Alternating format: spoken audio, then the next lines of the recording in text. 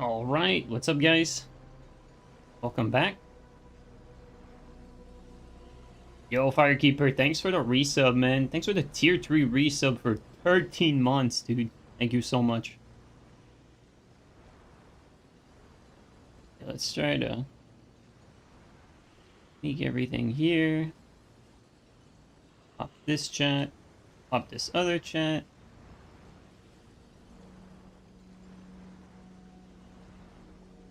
Make sure everything's fine.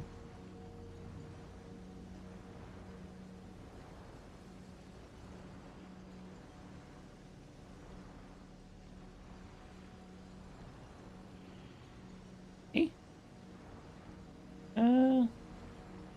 Be good like this. All right.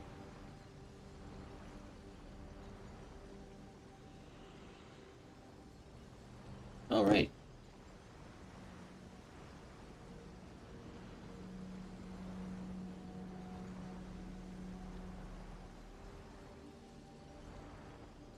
All right, let's do this.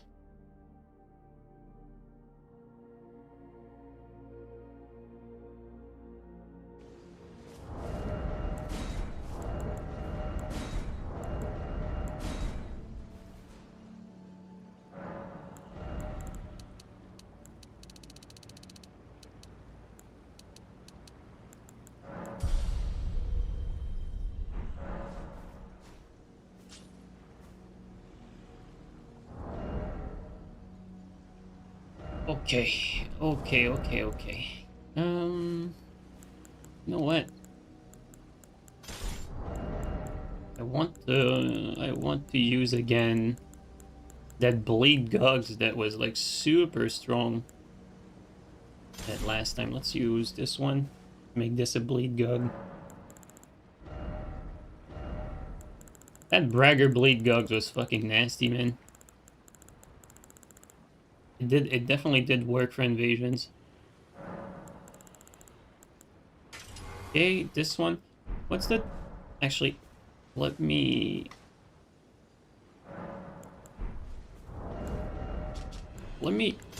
oh, we got aggro.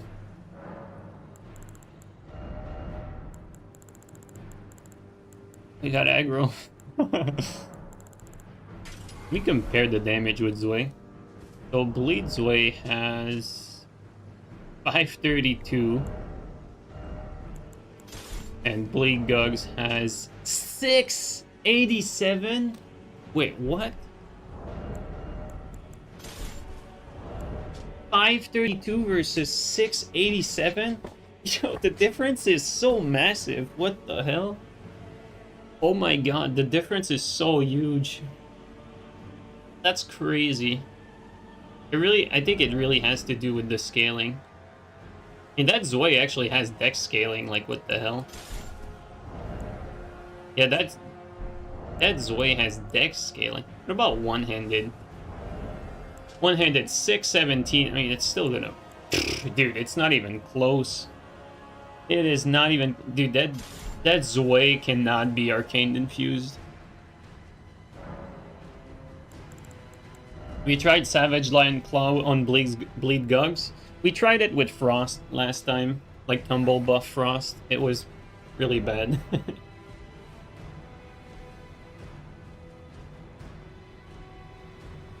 Okay,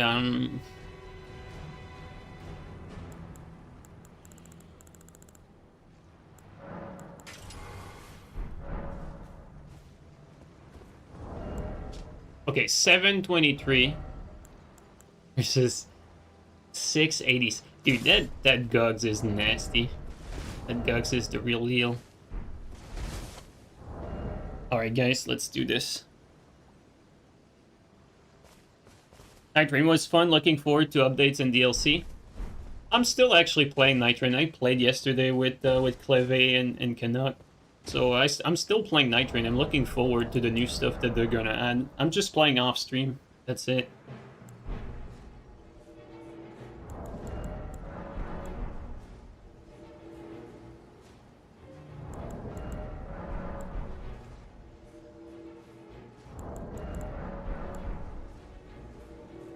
On Arcane build, the combo does big damage and guaranteed bleed proc. I mean, it did the same thing with Frost. Like, you have to keep in mind, Chilling Mist with Tumble buff, Chilling Mist, or sorry, Frost Gugs with Tumble buff Chilling Mist has more build-up than anything you could have on Arcane. It's a proc in 2. It's just that Lion Squad's just bad.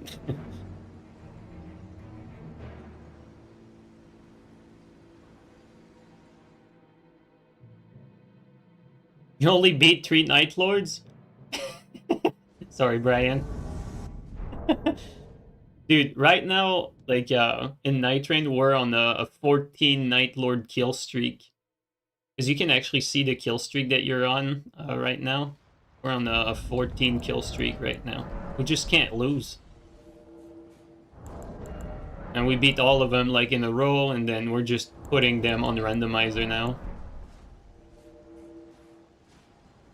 So I'm excited to see like what they're gonna be adding with the enhanced bosses. Hopefully it's more challenging.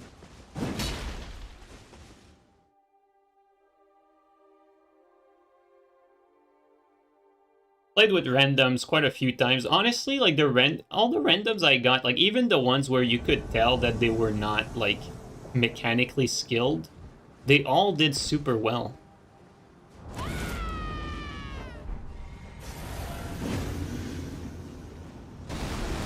So this was quite surprising.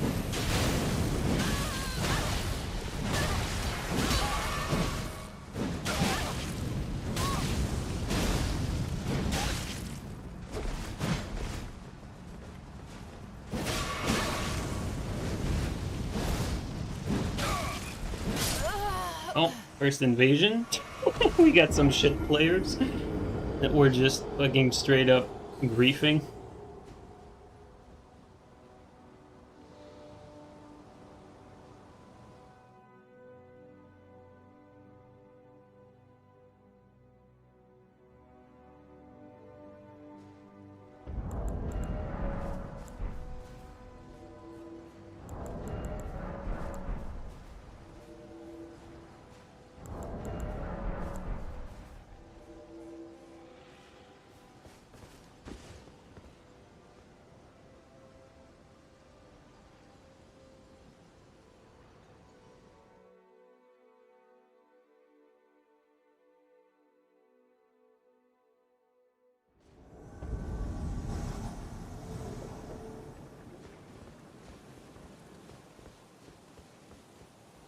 They might be above us here.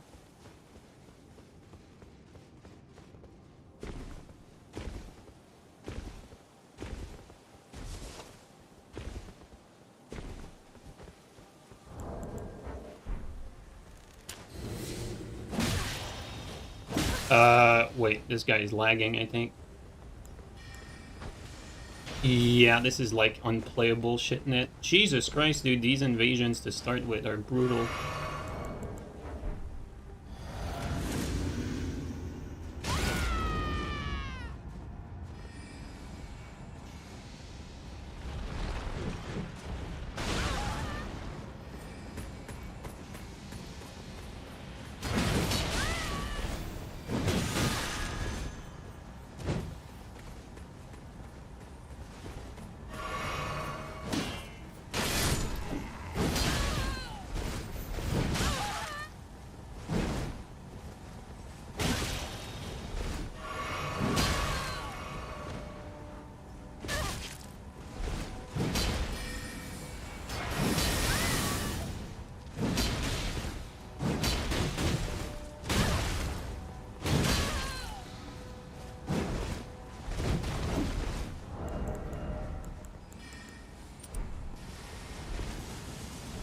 Dude, the Phantom has like such garbage net. It's actually insane.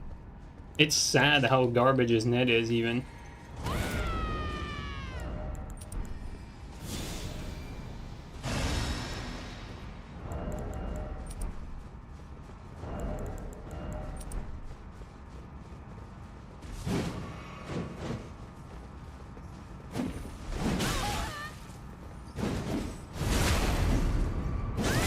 I don't even know if he got that on purpose.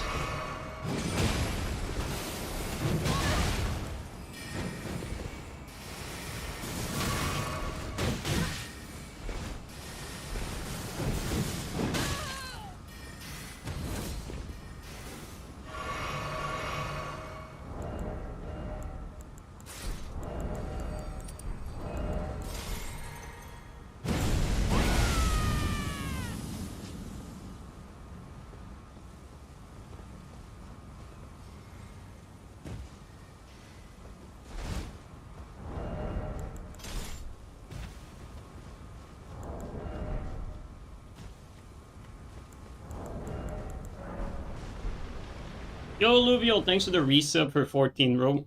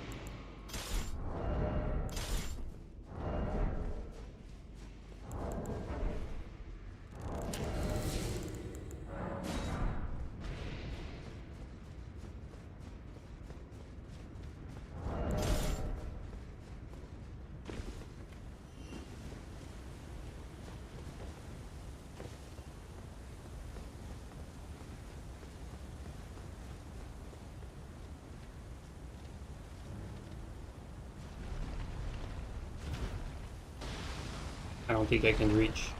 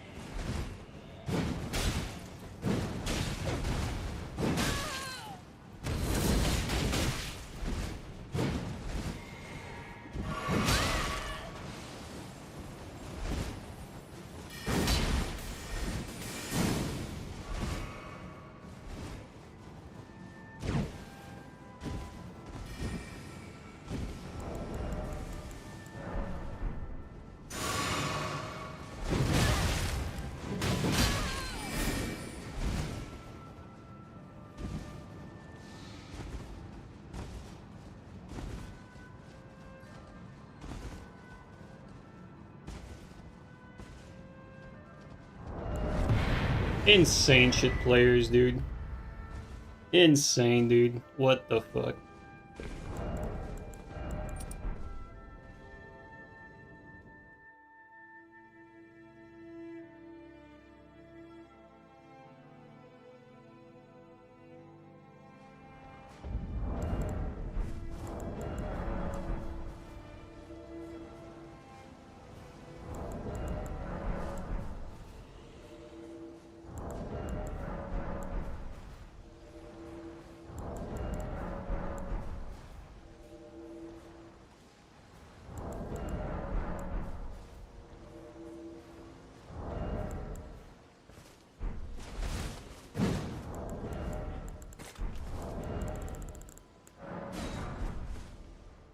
How did the host die?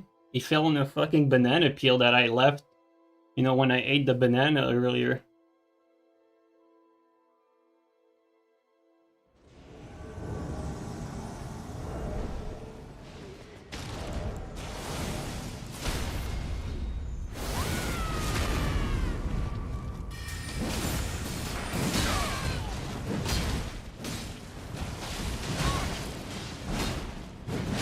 Wait, what?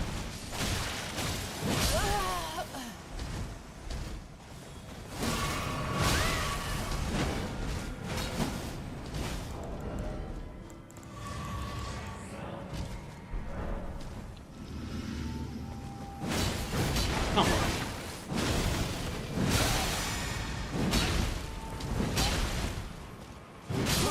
Okay, that was not the play for them. They're playing too much Nightreign.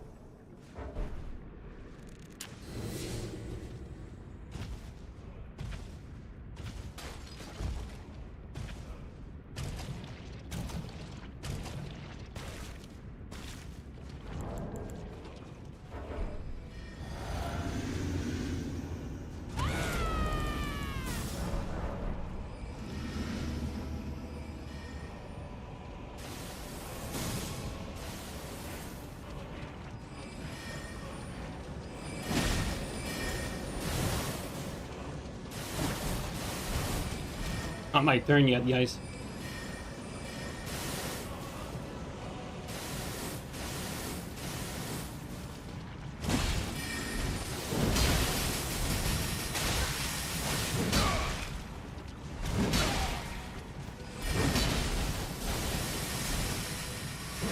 Not what I meant. That's the Nightreign button right there.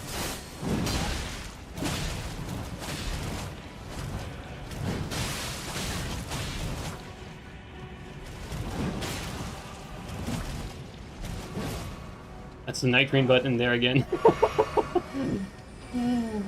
Not my turn.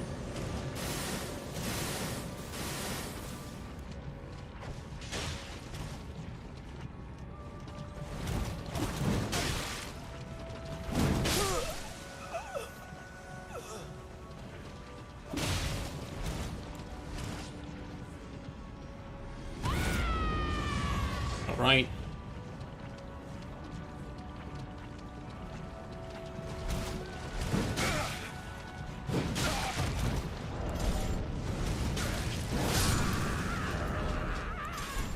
Here you go. Yo, Brian, thank you so much for the donation, man. Love your content. You're close to 50 now, and none of your friends play anymore. We used to have Maiden tournaments back in the day on PS2. Best PvP players by far. Thanks, man, Brian. I appreciate you, man. Hopefully, hopefully we get a good new Souls game. Not too, in the not too distant future. Like, I'm yearning for that too, man.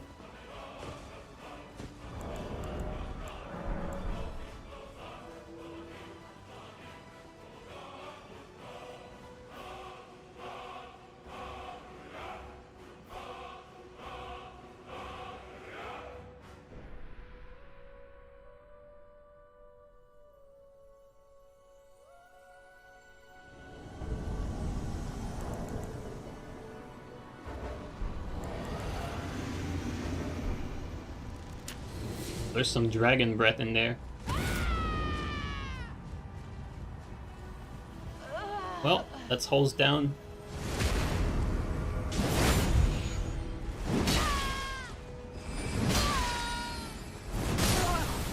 I had a feeling that would catch him.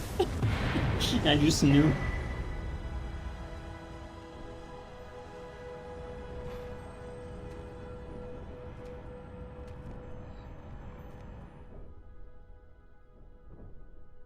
Yeah, hopefully we're not playing Elden Ring and by that time chilling.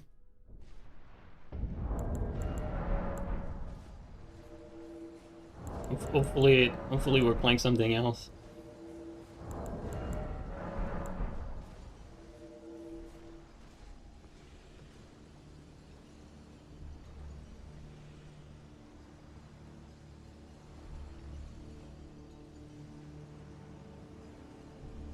When is the Tarnished edition supposed to come out? I thought it was coming out with the launch. I think a few people thought that. But there has been no, like, announcement as to when the Tarnished version is coming out. Like, even for Switch, right? So even for Switch, we don't know when it's coming out, so... I assume that the patch will come out at the same time as the Switch version is released. But there's no indication of that, which is weird, right? Like, Elden Ring is... You know, it's a game that's already out. You'd think that it was going to come out like with the release of the console, but nope. Yo, Canuck, how you doing, bro? But yeah, like Canuck said, it just says 2025. Like, at this point, usually if they say 2025, that means it's probably coming out for the holidays.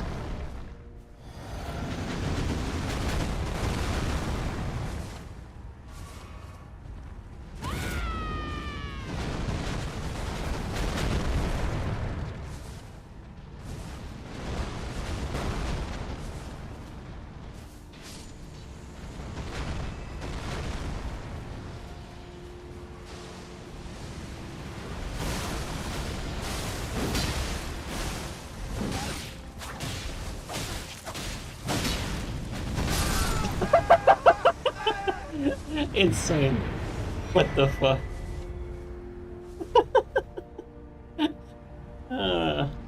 Insane true combo.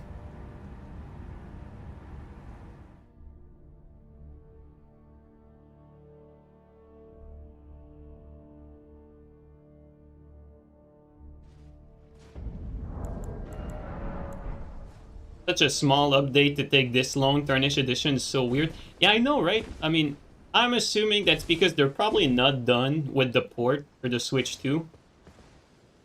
That's probably why.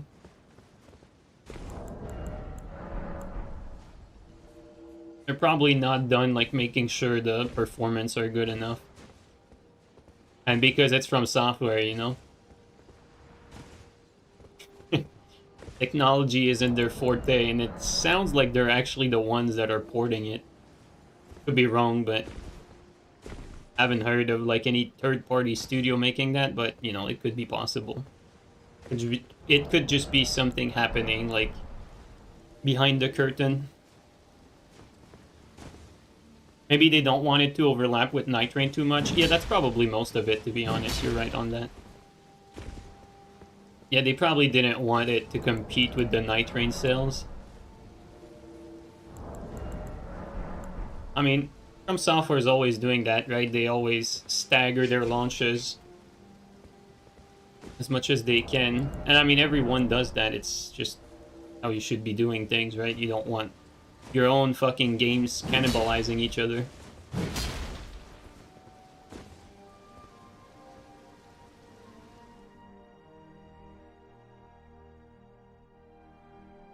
I'm excited though for the new patches coming out for Nightreign.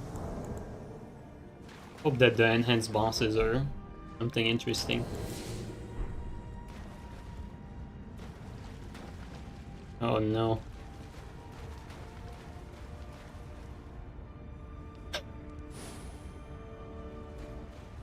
Oh, he sent him back. Kevin? Kevin, let me in. I swear I won't kill you. Let me in, Kevin.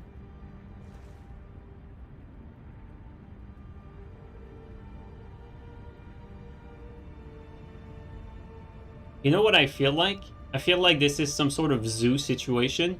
I just don't know which one is the animal.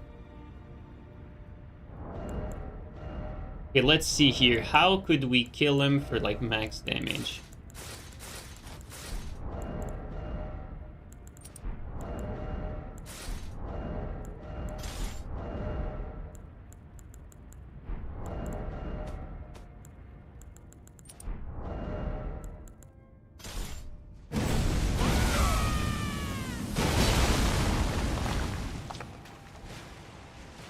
Oh, I'm the zoo animal.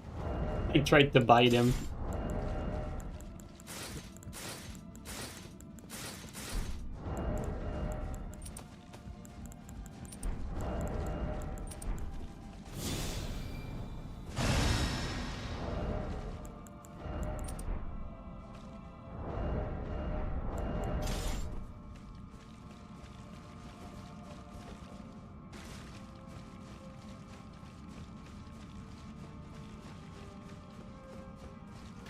Should be dropping here, right?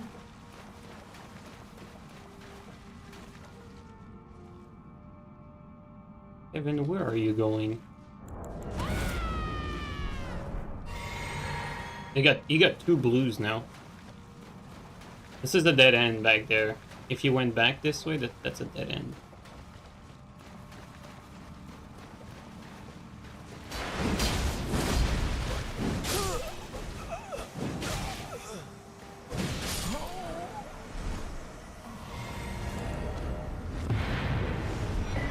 I would have swapped to the Kevin helmet after killing him. Oh, now the blue is in the cage. Harambe moment? Yeah, true, dude. What's up, Moog?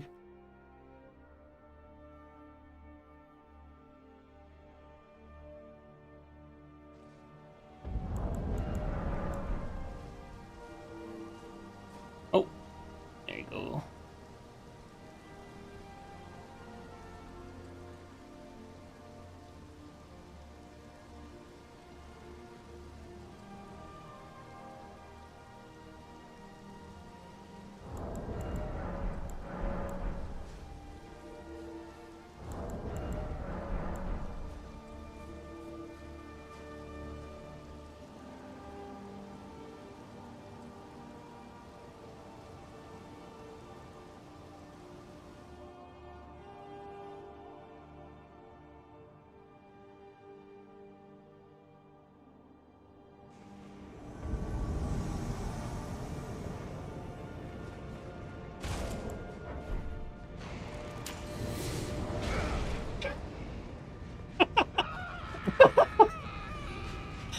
Don't do this to me now. That was amazing. We just witnessed greatness.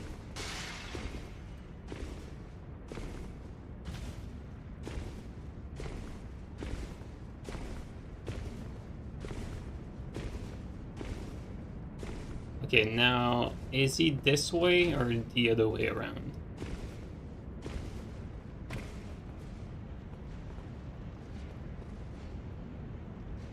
Well.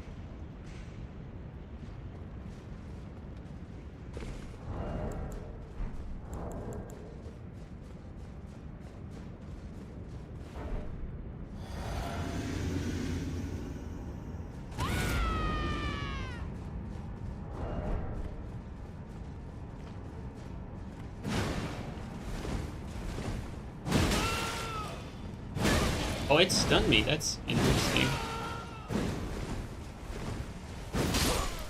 That's very interesting. Didn't think that would stun.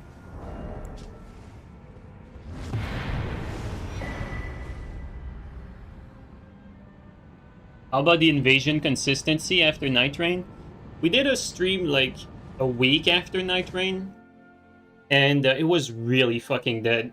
Today is the second stream after Nightreign.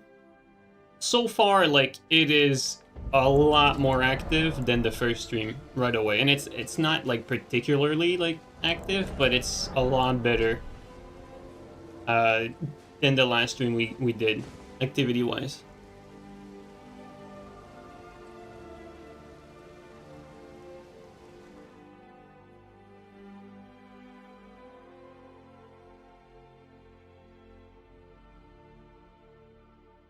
I'm sure that Nightreign will probably spark a group of people that left Elden Ring to like come back to Elden Ring after Nightreign. Like for instance, right, like the population for Elden Ring is what it is. Then Nightreign launches, most of the Elden Ring population leaves to go and play Nightreign. And then when the bosses and Nightreign in the game has been played to the fullest because there's not that much content, the people that want more, they want more of it. Like, you get the population of players that were already playing Elden Ring that come back, people like myself, for instance. And then you also get this population that had already left Elden Ring before, but are simply, like, coming to Nightreign, like, after having played Elden Ring for the DLC. Then they leave Elden Ring, then they go play something else, then Nightreign comes out. They go play Nightreign, and they still want more of it, so they come back to Elden Ring. So I think we maybe we're gonna have a situation where activity is gonna get like a little spark because of Nightreign. Maybe not yet, but like let's say a month after Nightreign, maybe we're gonna get a spark in activity. I could be wrong, but it's something that's possible. Because like right now, for instance, I'm actually surprised that this is pretty active right now, to be fair.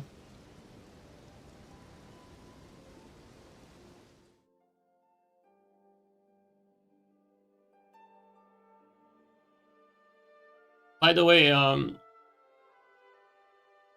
what did you guys think of Mortal Shell 2? Anyone interested in that? Should probably sign up for the beta.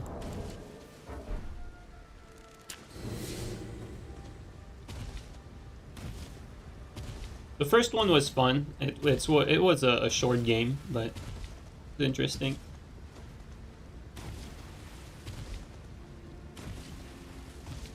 Dude, it's so funny because like instinctively I almost went right at the flower to like attack it as if it was a field boss in Nightreign.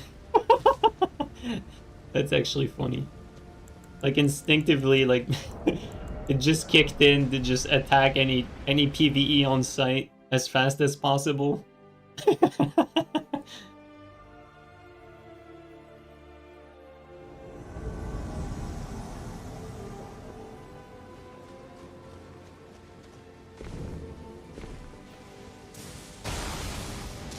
Okay.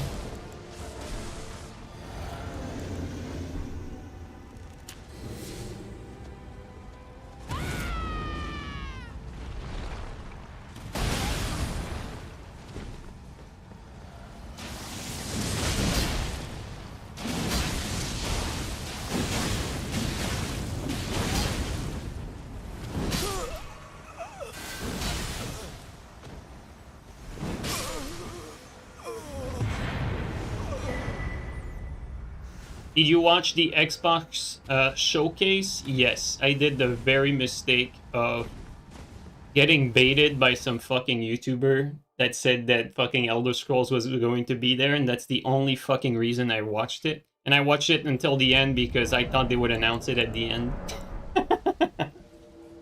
What a fucking mistake. God, that was so garbage. Man, these Xbox games are straight up dog shit, dude. Like, seriously.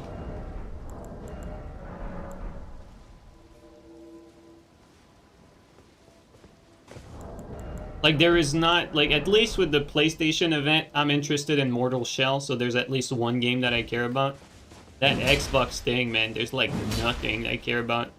I think the best thing that they've announced was the fucking uh, Gears of War, like, cross-platform, like, remaster, whatever. That's probably the best thing they announced throughout the whole event.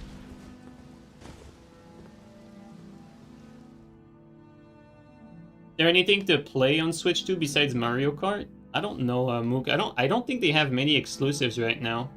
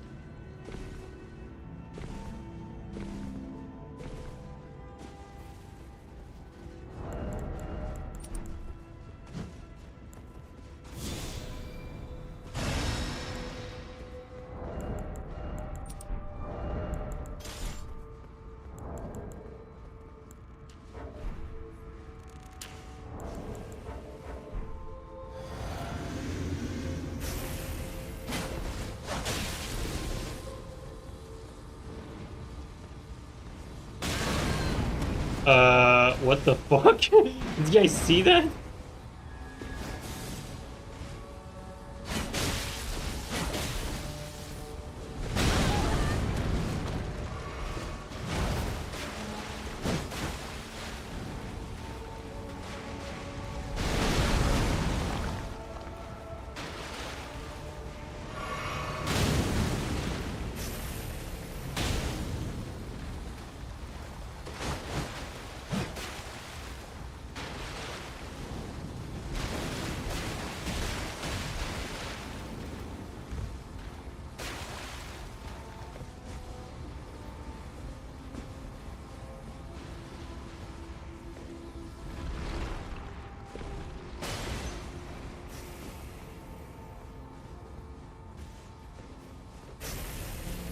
Cool camera, dude.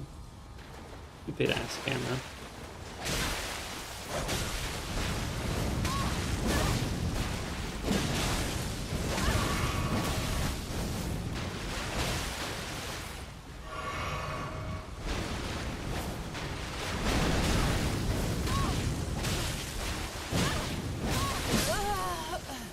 I'm gonna be real, like, these guys are getting shitted on if we manage to separate one. Like, they're actually so ass, but you can't really do anything with that sort of pressure.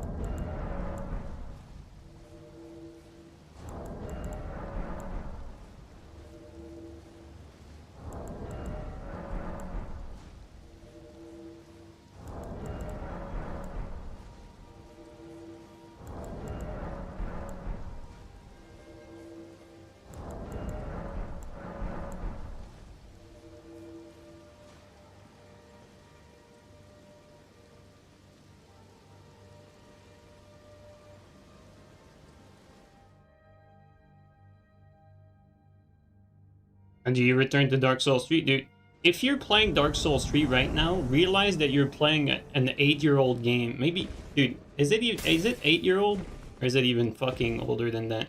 Like, no one is coming back to your dead game, dude. You're gonna have to start, like, realizing that Dark Souls 3 has no future.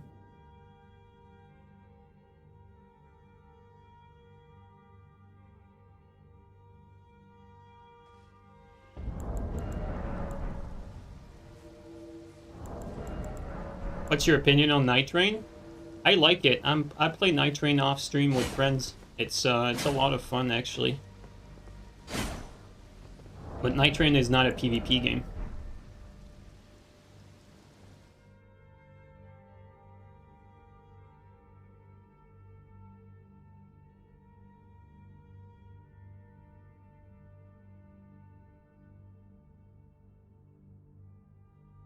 Could you imagine if the next game that's in the works for From Software is fucking Dark Souls 4? That'd be fucking amazing.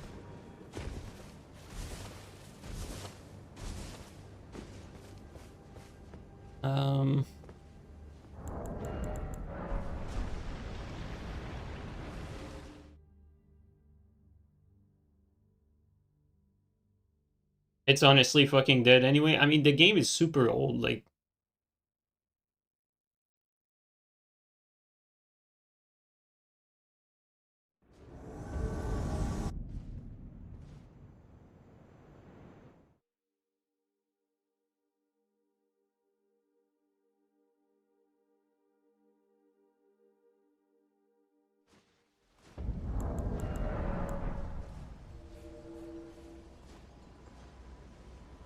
And you can fight the 5 cheaters that still play? Yeah.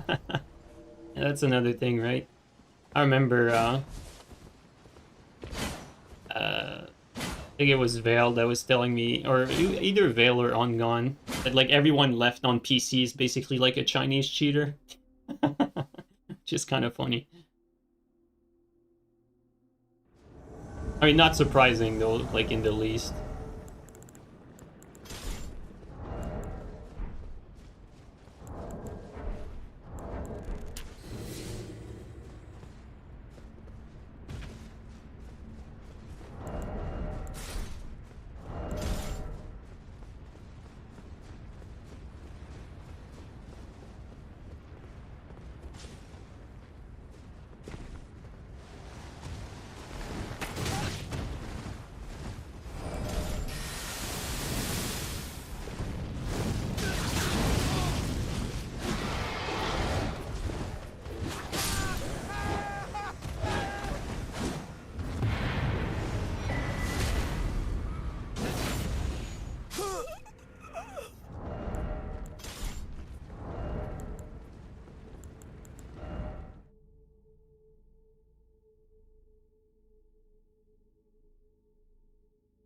You can confirm that everyone you've played in the last couple of weeks was from Asia? Yeah. I don't know if you guys remember, but like at the end of Dark Souls 3, like we had a stream, I mean, for those of you who were there, like we had a stream where we were explaining how the only people that were left with all the garbage and like how like it was really just shitter invasions like over and over, like anyone that was left playing were either like a top player, someone that could survive purely off of being really laggy, or a cheater basically. So like these were basically like the only people that were left playing Dark Souls 3 at that time. And it's funny because like right now the only people that are left are basically like just the fucking cheaters. Man.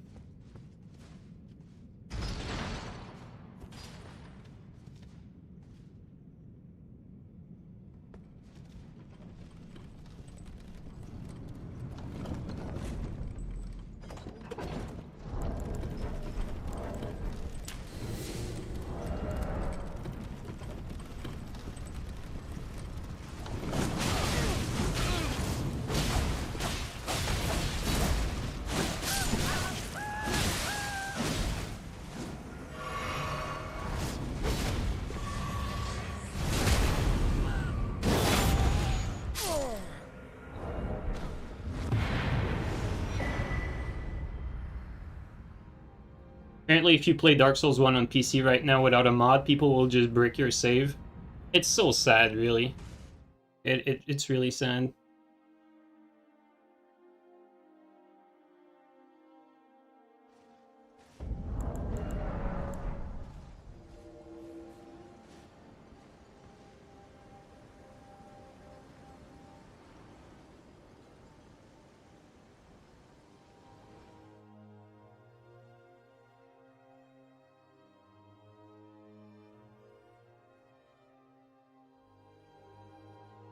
Oh, Ellie, have a good day to you too, man.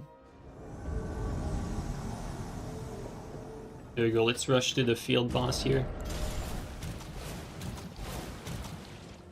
Swamp area. Wow, that was weird. This triangle did a jump attack. That was very weird.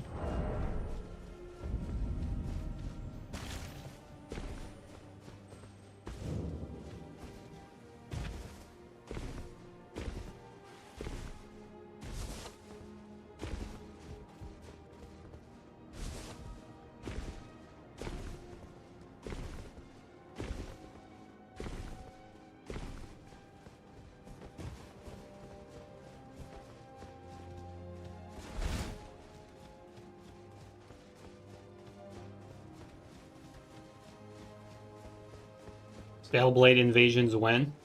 Probably when we get that new patch. I'll remake builds. But until then, it would be a waste of time to remake characters, really. We could start to do some PvE though for Oh, I got aim punched.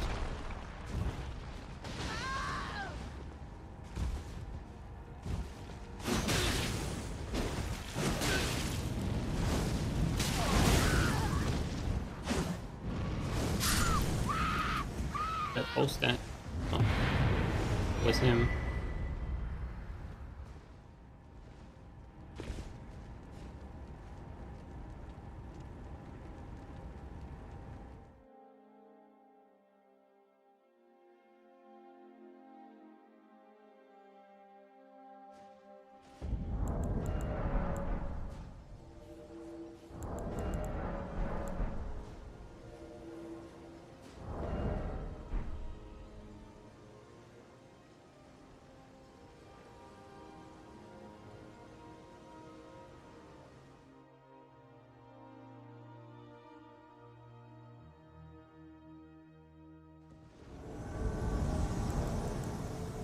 Ooh, sure about what we should be doing here. Oh well.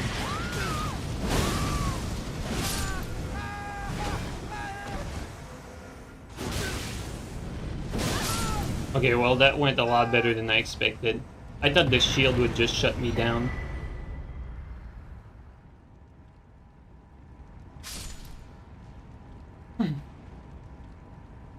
Maybe new starting classes is more optimal. Uh, I don't think so. I think Vagabond is still the best, but like I'm waiting for uh a new patch because they might have new starting classes for that new patch. So I'm waiting then basically before making any new character. Because if that's the case and the new classes are like more optimal than the Tarnished edition, I mean. If that's the case, then, you know, we're gonna have to remake everything, so it's pointless to do it now, basically. And because it's very time-consuming to do this in this game, you don't want to do it twice.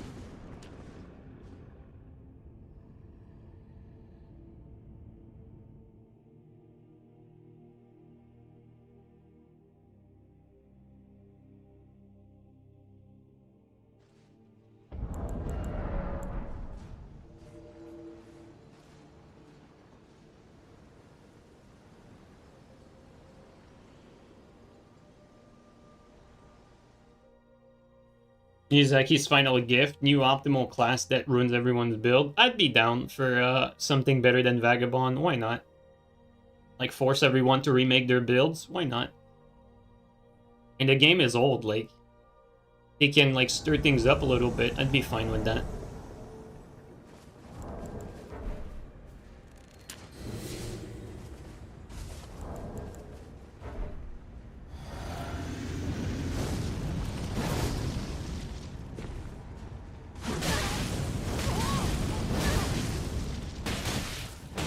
Okay.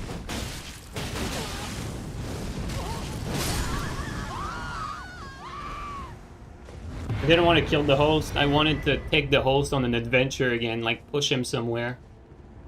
That was fun last time.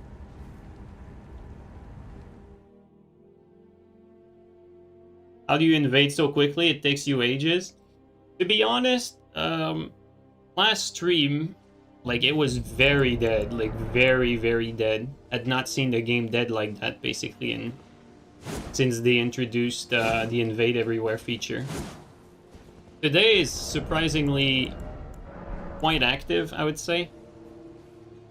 And obviously, like I said earlier, I attribute that to, like, okay, people are starting to be done with Nightreign, and then you get a portion of the population that left Elden Ring for Nightreign that are coming back, and you probably get a portion of the population that left after the Elden Ring DLC, then went to play Nightreign, and then these people might also be coming back to Elden Ring because they want to continue, like, fighting bosses and fighting stuff. But it's just that Nightreign is so low on content that I'm sure there's a lot of people that just gravitate right away to Elden Ring instead of Nightreign, instead of staying on Nightreign, I mean.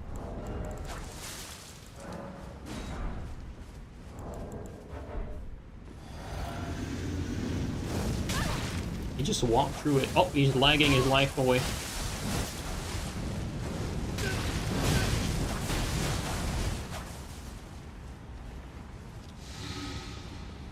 Oh, he skipped that. It's dirty.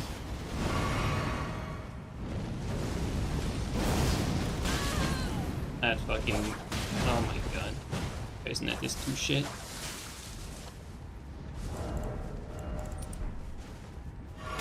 What the fuck, dude? He skipped that pot too. I think he knows his net is shit because he's using the madness one. Yeah. Oh yeah. Oh yeah. Look at that. We have to panic roll that. Okay, what do we do against this laggy ass motherfucker?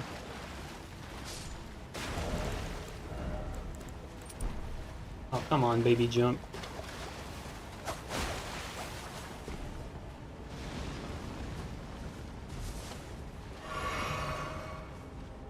Let's just get away from the lane of the laggy pot. Okay, like that.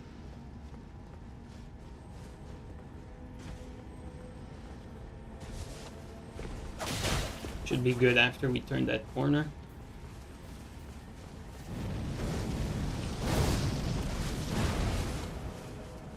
He was waiting for his friend.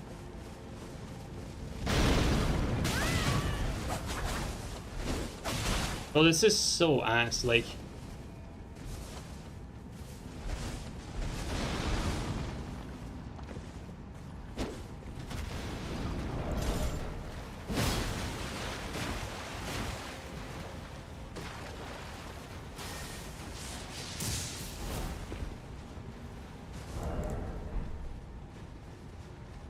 I don't even know, like, what we're gonna be using to kill these guys. We probably have to kill the host.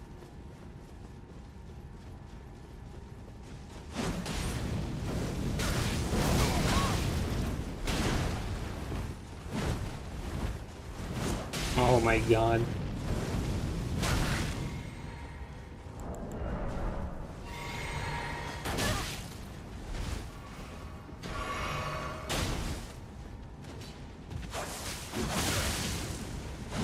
Thank fucking god, dude.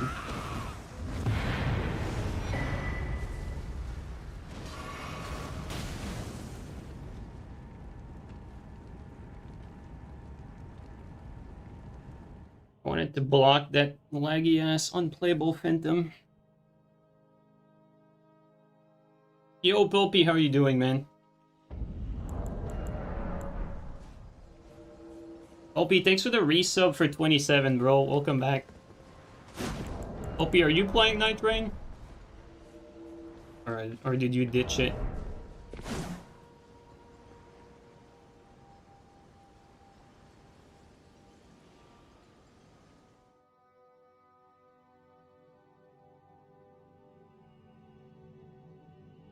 Seamless co-op invasions when? Yeah, like Shinren's saying, like, I've heard from pretty much everyone that, you know, when you're invading, normally, like I'm doing right now, you're pretty much fighting babies. But I've heard people say that when you invade on Seamless, you're basically fighting, like, fetus. Right?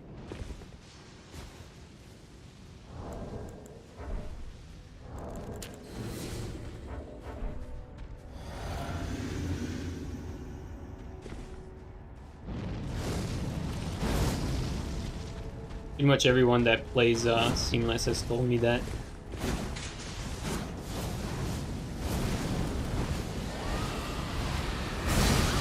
Okay. Oh, we got Big Boy down here.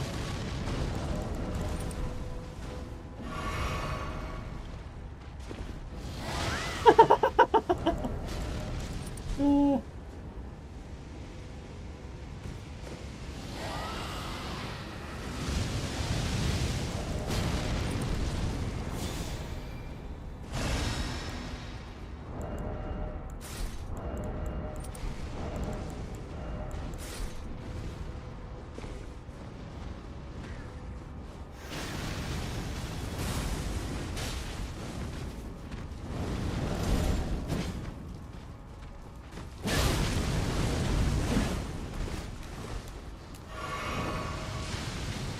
Oh, the frame drop.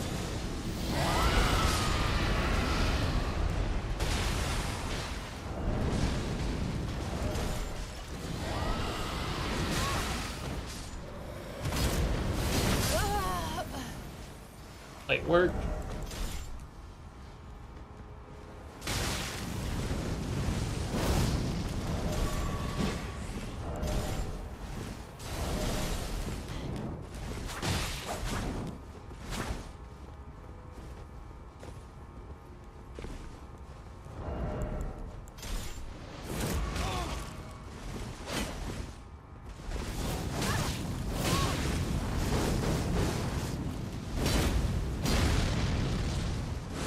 Wow, the camera there.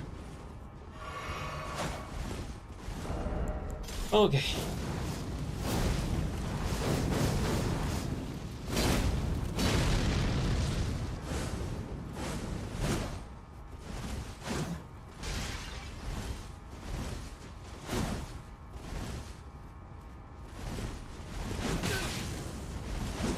Wow, that should have been a roll catch.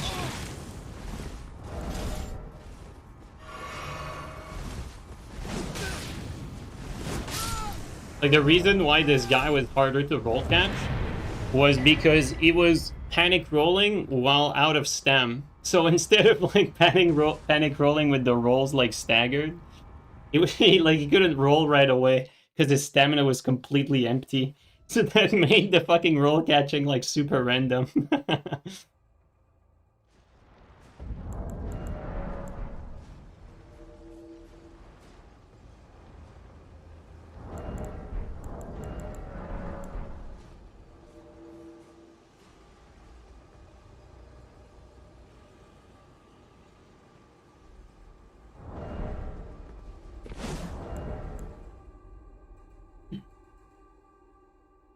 But to be honest, I don't really find like any valid reason for me to switch to PC, other than if it was for dueling. Like, the only reason why I'd switch to PC would be to play seamless for duels. That would be really the only reason why I'd make the switch.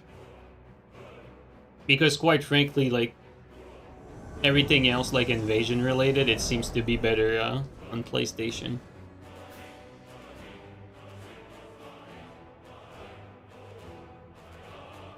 And since I don't really care about Elden Ring, like, I don't dedicate myself to it, I don't really particularly care about the game, like, I'm not gonna make the switch just for that. You know, if it was a game I cared about, like, you know, when I made the switch in Dark Souls 3, like yeah, sure, but I don't see myself doing that for Elden Ring.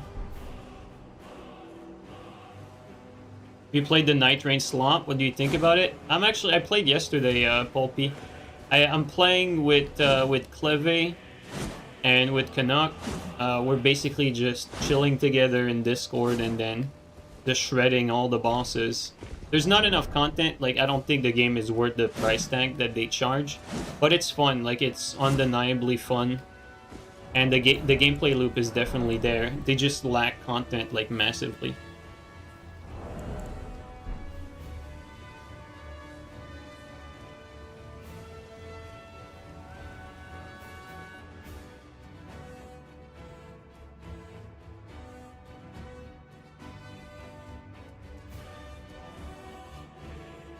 Like, let's be honest here. Like, if you care about dueling, Like, like PC is where like most of the dueling scene is at. It's not here on PlayStation.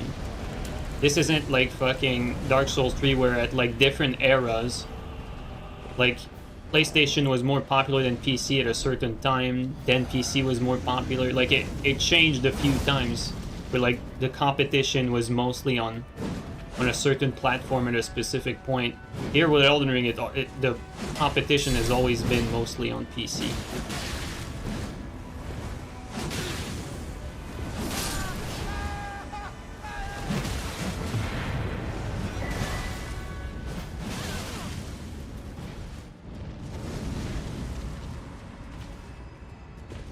Then maps are just better for duels. Like, obviously, dude.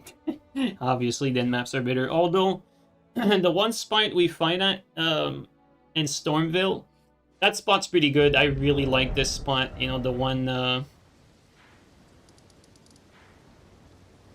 like over here, like this right there. See that little rectangle? I think it's this one, or this one or the other.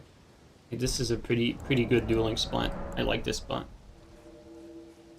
I'm not a big fan of the spot that's like deeper in Stormville, like the one that's square. I think it's like, I don't know if it's like around here somewhere or whatever, but like that spot is too far. It's not convenient enough, I think. It's a little too far. I mean, the map itself is not bad, but you know, I'm an old wolf advocate, and I prefer this sort of like rectangular shape, and the other one is more rectangular.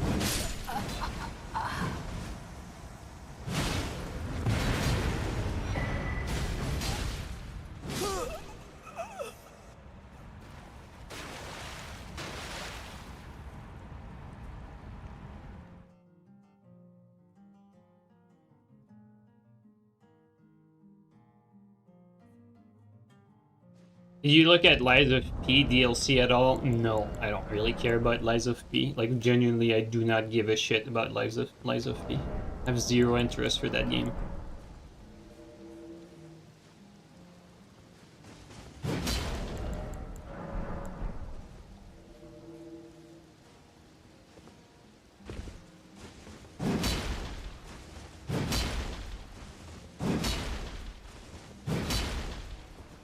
Artorias, you're gonna have to accept that Dark Souls, no one's ever coming back to Dark Souls 3. Like it only goes downhill from here. Like, don't expect that Dark Souls 3 is gonna have any sort of resurgence, whether it's from me or anyone. It's going down from here. Like, the better days are way behind. The only thing that could rejuvenate Dark Souls 3 would be a new release, like a remake or remaster. But that's likely not coming because it's not old enough. Like, Dark Souls 3 looks very similar to Elden Ring. And it's 60 FPS on the current hardware, so there's no reason for a remake or remaster, really.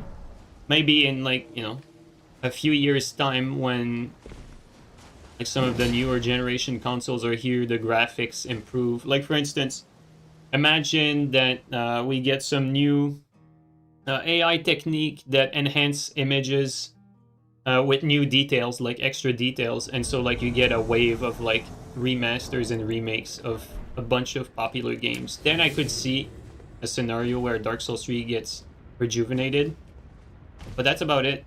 That's if there's no like remake or remaster, no one's ever coming back to it. Aside from the people obviously already playing, of course.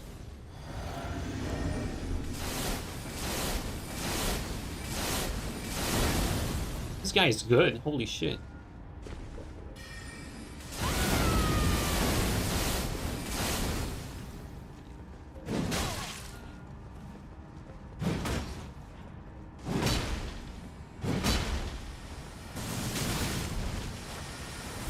Holy shit, this guy is good too.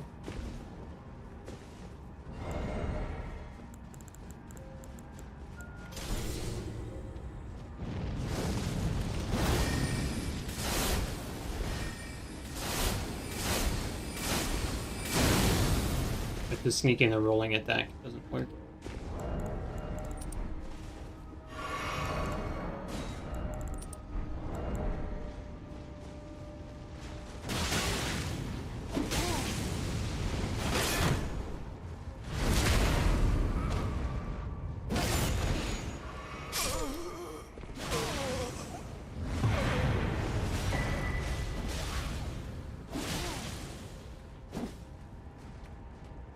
Epic carry by the max level friend for the entire game. And do you think From Software could learn some things from Lies of P? The blocking as parry function is pretty cool. Wonder how it will work in PvP. I'm not a big fan of like parry mechanics in general.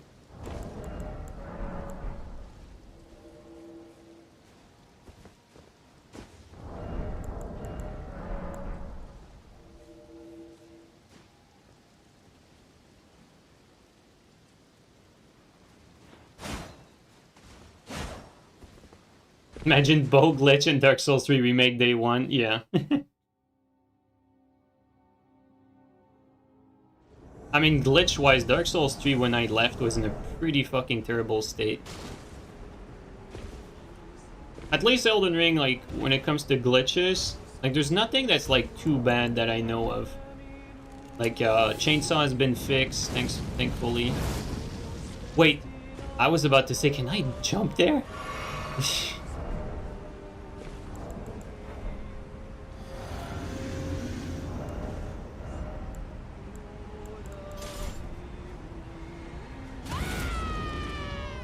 Oh, there's a few of them.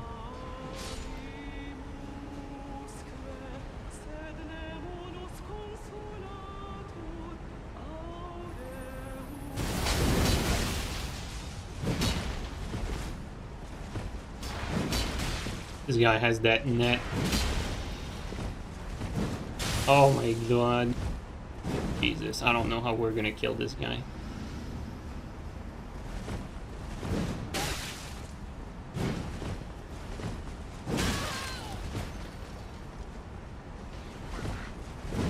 Oh god, dude.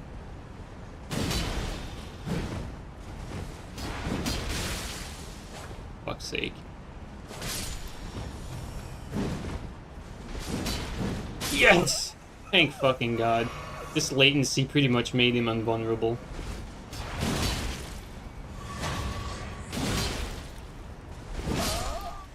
Who's the host at? Oh, he just started exploring.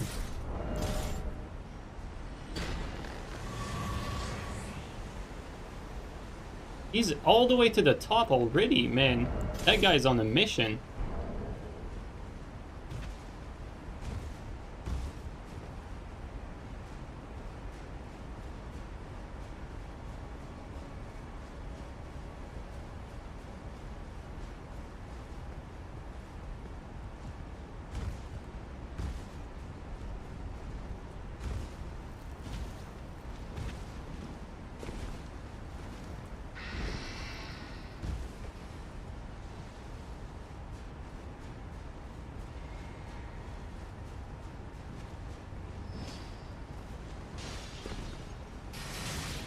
Is he the Black Wolf?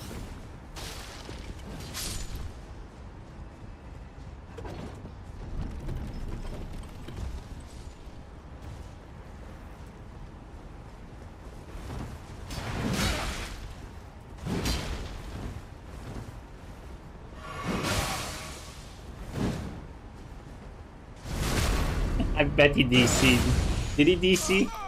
Or did he give up? He gave up.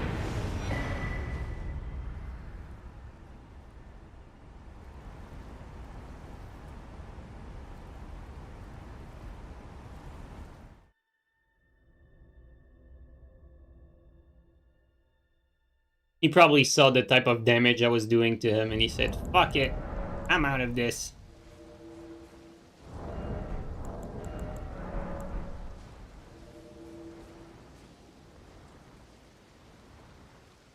He gave up so he won. No consent for the W, yep. Fuck. That's how it works. If you give up, you can't lose if you give up before losing. Because you just let him win. They would not win if you didn't let him. Yo, Bolpy, thanks for the 5 gifted subs, man. Thank you so much.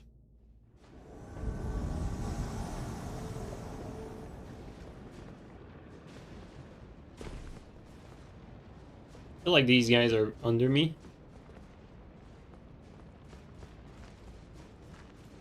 Or above. One or the other. Yeah.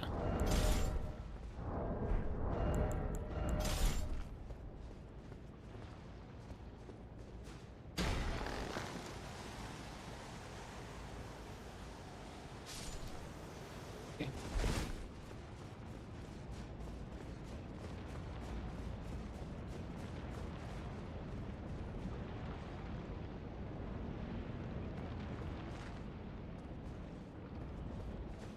They okay, but I don't know where they are.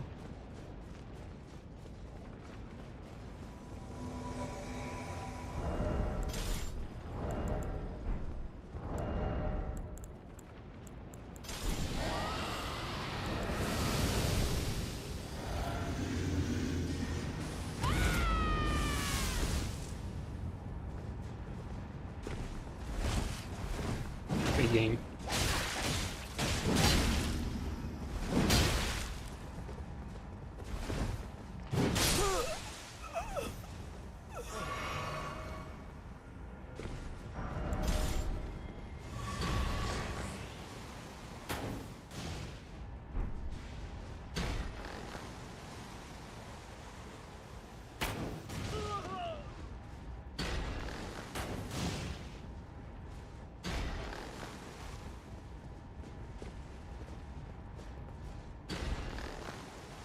Like over here.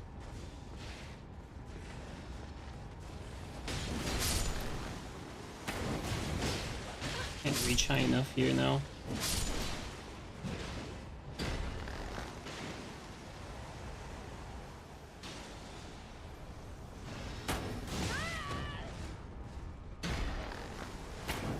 Like higher.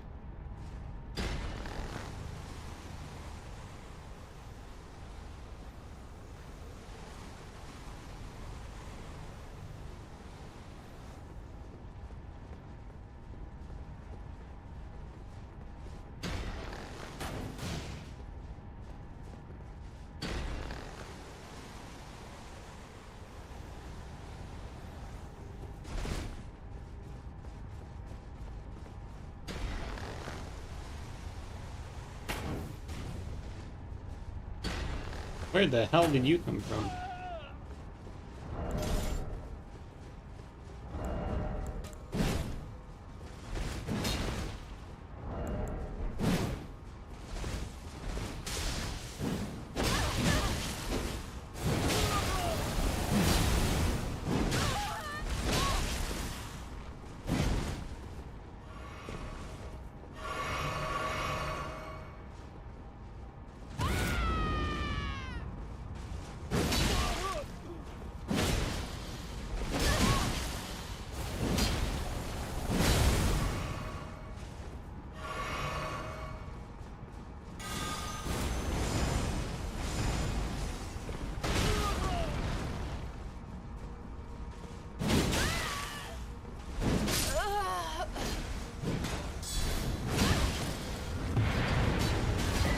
Keep attacking.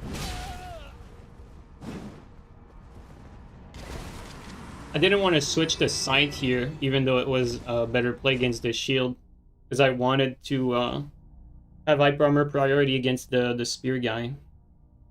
Yo, Chirico, thanks for the prime resub, man.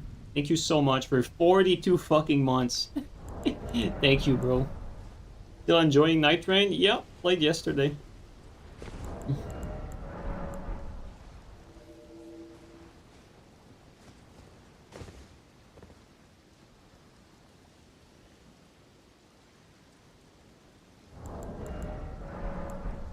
Yo, Cleve, how you doing, bro?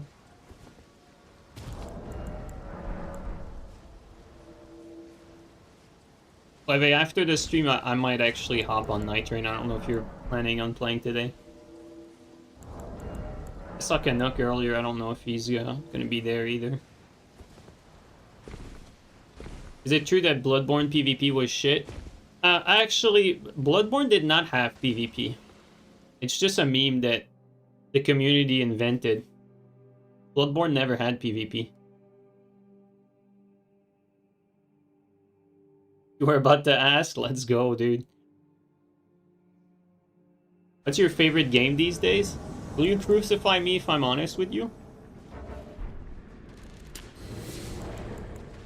I'll take the chance anyway. My favorite game right now to play is the only game I play off stream, which is Nightreign.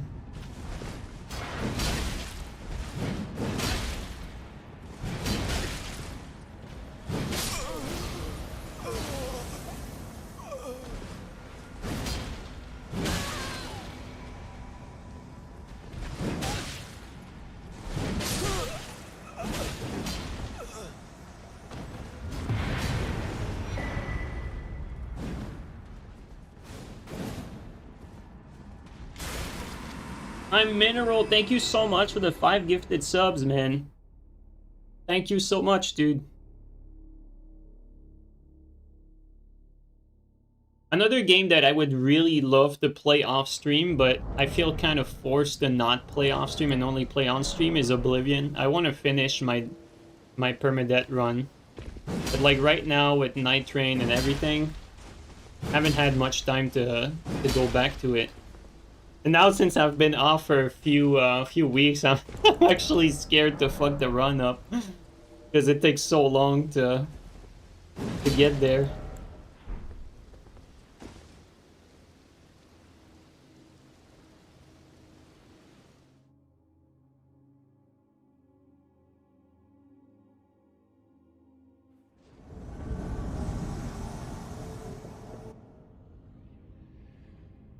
Activity seems decent. Yeah, last stream steal that I did like a week after Nightreign, it was dead.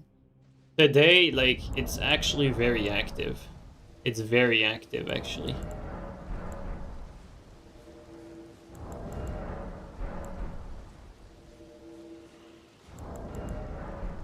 Like, I'd say it's more active than before Nightreign. Like, we're getting invasions, like, pretty quickly right now.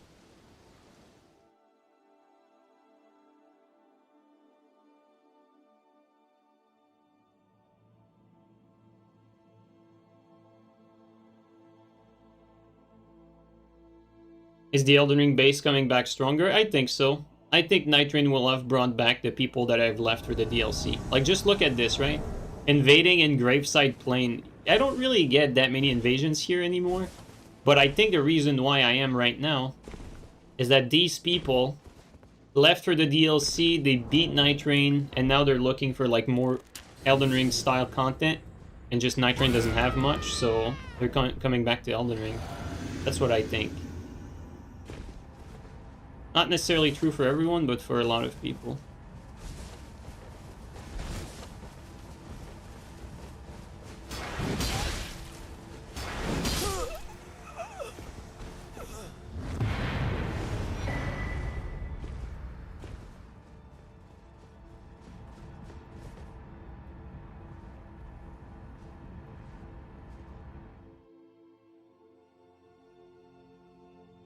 Maybe a lot of people who got obliterated by mobs just came with their friends.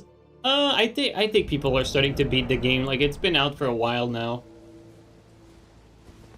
I think people are starting to beat the game, and they're looking for more. I think that's what's going on.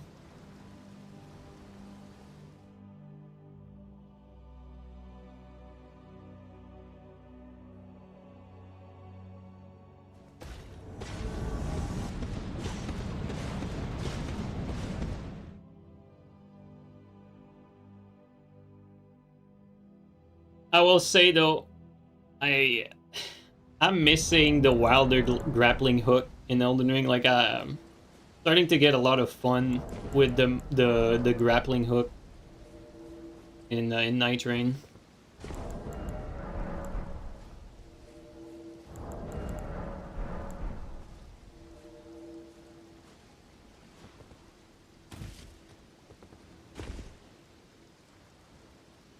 And speaking of grappling hook, you know what's a shame? That Lost Planet 2 never had a true successor. They had a Lost Planet 3 that was like kind of, you know, nothing like Lost Planet 2, and it just died like silently. Was never popular or anything like that, but Capcom is like really missing out. I wish they came out with a game that was like Lost Planet 2 and Lost Planet... Yeah, Lost Planet 2. I was about to say Lost Planet 1. Lost Planet 1 was good, but Lost Planet 2 is where it was at. That game had a pretty good grappling hook system.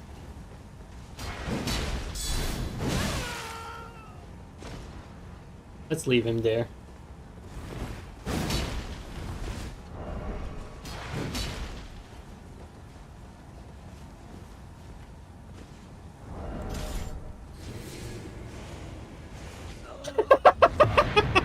Good thing I didn't follow him. Oh, that was great. Okay. Insane. You've been playing the double grappling, it's dope? Yeah, dude. It's fucking nice.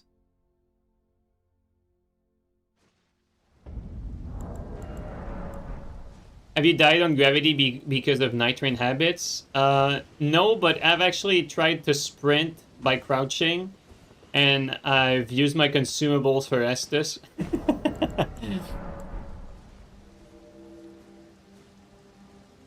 Actually, it's funny you say that, because earlier still I went down something that was like way too fucking high and I took damage, but I was like not paying attention. I was on autopilot, and that might have been because of Nightreign, actually, now that you mention it. Like, I didn't die, but I did like a nasty ass jump that could have easily killed me, but I only took damage, but that could have killed me for sure.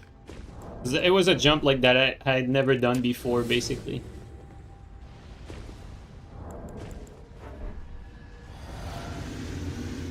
And it's not like I thought about it, I just went in there and jumped.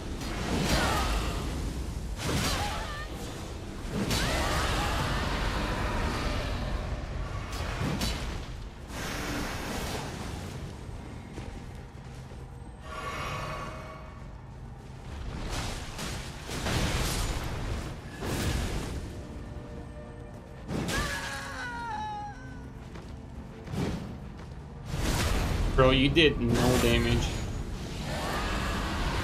Come on, dog.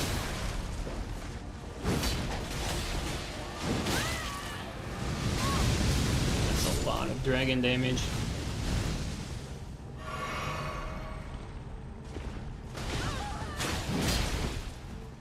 I think we have to be mindful here.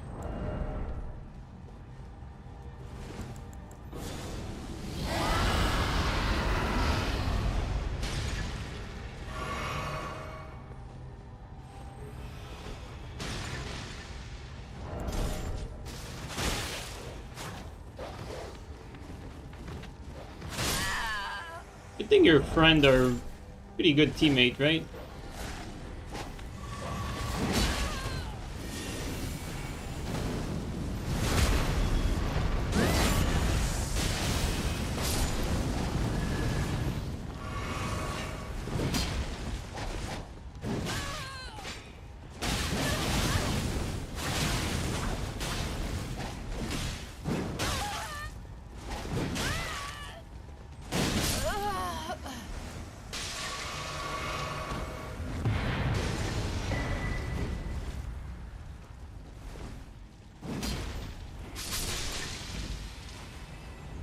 Hey, Danny, thanks for the sub, man. Welcome back.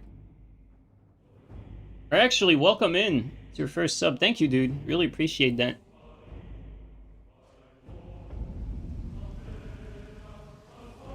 Oh, shit. We in Sovngarde now.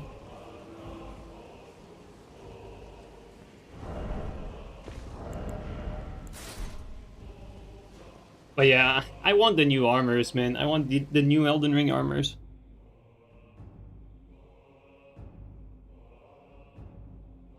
Have you seen the PvE game named Dark and Darker? Yeah, I played on the second playtest, and I actually had a lot of fun. I played with Mongoose, I played with Steel, and I played with Lost. It was a lot of fun, actually.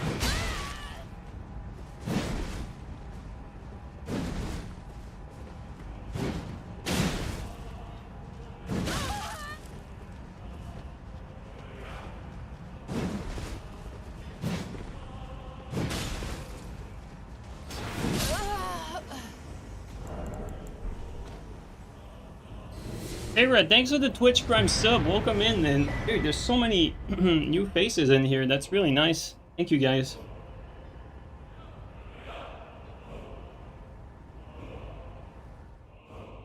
But yeah, it was a lot of fun when I played Dark and Darker. I really liked it, but I tried to come back to it afterward with Steel, and the game had completely changed. And it was actually like hot garbage. Like they had removed the fucking circle. There was no PvP in the map. You were just like running around, grabbing PvE shit, and then getting out with no like fucking PvP at all. Like, it was so bad that I thought to myself, like, how fucking stupid are these devs? Like, seriously. And then I thought to myself, oh, well, they probably were forced to change that because of legal issues. Because I remember they had a case going on, which is probably what happened, so that's pretty unfortunate. But yeah, I mean, kind of unfortunate. I think Dark and Darker was onto something, but they didn't, they weren't able to capitalize on it. I mean, they were onto something, like, so much so that they fucking spawned a bunch of clones, right? Like, you had Dark and Darker clones that were coming out afterward, like, fairly quickly after.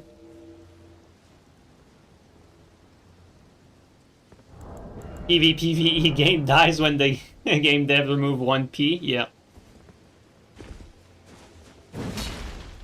But yeah, that's unfortunate because I think the concept for Dark and Darker was great. Like, it was a really nice concept. Balance was kind of shit, like, you know, gear far outweighs skills in that game when I played it.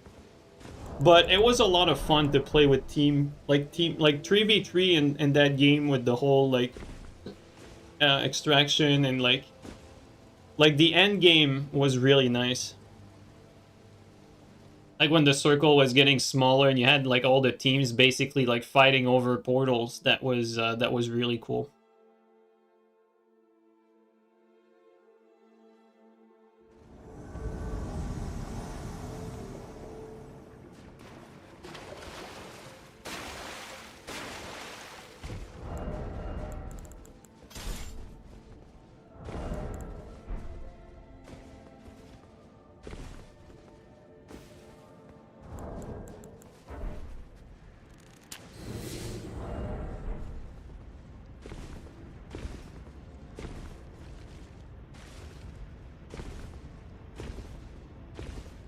Tarkov is a good example. Unfortunately, I think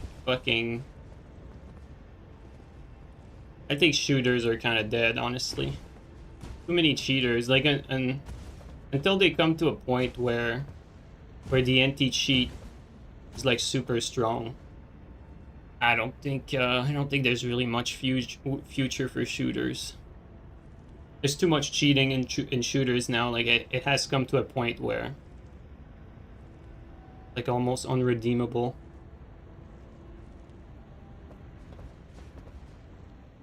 Let me see something.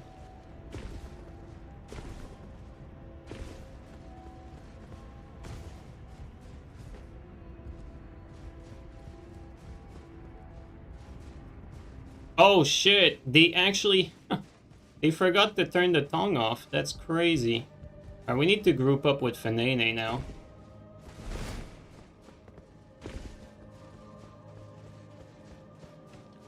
Hopefully he doesn't die.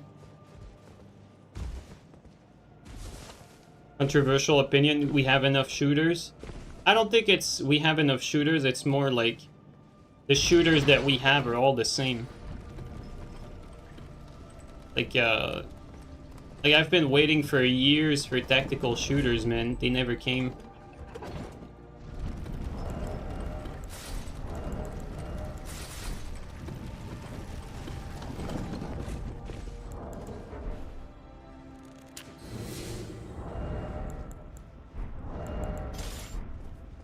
Where's JeeNiNe at?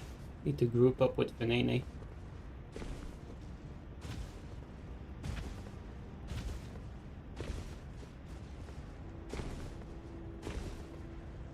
Oh, there he is. Nice.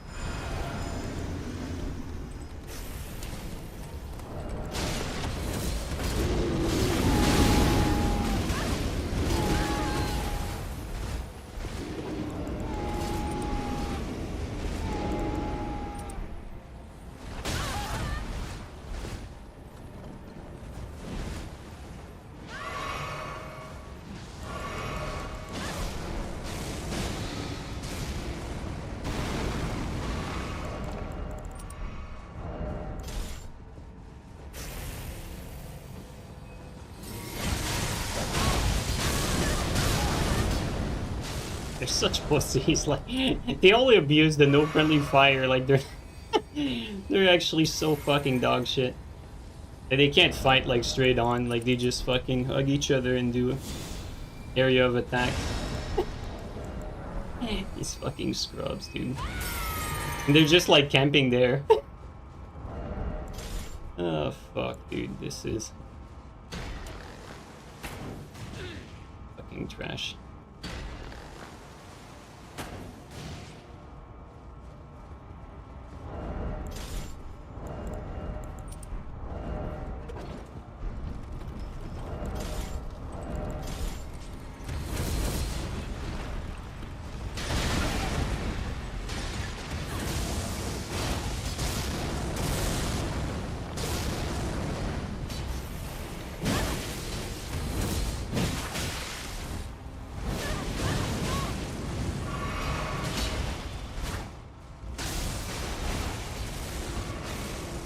There you go.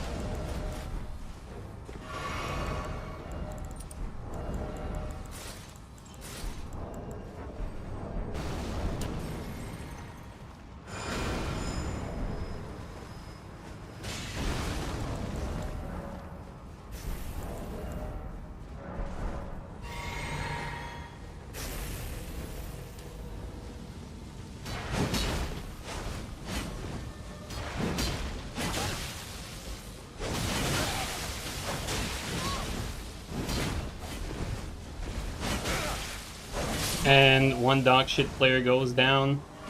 Another one soon to follow.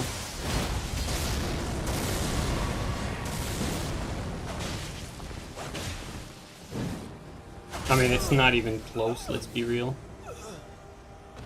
It's like, it's not even satisfying to kill them because they're so bad, but, like, you know, ganking in this game is just so damn easy. It's frustrating when you die because you feel like you can't really do much, and when you actually win these invasion, like these 2v2s, like, it's not satisfying in the slightest. Because they're just so bad that, like, really all they're doing is just, like, spamming ashes with no friendly fire, like, while leaking each other, like, staying close to each other. And, like, you can't fucking, like, aggress them or do anything until that shit's over. And then afterward, when there's, like, a slight bit of separation, they basically die right away. It's not even that fun. One decent teammate. I mean, yeah, Finade is good, but it's like you could get like decent teammate there that would die instantly because they're not like necessarily used to these sort of invasions. Like you need to know that you basically can't do anything for like most of it because they're just sticking to each other. So even if it's a 2v2, you still can't do much for most of the time, basically. If the other invader doesn't know that, they'd basically win like easily with really no skills and no effort. It's just, you know, abusing the no friendly fire. But obviously, like if they're fighting two players that know that, and then we just wait until the bullshit's over, which we didn't do, by the way. We didn't wait until the bullshit's over. We fucking went in there anyway. But it's really not that satisfying, really.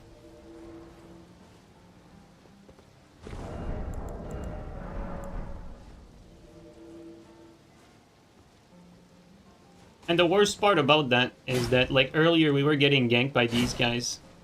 And I basically said they would get shitted on, you know, in any 1v1 setting. And that probably frustrated them because there's, you know, they're stream sniping.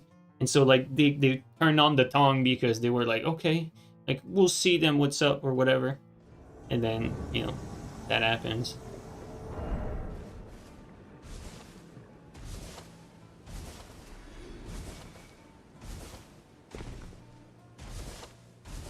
Why isn't this community decided on a gank city? Here's the deal, though, with gank cities, right? The community never decided that Pontiff was going to be gank city. The devs did, by allowing more players to play in this area. Pontiff is a 3v3 area. That's decided by game mechanics.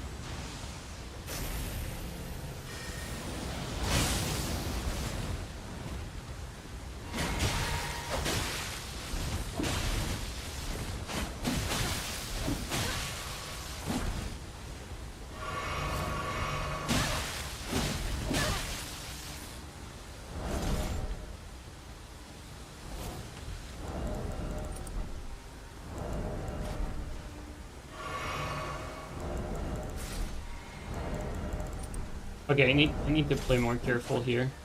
And I think I want... okay, that reached. I think I want hype armor.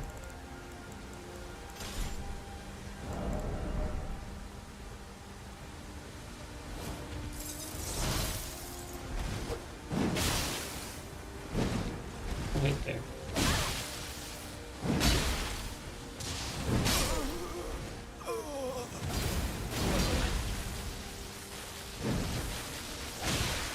Bro, you don't even have the stats to wield that. Okay, shit, net.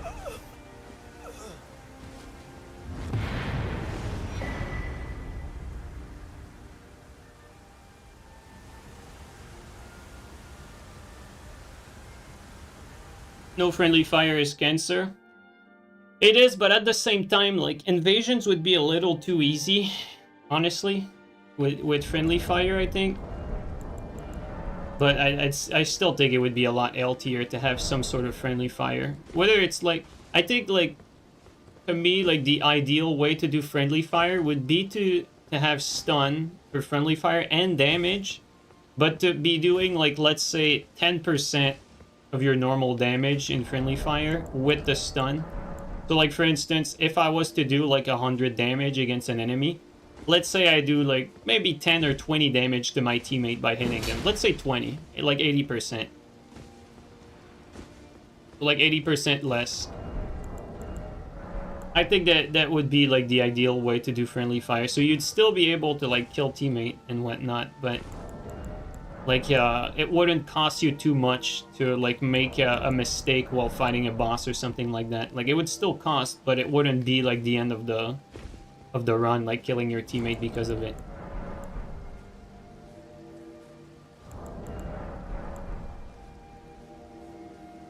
That's just me though, you know, there's plenty of different ways to implement friendly fire. You can do like same as like same for everyone.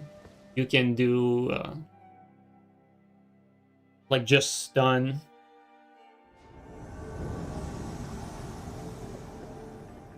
Any plans for modded Oblivion? Well, I plan on finishing the permadeath run,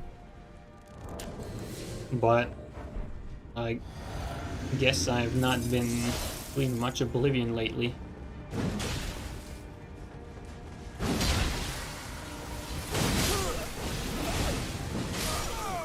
Okay, I think I know why I prefer Chilling Mist Gugs over the Bleed one. I think it's because the Frost proc is just so much quicker. Like, you need like 3 or 4 crouch attacks for the Bleed one, and you really only need 2 for the Frost one. It's probably why I prefer it.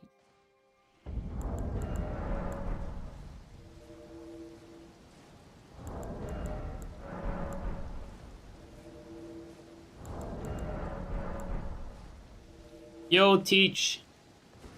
Teach, do you have a PC? I don't know if you told me if you have a PC or not. What about the Rot Hammer with Poison and Bleed? Bro, the Rot Hammer is too short, man. I've played plenty with that Rot Hammer, actually. Unless you mean the Rot Colossal. But the hammer is, like, too short, man.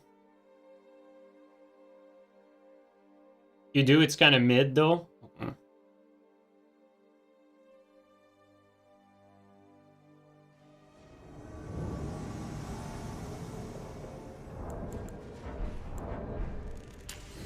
Need to think about crafting pots. Next invasion.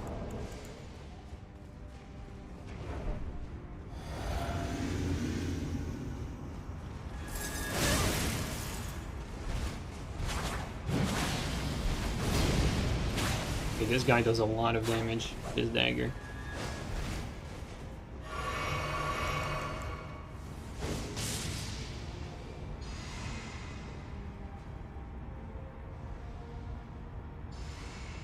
In buffs.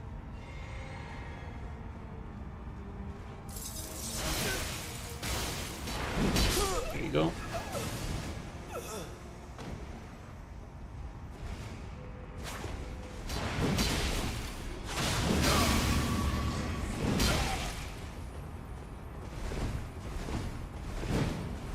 Saved by elevation.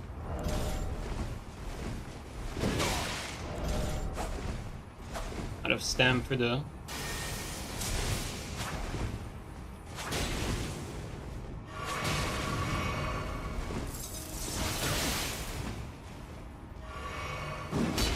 Keep getting these baby attacks. That's saving this guy.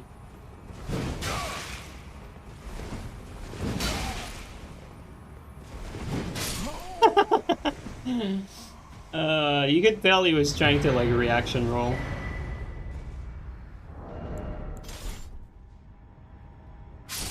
Why do you ask? Because I was about to tell you to buy Nightreign on PC, but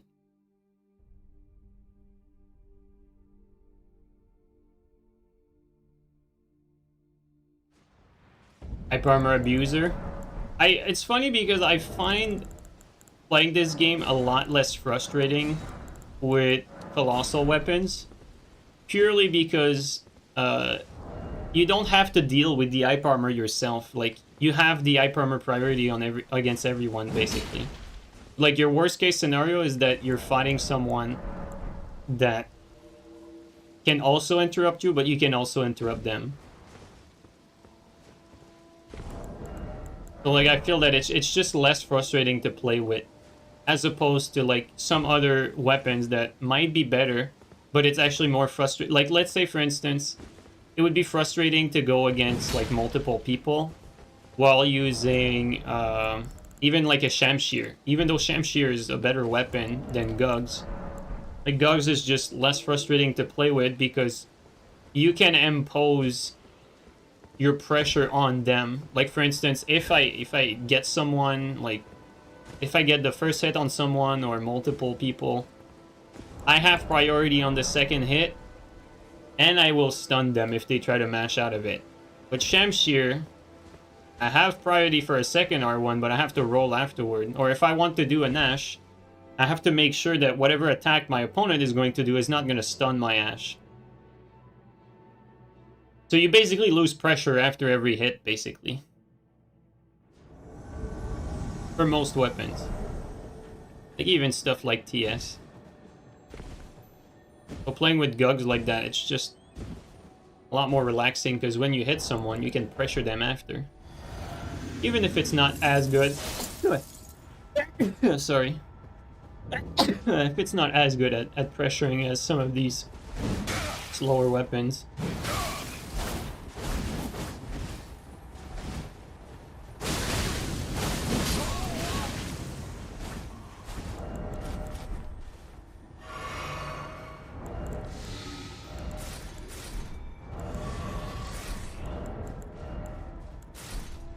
Come back, alien. Oh, are we DCing? Yes, we are. The DC. My favorite. It's a lot more satisfying than killing him, you know? Do you use an OLED monitor? No, I don't. I don't. I'm kind of... My relationship with OLED is, like... It's complicated, you know? Like, I have never owned an OLED monitor. And I'm very hesitant because, one, it's very expensive. Two, it's actually marginally better than my current monitor. You know, like, you're talking about, like, probably around, like, 5 milliseconds. My monitor is probably around 5 milliseconds slower than an OLED. Which, 5 milliseconds, by the way, it's a third of a frame. Like, at 60 FPS. It's a significant amount, but not, like, significant enough to warrant, like, paying, like, over $1,000 for 5 milliseconds. And also, like, if I am to upgrade my monitor, like, I'm probably gonna upgrade to 4K. And, like, you know, if I'm gonna upgrade my monitor, like, my monitor is mainly used for, like, software work, like, PC work. It's not mostly used for gaming. Like most people, I mostly work on my PC and monitor, so I'm like, you know, with the burn-in, is it really a good idea to have that be your desktop monitor? Like, I don't want to buy something so expensive that's gonna last me for like 3 years. I don't want that. On the other hand, I know mini LED technology is coming along, like, further. And, like, we're gonna get, like, some new generation of mini LED that will basically compete with OLED without the burning. Or the burn-in in, like, let's say about 2 years or so. So it's like, can I hold out, like, 2 years with my current monitor? I think I can. I'm not 100% that I'm not gonna buy an OLED if there's one that comes out in the meantime.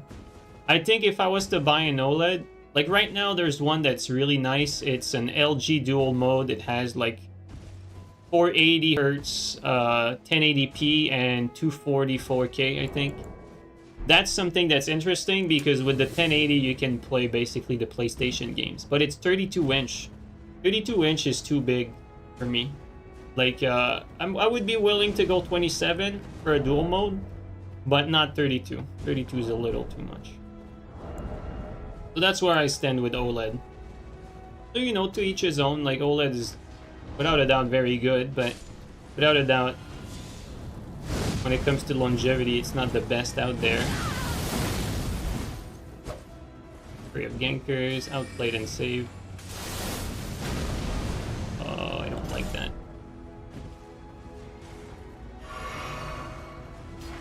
Let's use some cover, because these mages have all the spammy spam. It's gonna be very dangerous.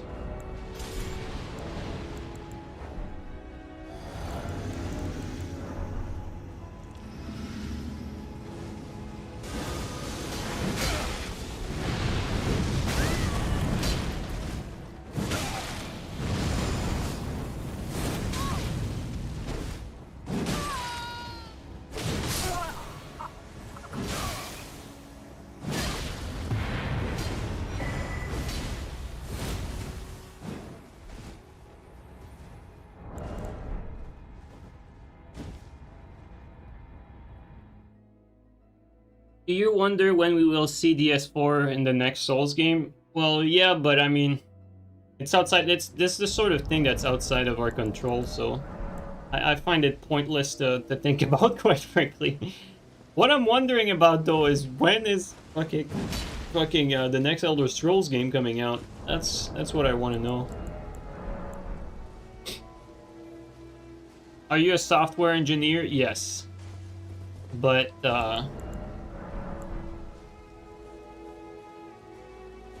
it's a secret. Don't tell anyone. No, I'm not.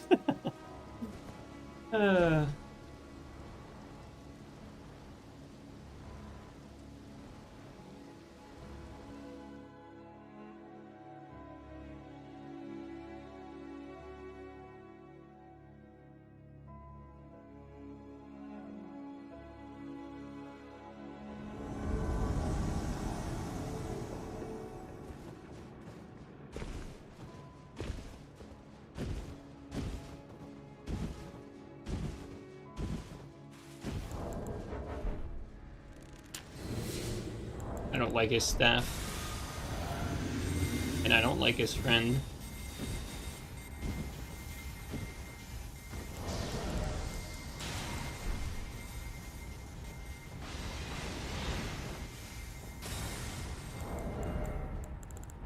Okay,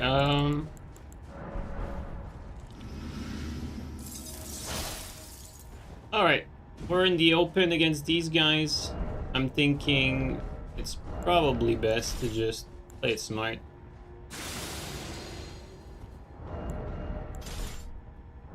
And by playing smart, I mean playing dumb.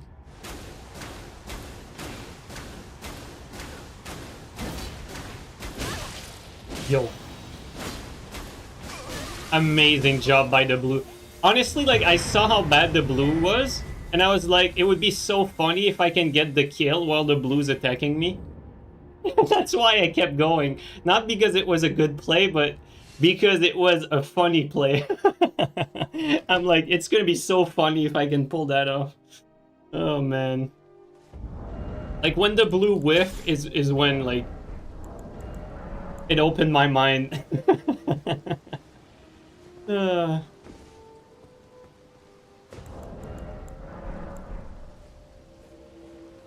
What's the name of those arrows? Stormwing Bone Arrow. I only have, like, what is it? I only have, like, 99 of them. I need to reload my save if I want to use more, but I don't use Bone Bow all that much, so I'm usually fine with 99 for one stream.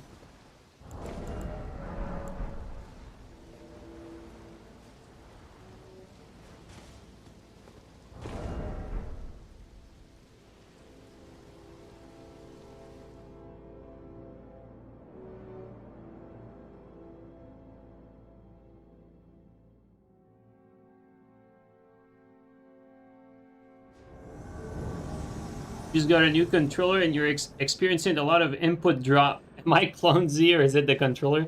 Dude, you're gonna need to test it. in another game, man. Elden Ring is not the game to fucking see if your controller is working properly or not. That game has so many input drops. Oh, it's the guy that DC'd earlier. He DC'd again. Let's fucking go. Like, there's too many input drops in Elden Ring for you to have a reliable idea of if your controller is working fine or not. You're gonna need to try it in another game.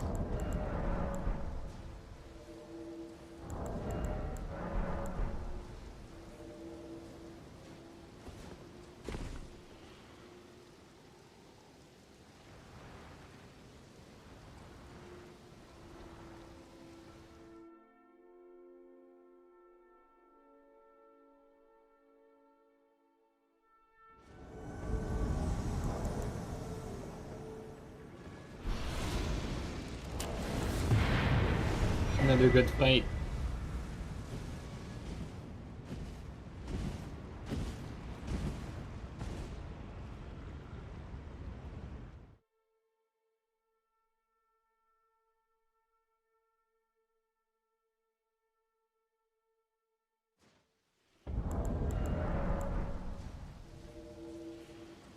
Dude, we're actually getting a lot of invasions today, man.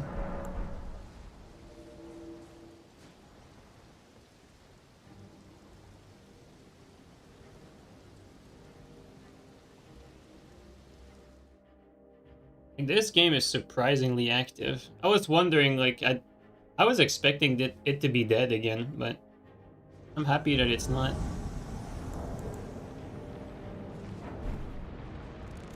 So we get the aggro music.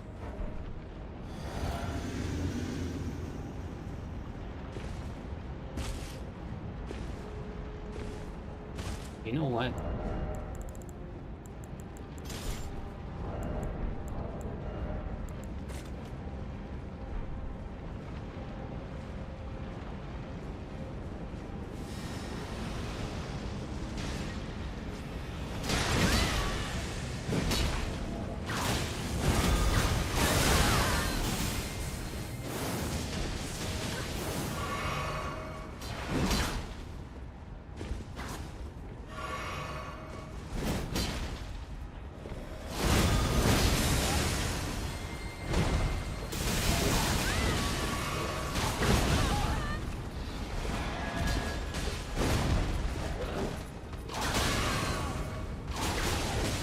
That's bold of you to try to attack there.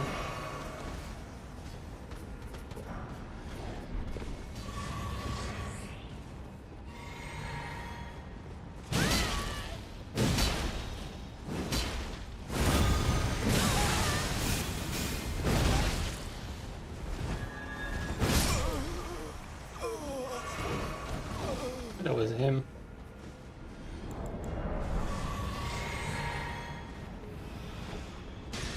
Oh, my poor friend.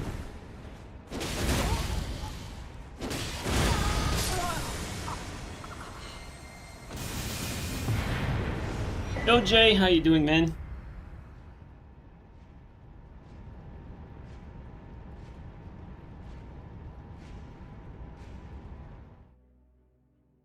You'd like to have your PS5 back? You hate playing Elden Ring on PC? Yeah, that feels bad. I mean, when is the PS6 supposed to launch? Like, next year? The year after that? I don't think it's in that long. Yo, for all the cows, thank you so much for the resub for 17 months, man. Welcome back.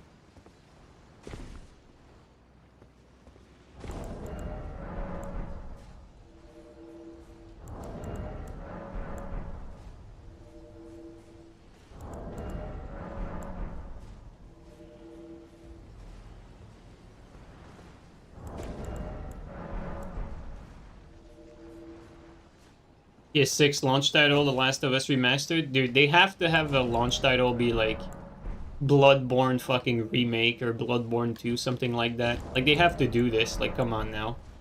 They don't do that, like, what are they doing?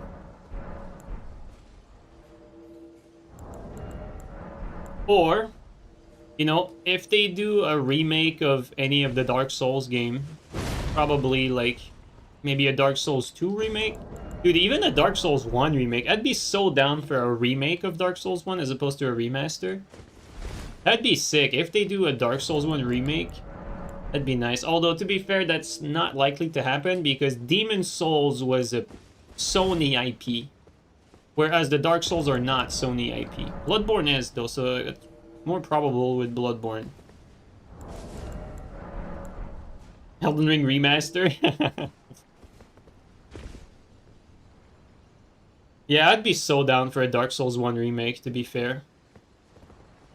I'd like to see, like, Dark Souls 1 be remade, and then Dark Souls 2 be remade, and then Dark Souls 3 be remade, like, in that particular order. I feel like in that order it would be nice.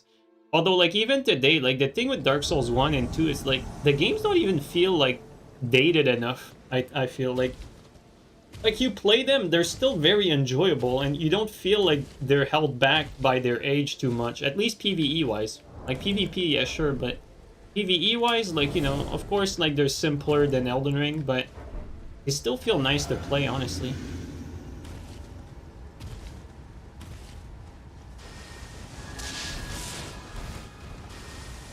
Not my turn yet, guys.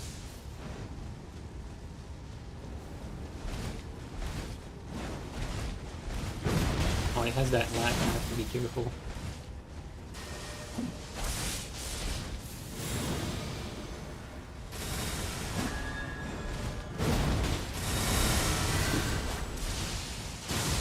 Not my turn, guys.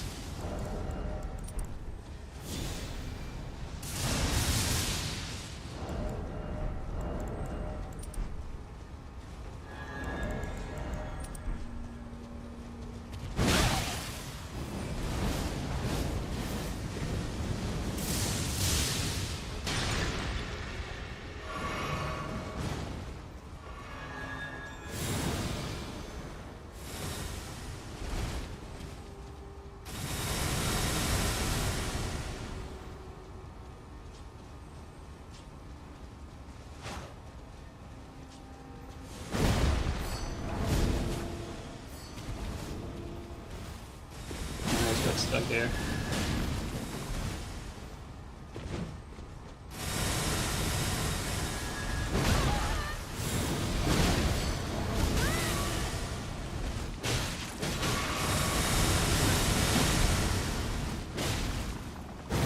Come on.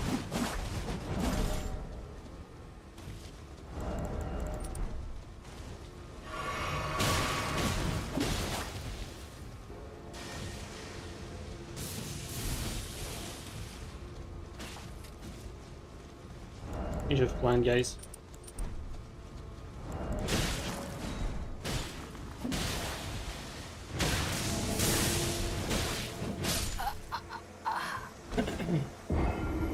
Didn't have time to get some distance.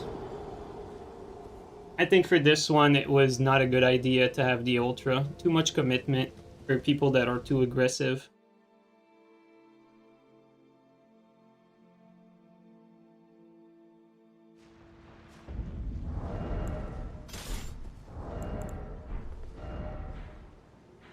It's one of those that we could have won, though, to be fair.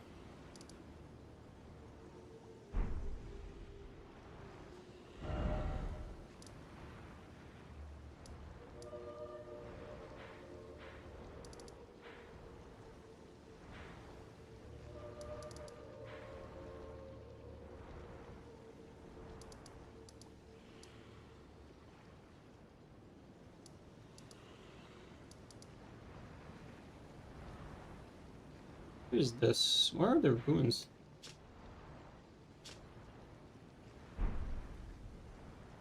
I don't see them.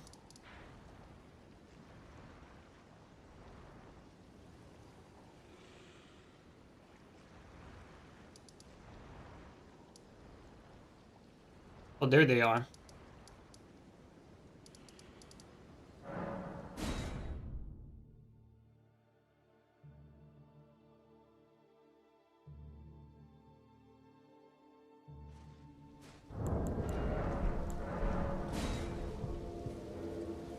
Oh, they have the tongue on. Alright. Let's bring it.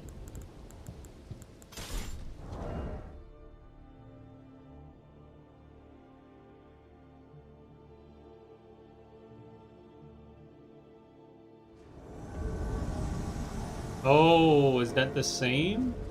I'm not sure if it's the same. I don't think so.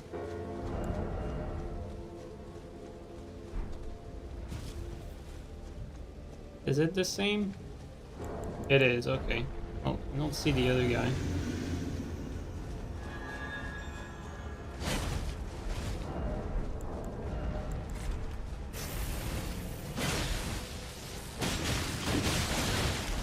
Oh. So you got saved there.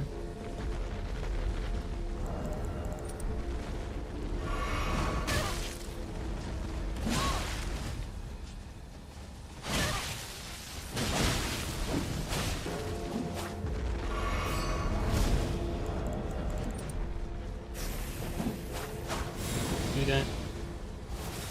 The other guy's here.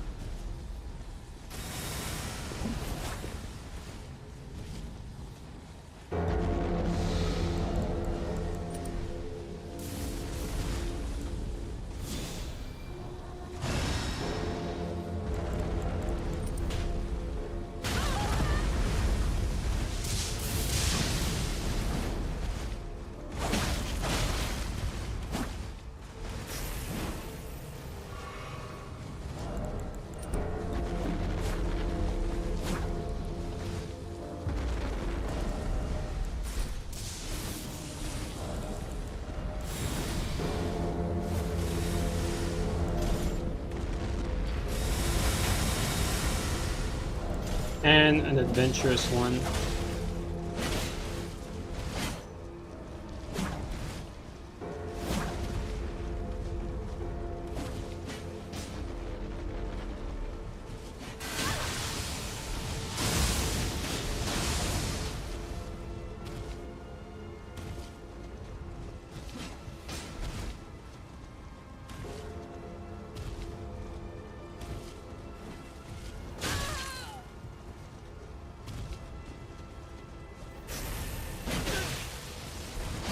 God, this is so unsatisfying. These guys are way too bad.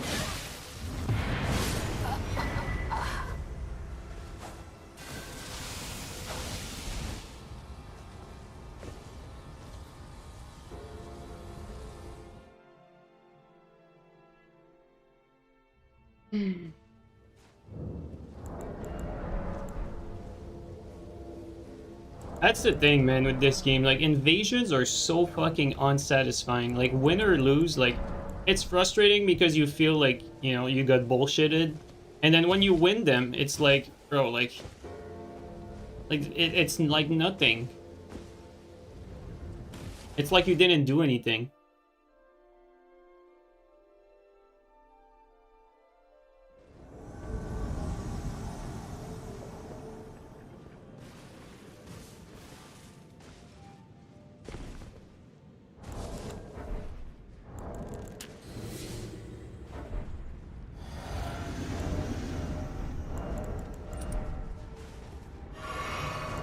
Let's give this guy a...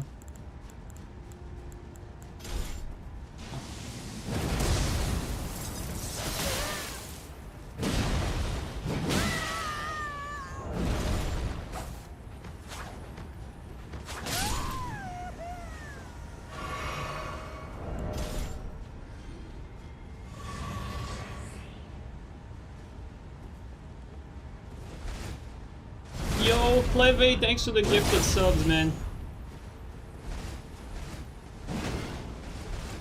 Really appreciate that. It's a good opportunity to practice the roll, catch, backstab.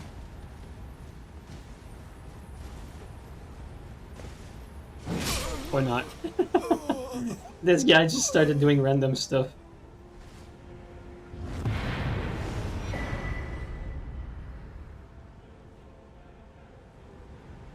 Thank you so much again, Clevedo. Like, thank you so much, man.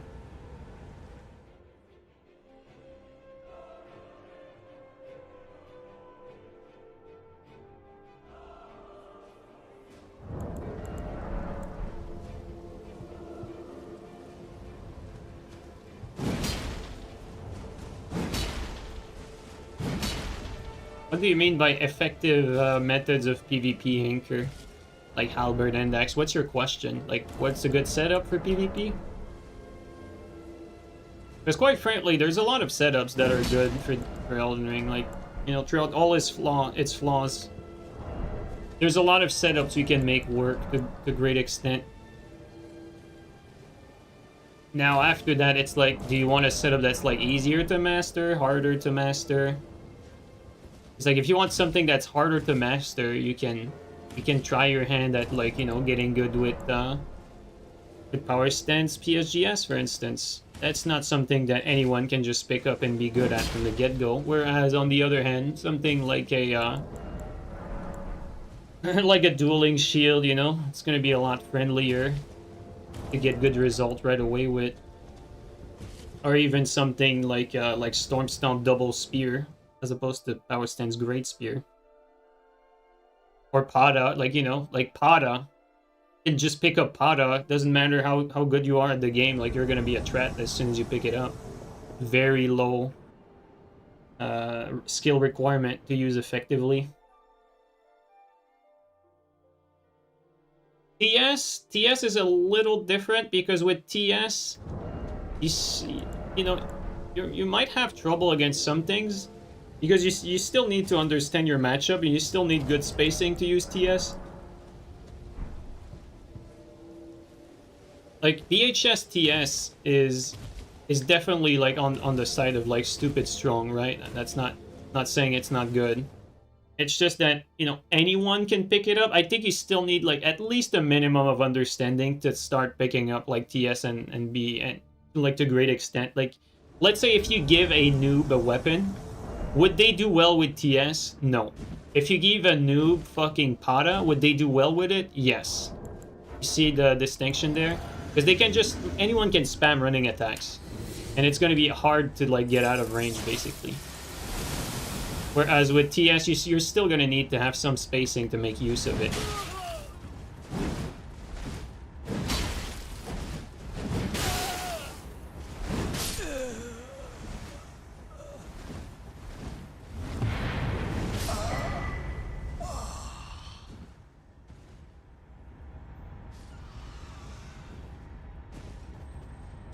Ender makes anyone impossible to kill quickly. Yeah, that's true. That it definitely slows a fight down for sure.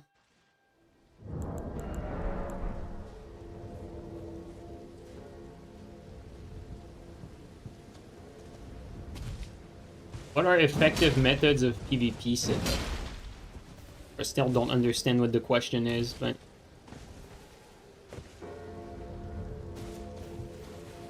I'll just assume we answered that. TS is an S tier meta weapon, whereas Pada is just brain dead. Yeah, I think that's a good way to look at it.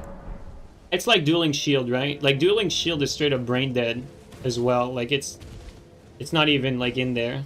Or, like, Back and Blade is fucking... like, I look at these, like, setups as, like, completely brain dead. That's why I don't really play with them. Does it mean that TS is balanced? Not really.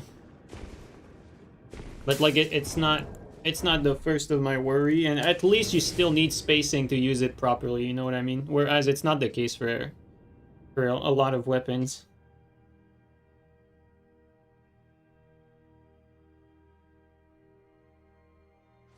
But let's just say that, right? The fact that you can put almost any ash on any weapon certainly, like, makes some weapon, like, more brain dead than they should. Like, for instance, if you remove, like, the quick cancel ashes from TS, I mean, it's not that bad. If you remove, like, the quick ash cancel, it's still gonna be very good, but you don't have that insane cancel. And, like, for instance, if you remove, like, let's say Sword Dance from a lot of these small weapons like Milady or CS, and you keep the Sword Dance for, like, weapons that need it a little more, like, I don't know, like some of the slower axes, or, like, the straight swords. Let's say the straight swords. I mean, PS Power Stance straight sword is still very strong, but you know what I mean? Like, just allowing certain ashes on certain weapons or not would probably balance out a lot of these brain dead setups a lot more. Like, for instance, not allowing Flame Strike on the dueling shield or stuff like that, you know? That definitely makes the dueling shield a lot less dangerous, for instance. Stuff like that. You know, like, you could keep BHS for daggers, for instance, right? Like, have it be like a dagger exclusive ash or something like that. I think, like, BHS would have a lot less people complaining about it if it was exclusive to daggers. But that's not the game we got. Like, we're just, you know, we're just talking just to talk. But the game we got is this. And now don't expect any changes, so you better learn how to deal with it right now. The whole, like, complaining about TS BHS is fine and all, but you're gonna have to play against a lot of BHS TS in the near future if you plan on staying on this game. Again?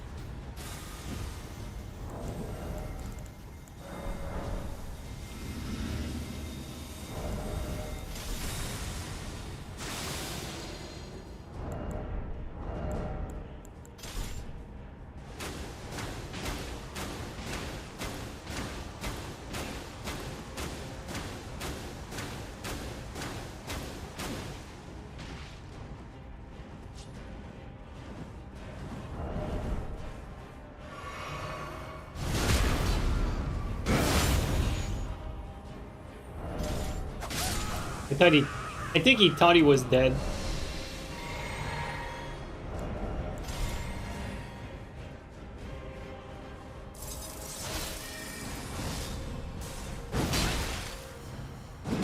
Bro, he forgot where his roll button was. That's a little sad. How do you find which weapon to use in certain situations? That's a good question. Honestly, it mostly comes down to experience, and even though you see me swapping or switching to X or Y, it's not always the best solution. Like, there's different factors to it, like, you know, do I feel like playing with one weapon more than another one? Because most of the time, if I was to, like, play invasions optimally, you'd most likely see me playing with fucking Sword Lance, Great Bow, and TS. Like, for the most part, or Pada. That would be really what you'd see me with the most. And maybe Dueling Shield even. Although Dueling Shield little less in invasions. But Dueling Shield, like, let's say, I like to pull out Dueling Shield against very laggy people. Because under, like, extreme lag, you cannot really take a riposte. So, like, you can basically just attack and trade with people, and then when you get guard broken, because they're so laggy, they're not going to be able to take the riposte. So you win these laggy trades, basically. That's one. But, like, switching to each situation, like, the whole reason this inventory exists is so that I can swap to stuff on a whim. So, like, for instance, if I knock someone down, like, let's say they jumped, and then I hit them midair, and their ass falls over here. Like, I like to swap the Flame Strike on Wake Up because it's a very good Wake Up against people that are knocked down. Or people that are cornered, or... You know, Flame Strike is just a good roll catch for pretty much almost any situation. So, like, you see a swap to that then. I like to swap to an Hyper Armor Colossal weapon when I'm fighting a lot of people that are using either Colossals or either Hyper Armor weapons, and it's just hard to aggress them if I don't have the ability to stun them. So a lot of time I'll use that. And so it's a lot less frustrating to use a Colossal as your main weapon, but it's not always the best because, like, we had an invasion here earlier where we just got peppered by so much shit. You cannot have a weapon that has too slow of a recovery to be able to get out of all the junk. So in that case, it's better to go straight up to TS where you have almost no recovery and you can, like, hit quickly and then BHS out and then quickly hit again. So it depends on the invasion that you have, but most of it comes from experience. And again, like, I don't have all the answers for Like, what's the best weapon for each situation? Yo, baby turtle, how you doing, bro? Also, Flower, thanks again, man. Really, thank you. Thanks for the Prime resub for 7.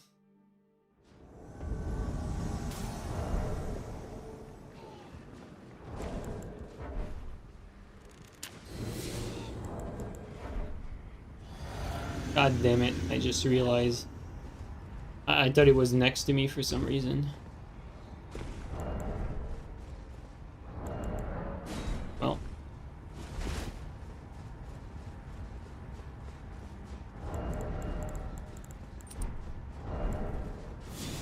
I drank my physic way too early here.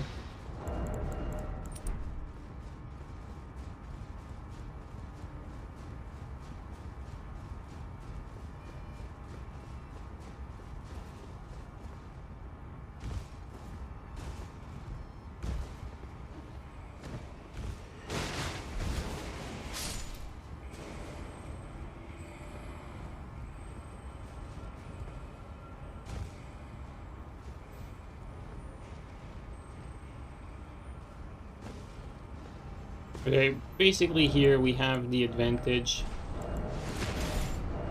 We can't really do much.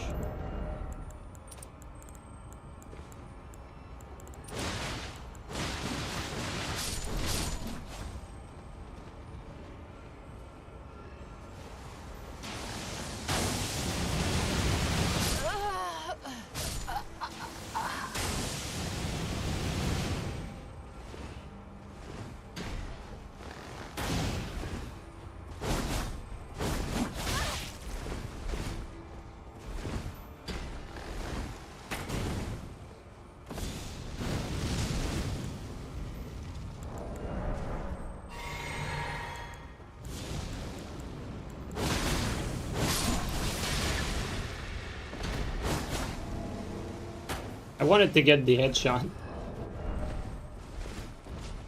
Bro, he just jumped off. Oh, that's unfortunate. Wanted to toy with him a little bit. Maybe I was trying to be too cute here, trying to get the headshot.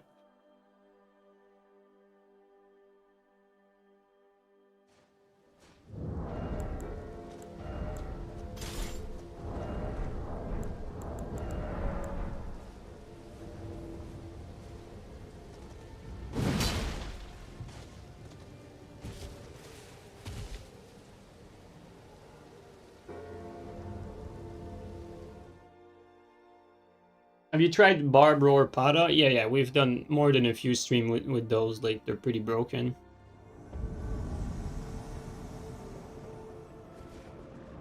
I probably have one in the inventory, actually. Let's see. It should be down here. It is.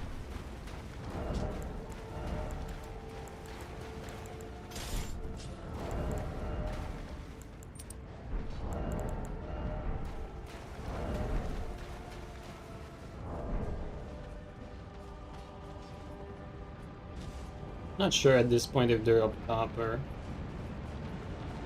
below. There they are. Hello, Kevin.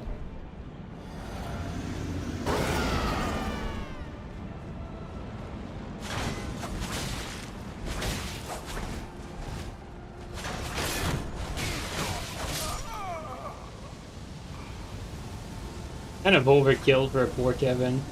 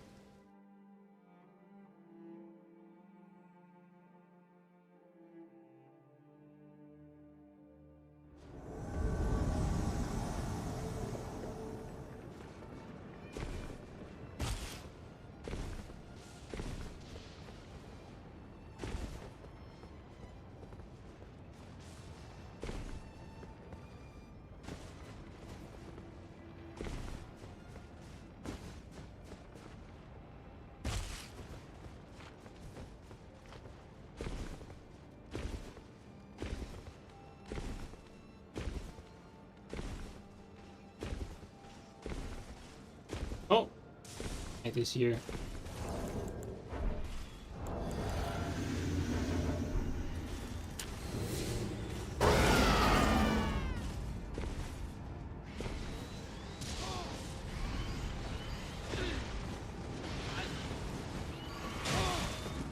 You're getting bullied by birds.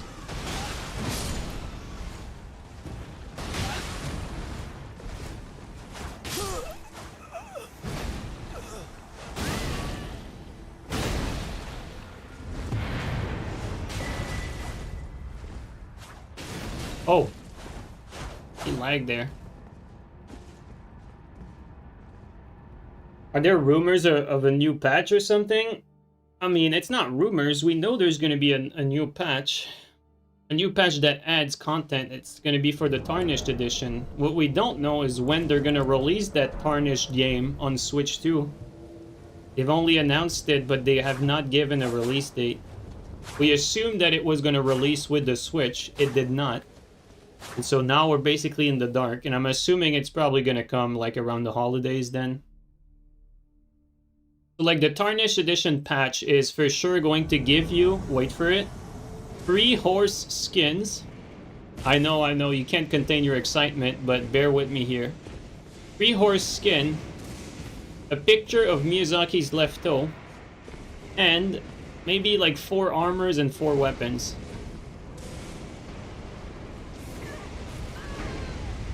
Can we do like something like crazy?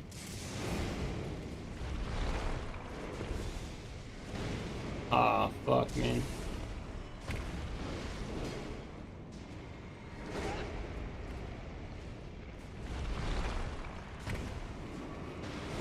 These are solid.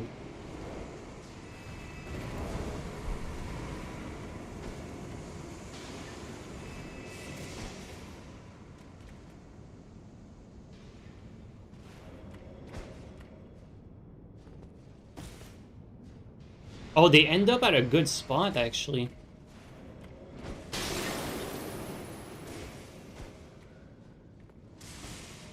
Look at that. They end up, like, square in the arena. That's interesting. We're gonna... If we reinvade someone fighting this boss, we're gonna try to get, like, better angles here and such.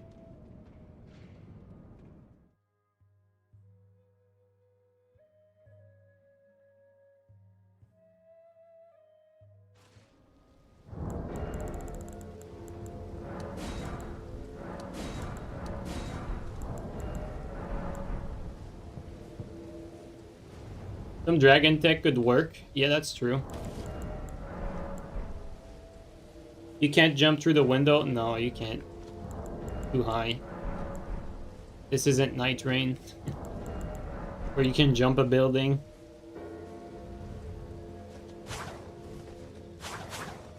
Nightreign, more like Spider Rain.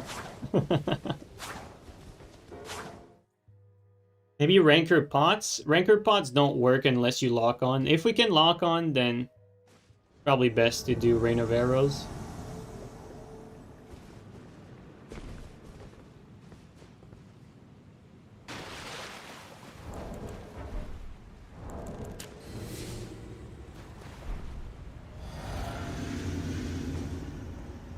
Okay, we got the teammate there. Wait for a little bit.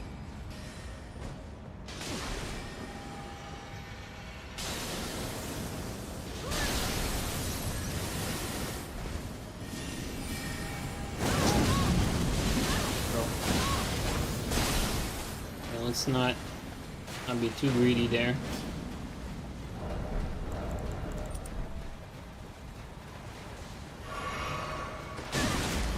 That all combo, dude, like...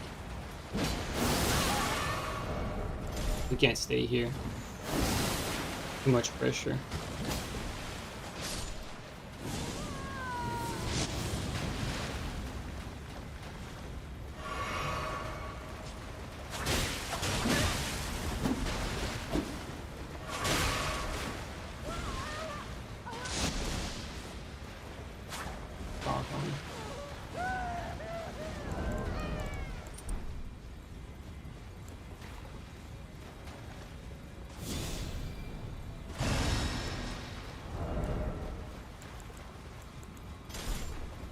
Like for this one, I most definitely want a BHS escape. Because they're putting too much pressure for me to stand there.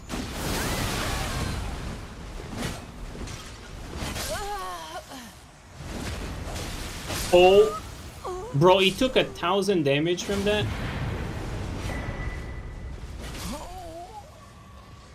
Wow, they were so greedy.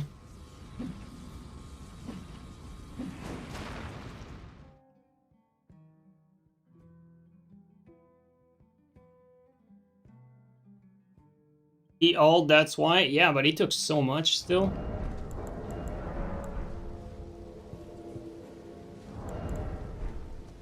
Like, he might have had, like, a Source Seal, for instance, right? On top of Howling. Like, bad armor, a Source Seal, and the Hull. That's probably what made him take so much.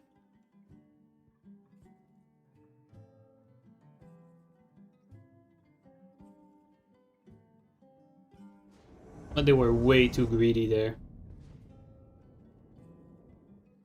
He's just Gino Machino? Oh, yeah, I bet.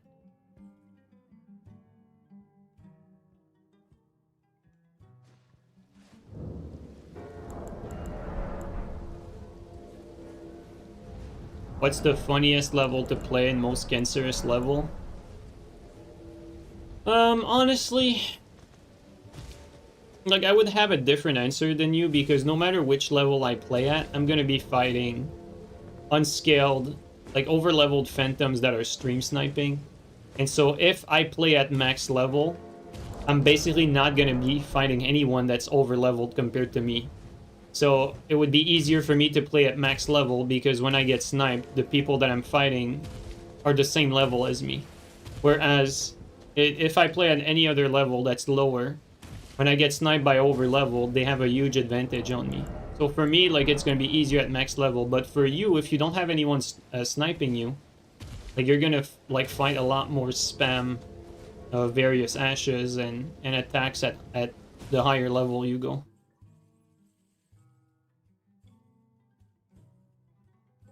I'd like to tell you that the quality of players is better at meta, but quite frankly, like, the good players don't really play, like, you just don't find them in the wild. Like, you might find, like, one here or there, like, every blue moon in the arena, but you know, that used to be true, that the good the good players stayed at meta, but I'd argue that's probably not true anymore. At least not organically. Like, the tournaments are still held at meta, and the good players are still at meta, but you won't find them, is what I'm saying.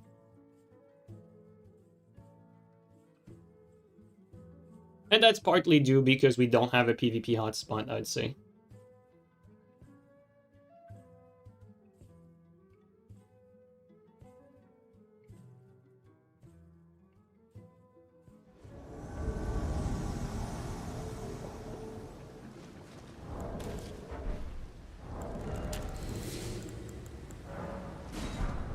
Let me try playing with something fun. Played with that,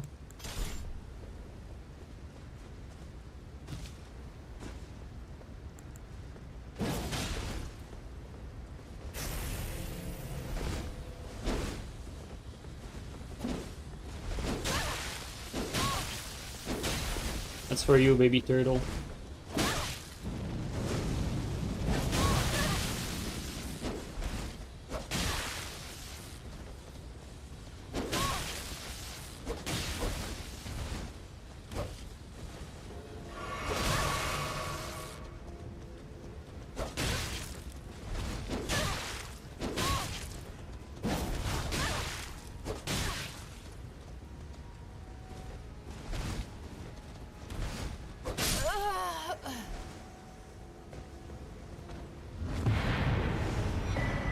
My hero. That's funny.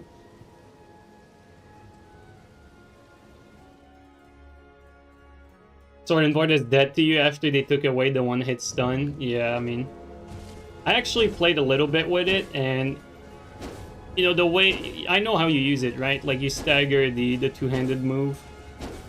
You can still do it one-handed like that. it works. It's just that you can't really do R1s like safely. Like you basically only do R1s when you already have priority and your opponent is expecting you to do something and they're trying to roll. So that's when you can do R1. But aside from that, it's basically like R2s, you know, running R2s, jumping R2s, jumping R1 too also work, but and then the Ash, of course. Like that.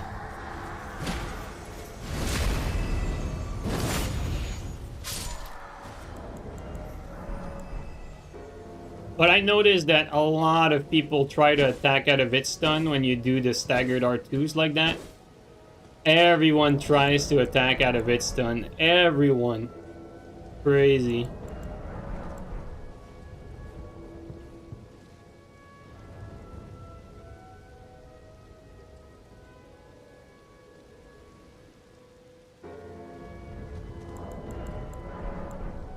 That's probably what I like about it right now, is that even though the setup is not most amazing, it's still one of the few setup where you can keep priority with something. Like you have something that you keep priority with. Because the R2 stun is, I think, a type 2 stun. So you have more than enough time to do another one before they can start attacking again.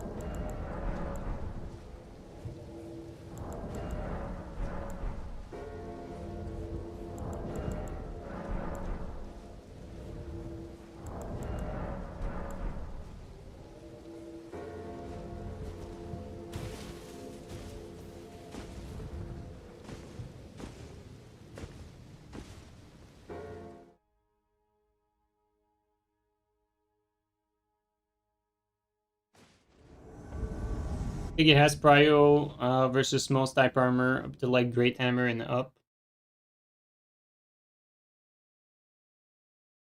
I haven't tried it against like everything.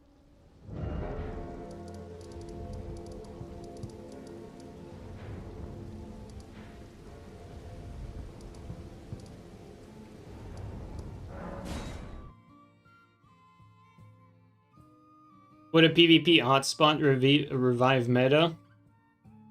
Yeah, but it's not gonna happen. They need to increase the player limit for like an area for this to revive, basically.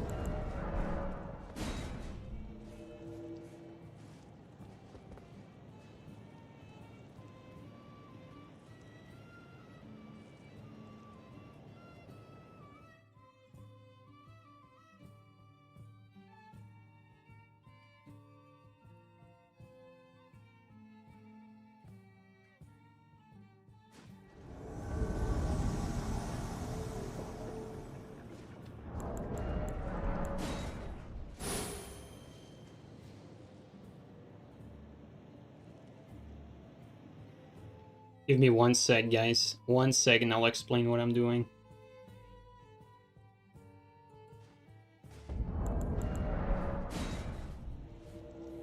Okay, it seems like they're keeping the tongue on, so we're gonna play that. I was seeing if the tongue was off, basically. I mean, they might turn it off at some point, but I wanted to see if they were keeping it on or turning it off as soon as I joined.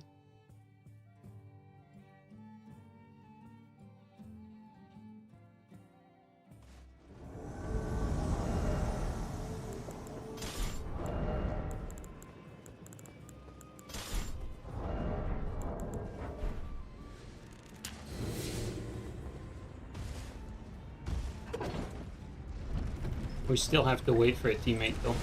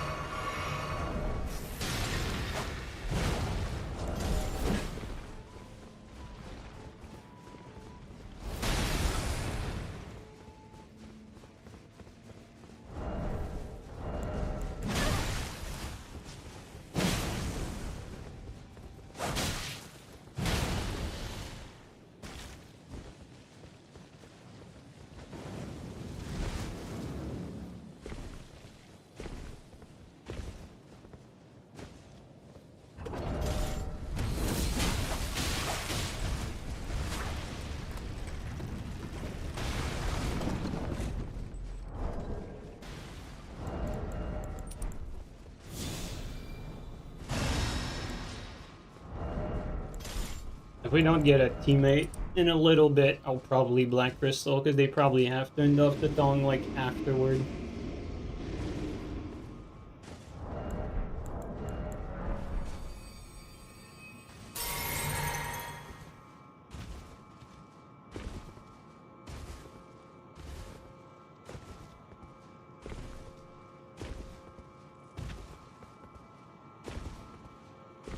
Yeah, the second they saw me stay, they turned it off, probably.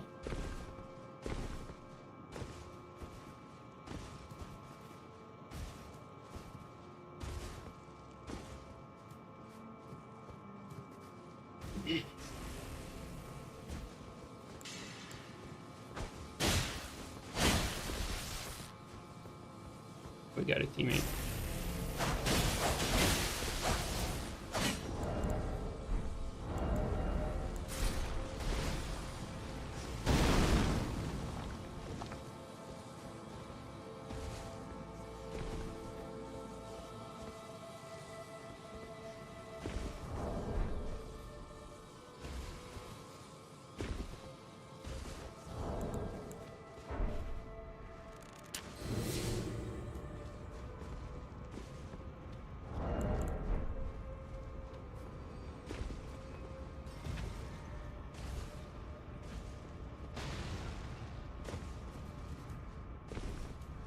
Teammate probably spawned pretty far too.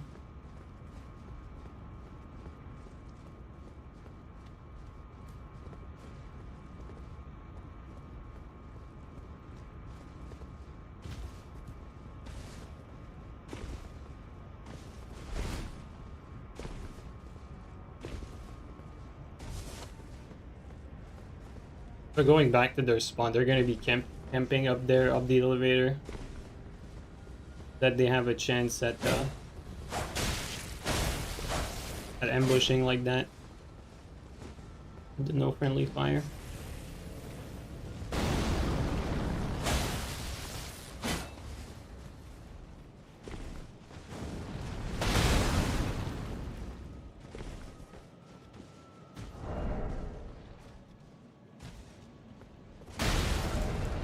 Teammates probably spawn pretty far. You have to do this.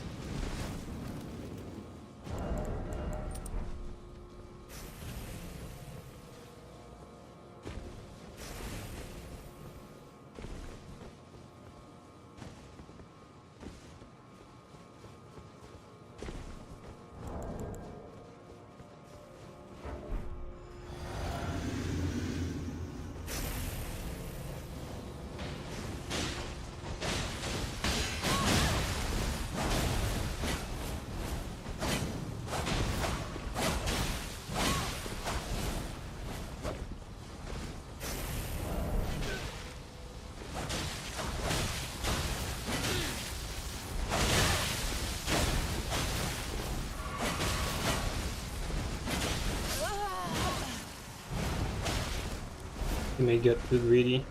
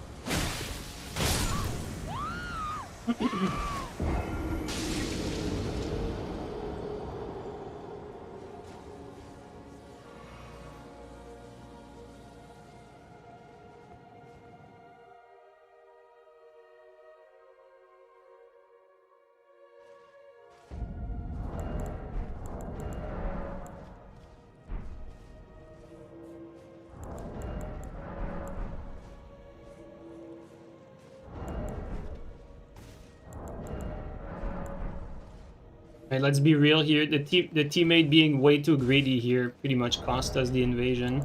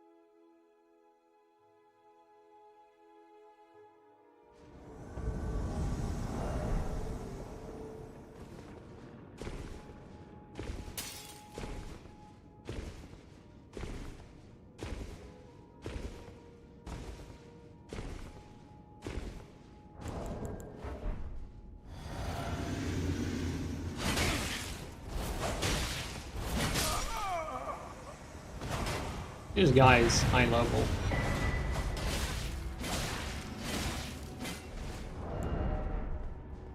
I could not see the build up. I think he was building up bleed too.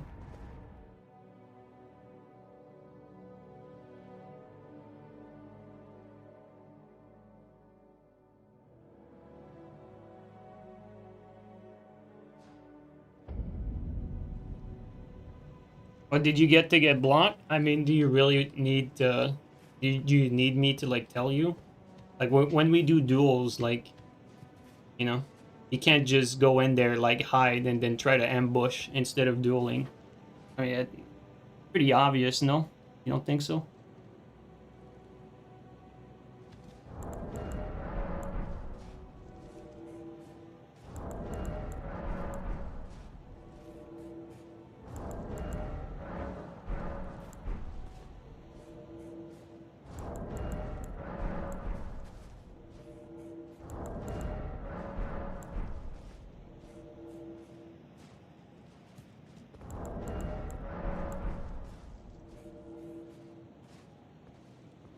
You played more passive? Well, you can't really play passive in invasions. In duels, yes. Like, if I played super passive in duels, it'd be a lot harder to kill me, but I don't really play passive until I'm red and blue tier stone, usually.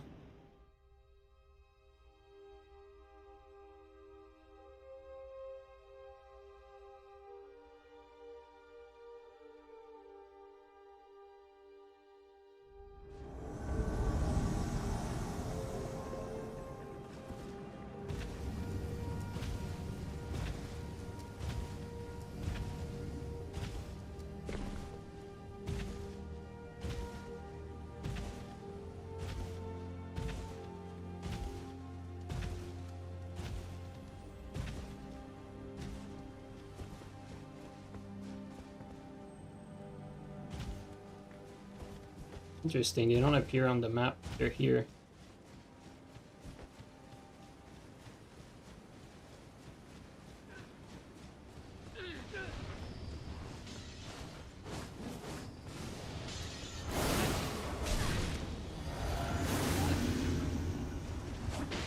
They're having an honest fight.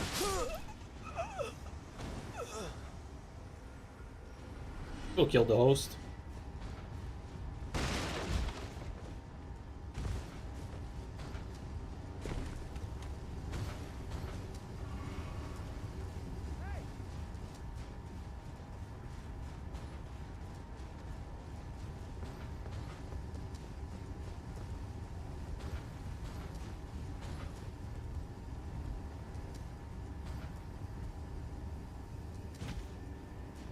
Let's just be over with this. Oh, like a moment.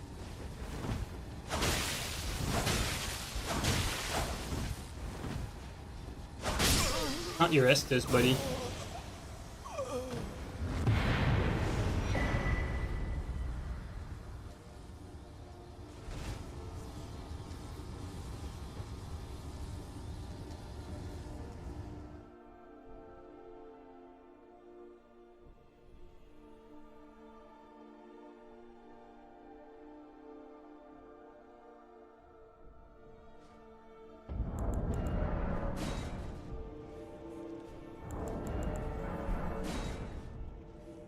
Yeah, you'd think that they'd be gone after that for sure.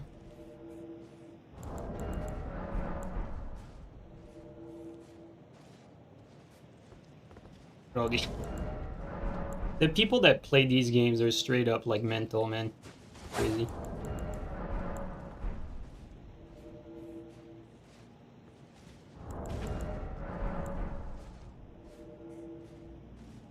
So delusional too. Like there's so many delusional players out there. Pretty insane.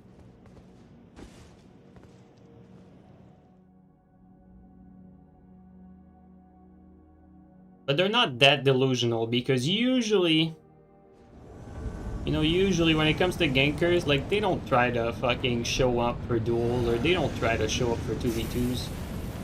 They know. They only gank.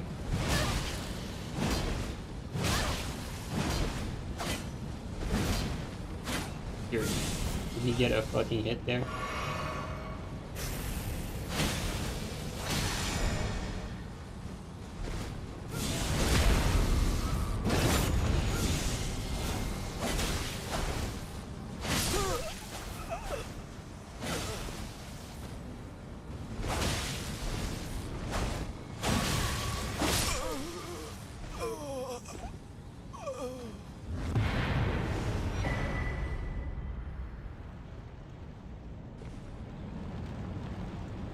Speaking of twos, let's do some twos, guys. Let's mix it up a little bit.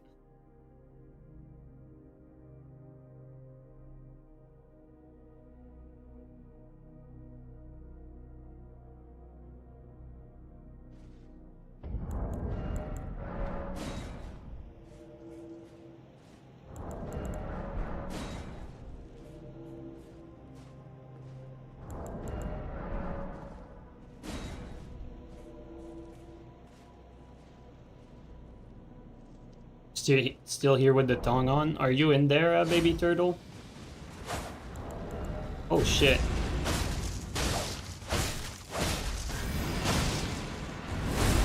Nightreign skills coming in play here.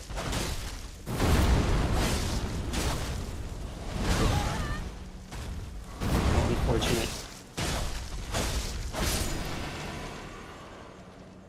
We got hit once. That's a failure there. That's a death and Nightreign. No, you don't die in one hit. Unless you're actually like trying to overdo it.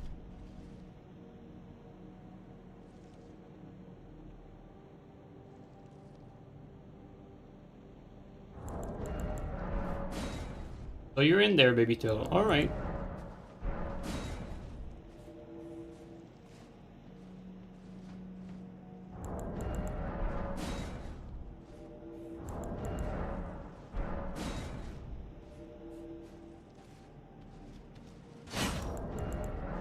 Twitch chatter versus Invader, who wins a 3v1? Man. The Twitch chatter would win. The people that usually watch on Twitch are already pretty good at the game, so... And 3v1, I wouldn't really stand much of a chance. Yeah, I think they blocked me. They keep going, but they blocked me. Oh, man.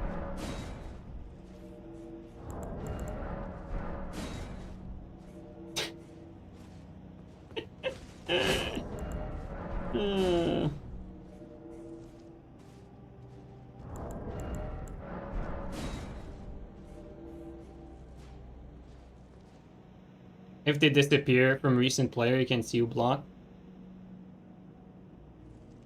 Let's see. How do you see recent players?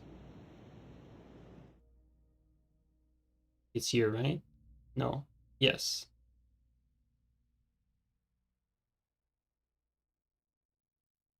They're still here. They didn't block. Right? That's what it means, right?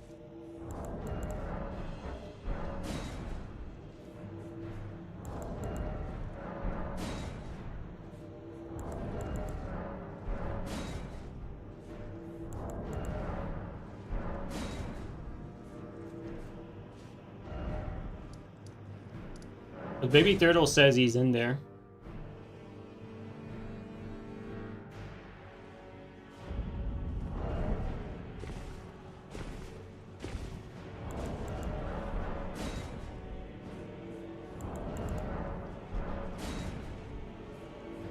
Yeah, maybe they did try to turn off TT. Like, keep baby turtle in there.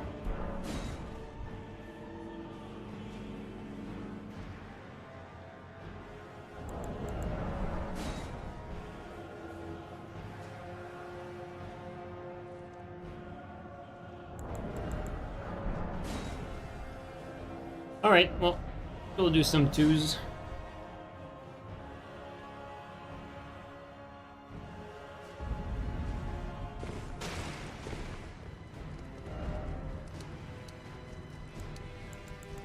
Alright guys, United Combat, 4 combatant, anyone can join. You guys know the drill. Let's use Halberd Hand Axe, why not?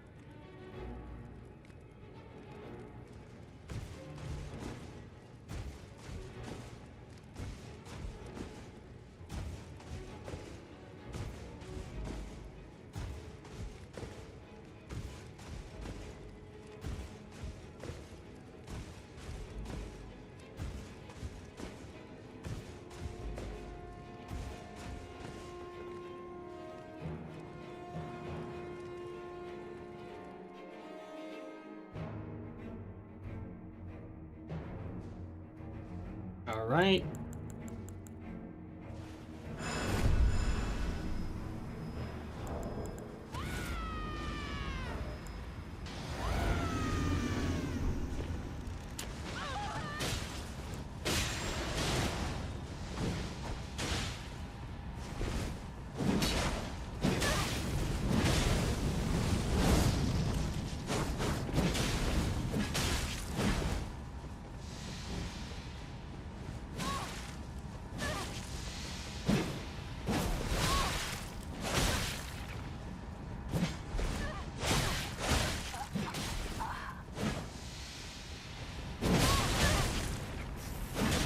Behind me.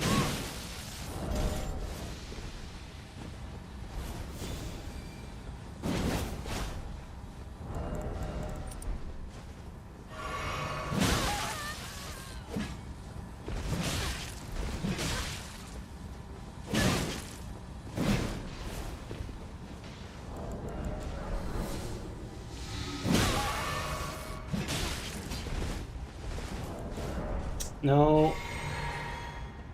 Thanks for that. What? You laggy motherfucker. That's not a hit. Like, under any circumstances, that is not a hit.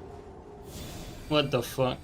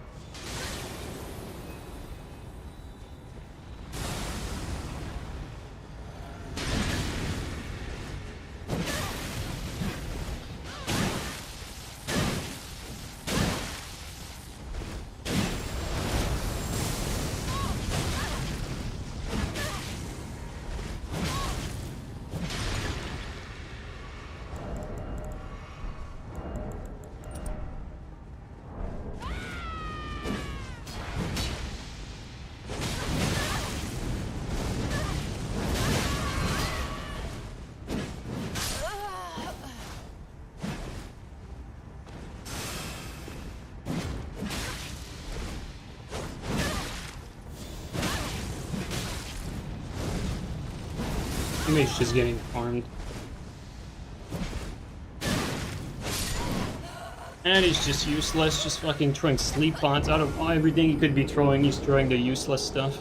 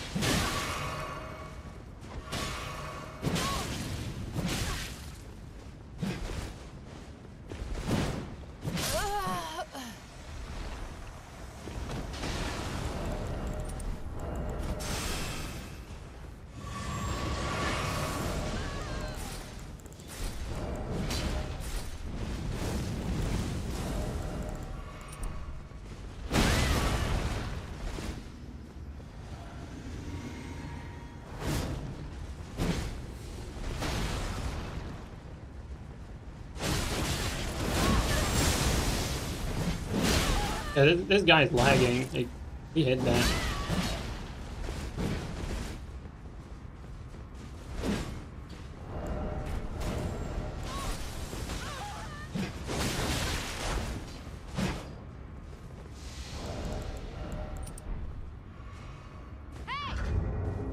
Couldn't carry teammate, unfortunately. We played well, though, I think.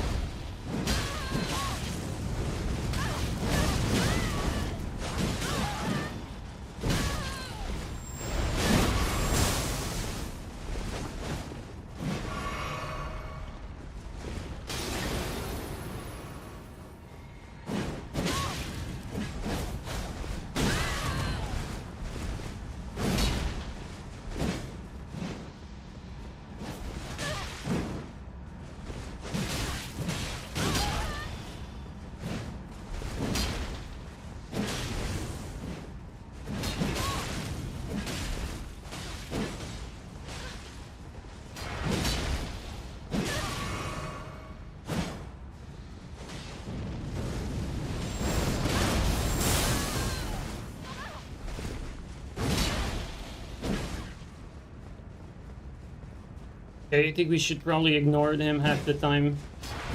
Because he's just stalling.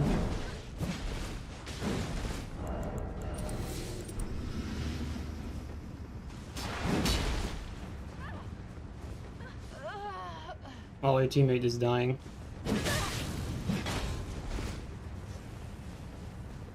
Just stalling until his teammate can kill mine.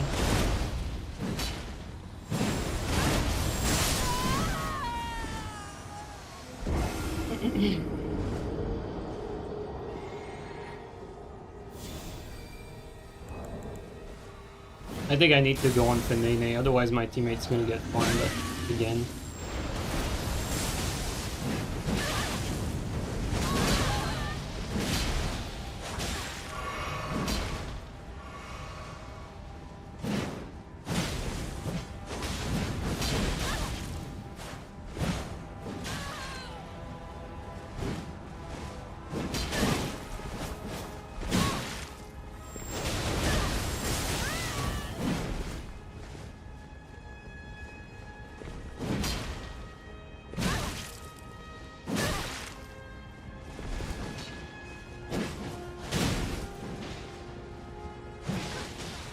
Yo, that's a hit. Like, Anena, you're fucking lagging here.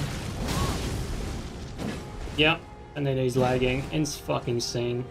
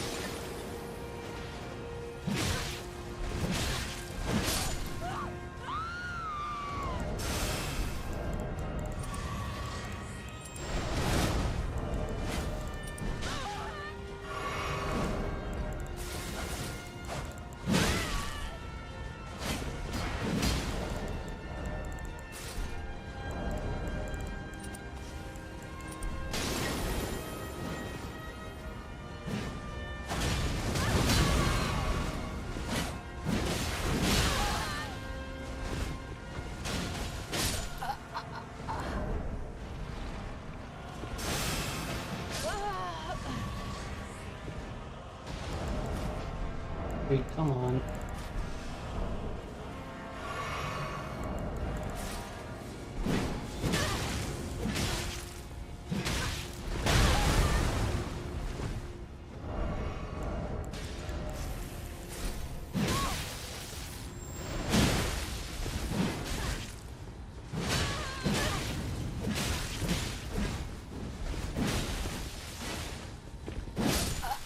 Hold that.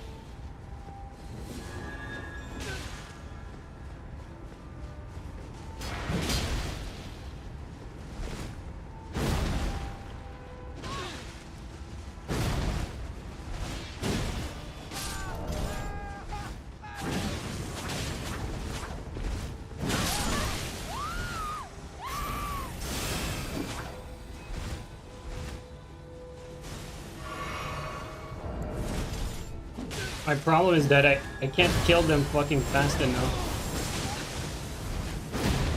Because the people I'm fighting are just running away, while the people on my team are actually fighting.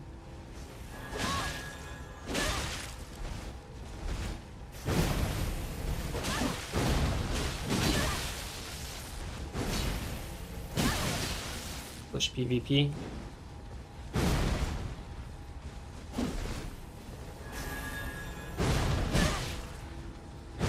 I've done that. No. His teammate's fault there, he just ignored the guy he was fighting.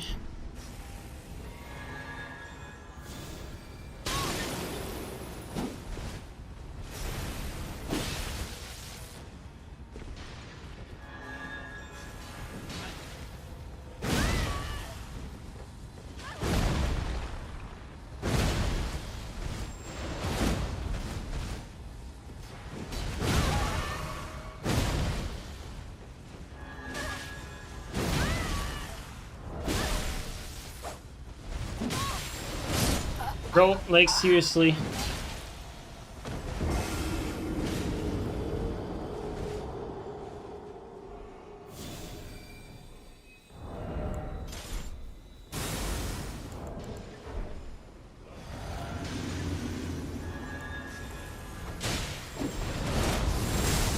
Bro, attack him.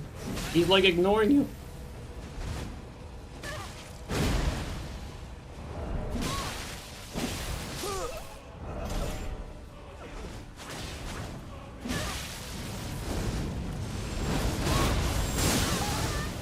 Swear, dude.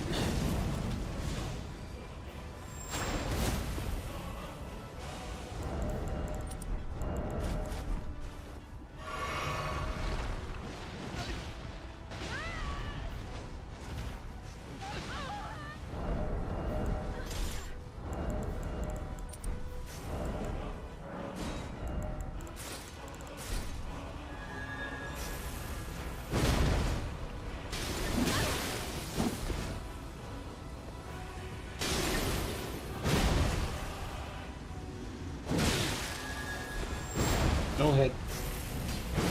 And no hit there. Alright.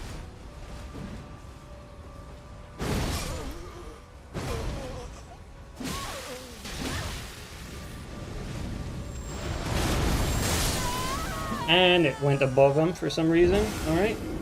That's my fault there. It took too long to kill him. I should have swapped weapon. If I don't kill him quick enough, like, teammates getting farmed at the same time.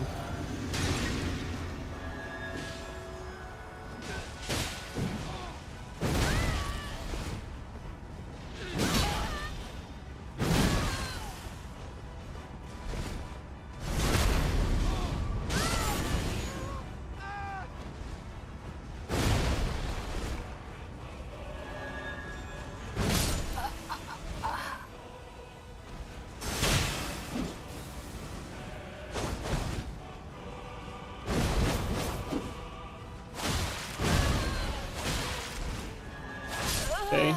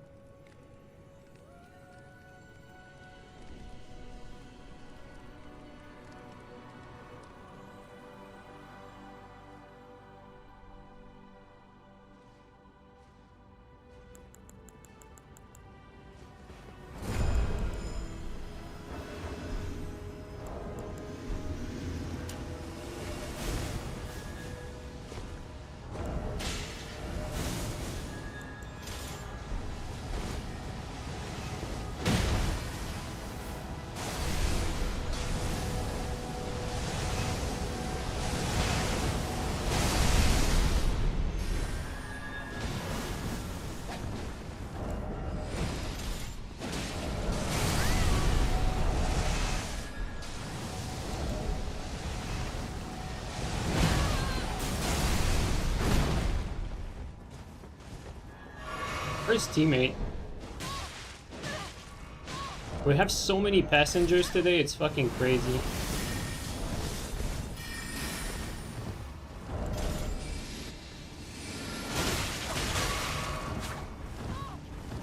Jesus Christ, this guy's bad.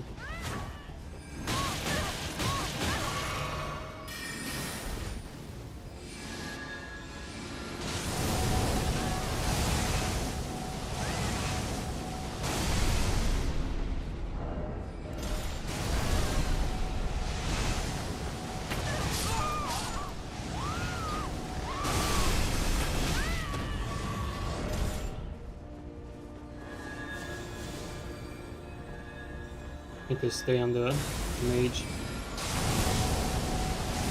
He's bad, but I mean, you don't need like any skills whatsoever to do what he's doing. Like, you can be like the most like inept person, like with the worst fucking autistic condition, and it'd be just fine.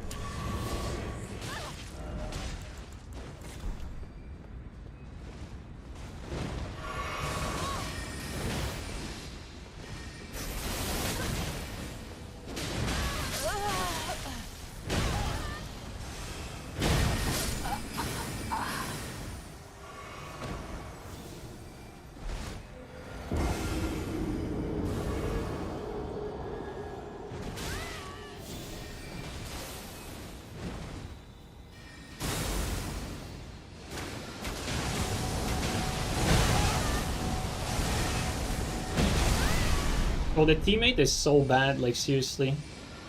Like, what is he even doing?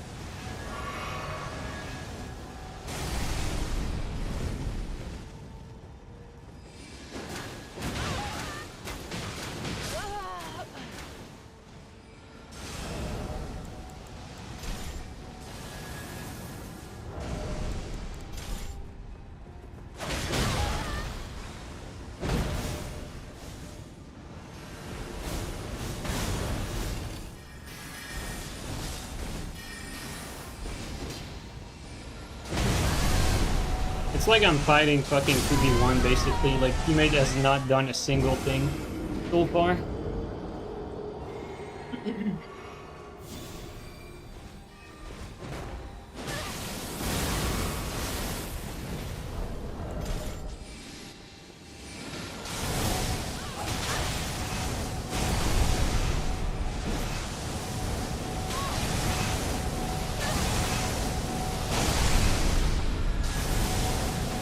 Is he dead again?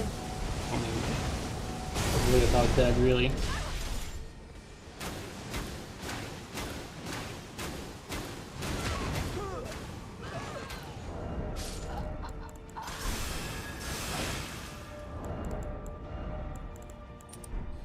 Dude, this is probably like the day we've had like the worst fucking teammates like ever.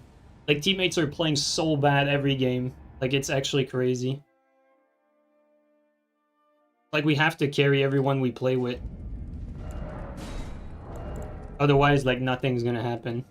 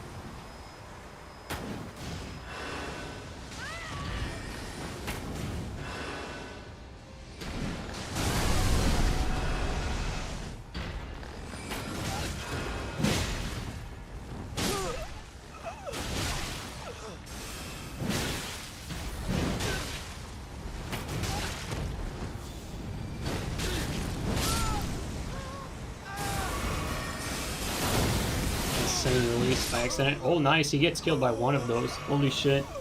I mean, that's gonna be easy then.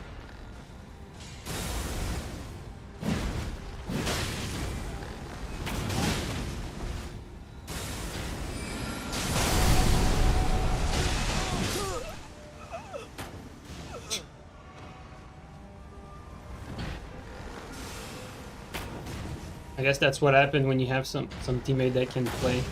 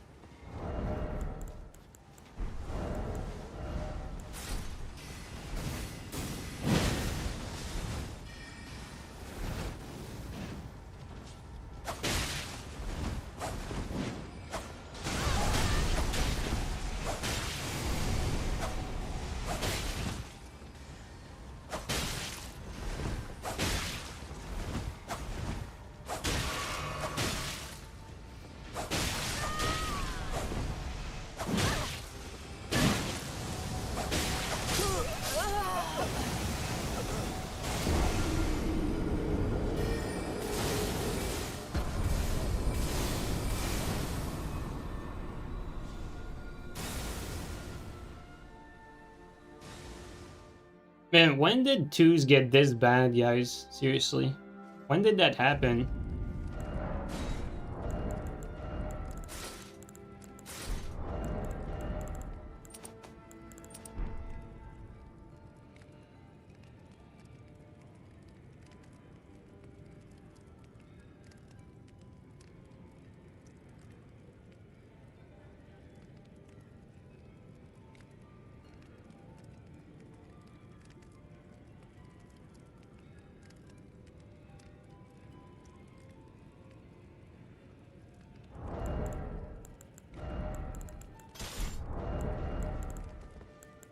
Oh, we're just going to have some chill 2v2s, man.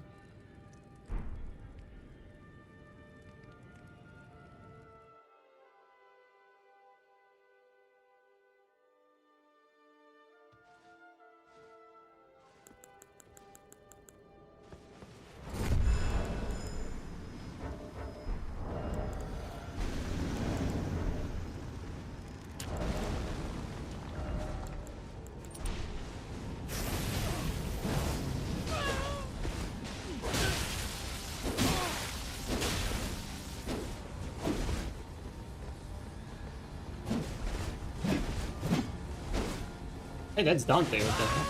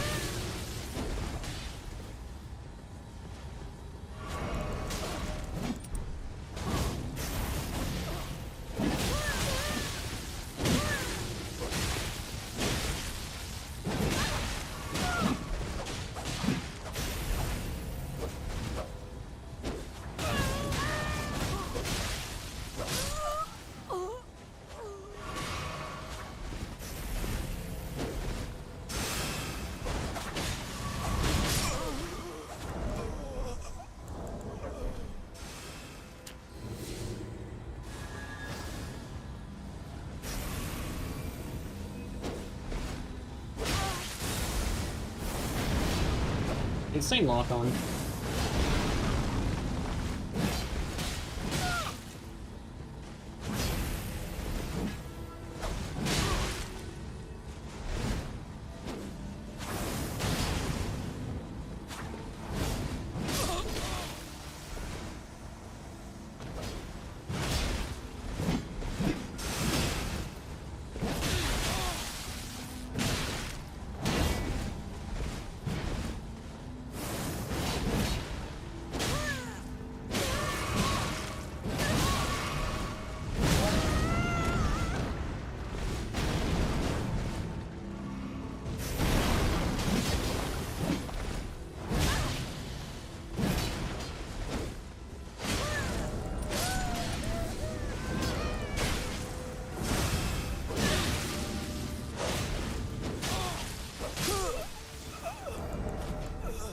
Dude, why does it keep removing my armor?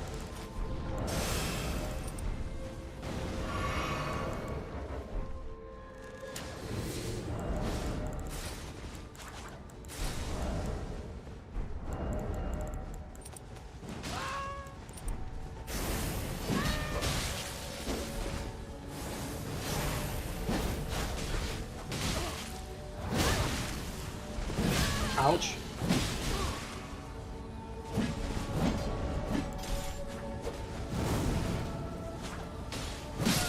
Oh, it has pierce damage. Or not pierce, I mean elemental. Probably fate.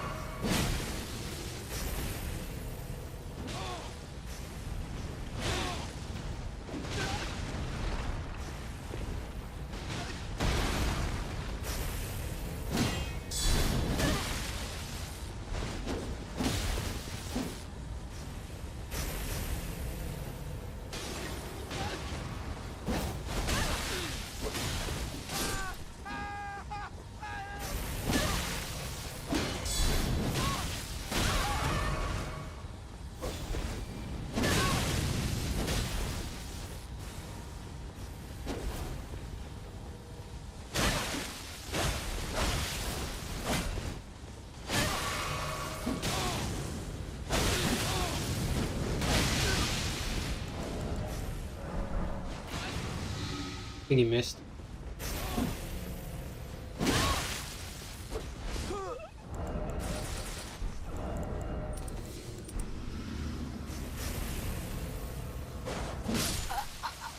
Alright, let's kill the fucking crash margin though with a TS, because I feel like he just wants some smoke there.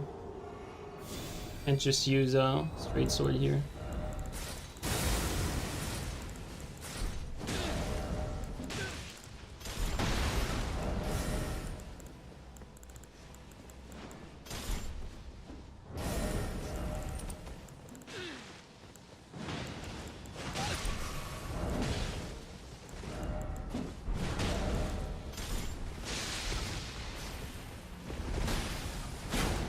Okay, hit there.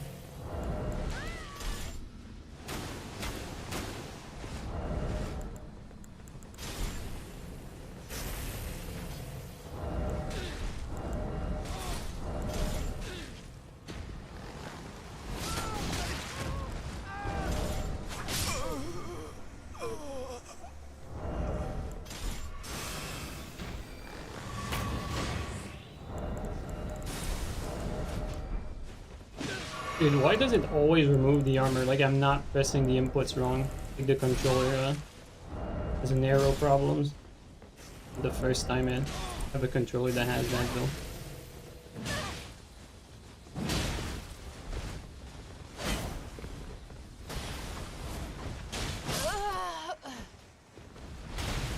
Margin being useless, as always. Just let his teammate die without helping him whatsoever.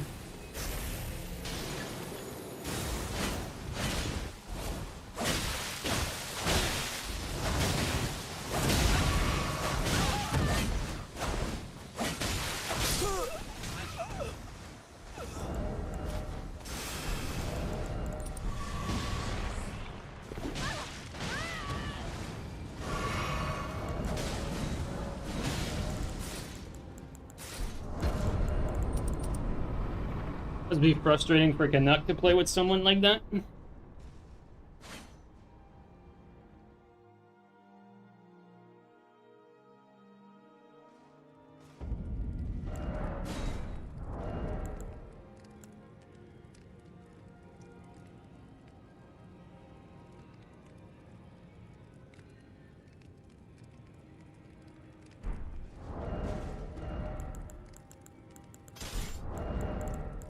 Go back to straight sword though. Like I was having fun with straight sword actually.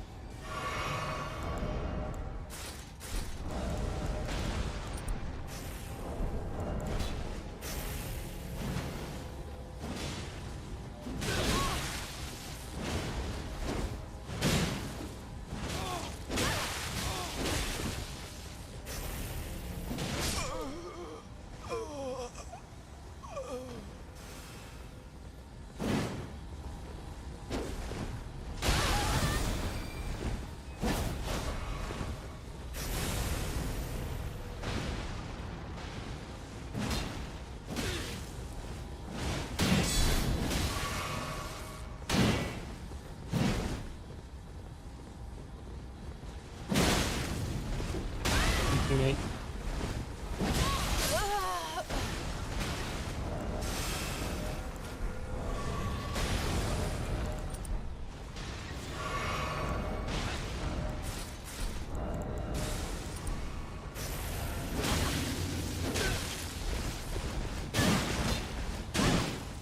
Lock on, please.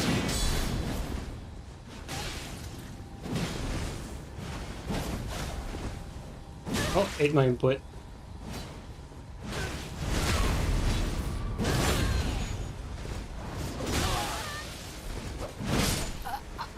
I thought that would kill him. We do so little damage.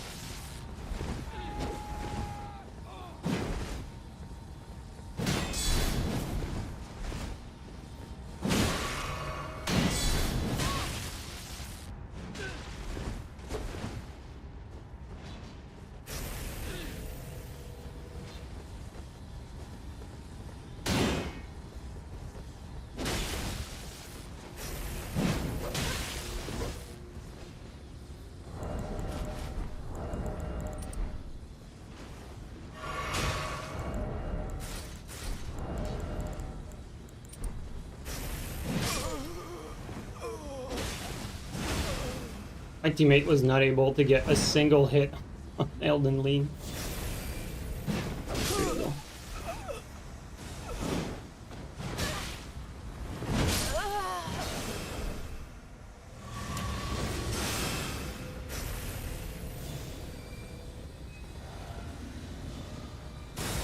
Can't go on Elden Ring, otherwise my teammate's gonna get chewed.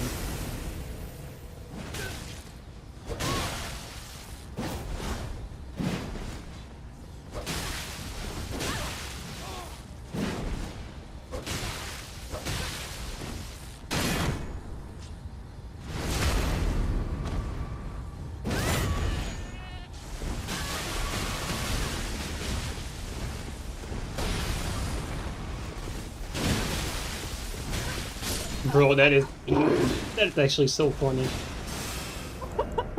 That was pretty funny, not gonna lie. Oh boy.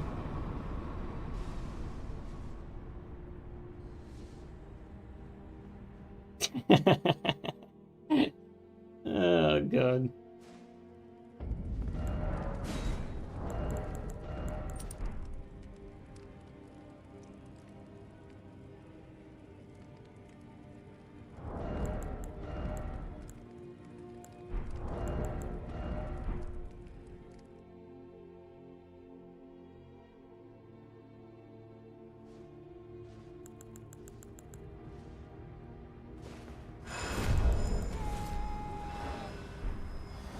I mean, come on now, we have the PSGS.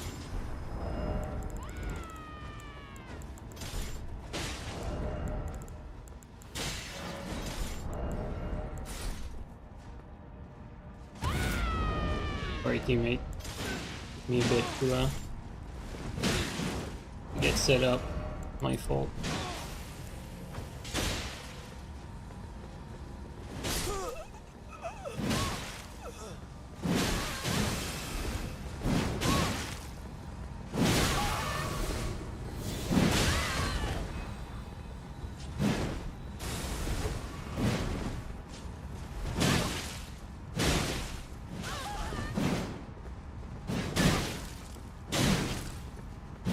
What? Bro, the lock-on is just Dog shit, what the fuck? You can't get a single hit, like, at that range. That's insane.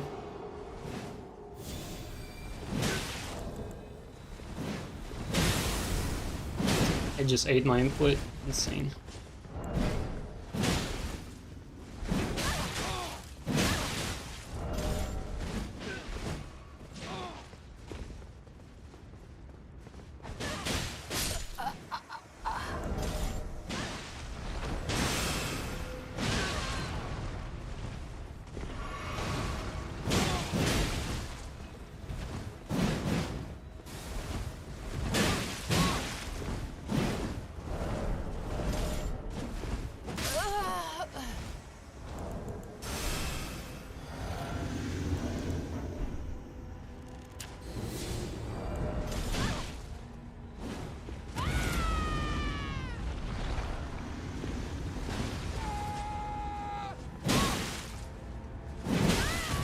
I'm coming too.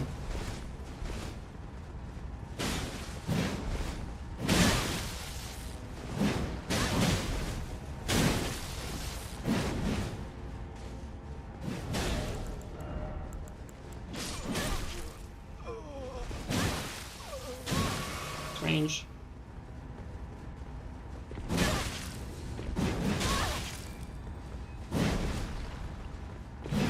Same lock on.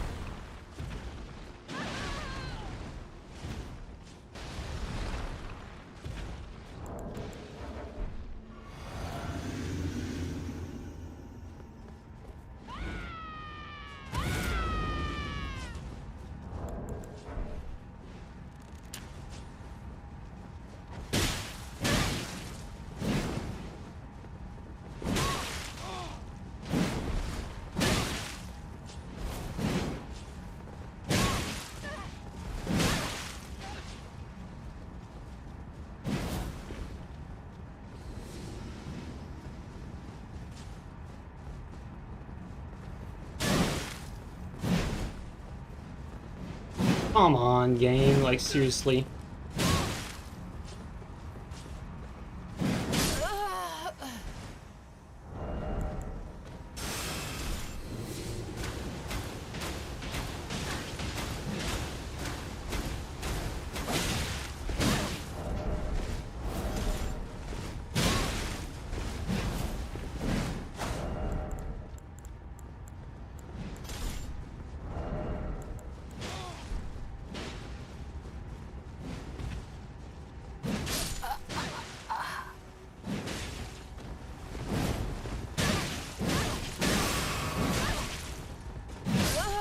Insane BHS attempt, he just did the Serpent Hunter Ash.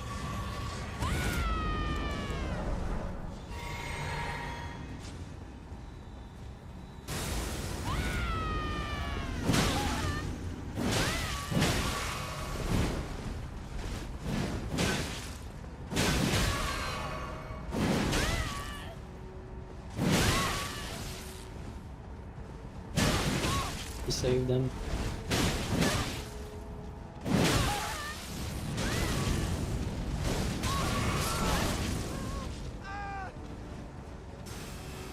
Teammate died. Just died at the worst time.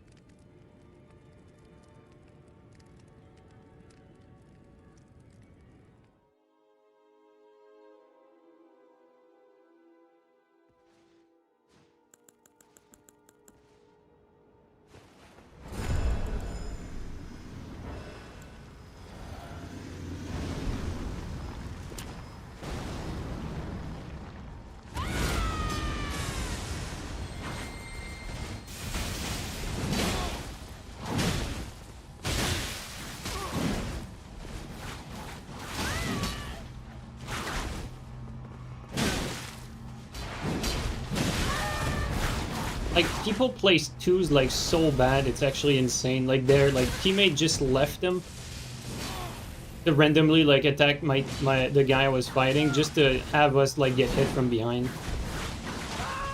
Like, it makes no sense. Did the same just now, honestly. Did the same because he was losing that though. I didn't need help last one.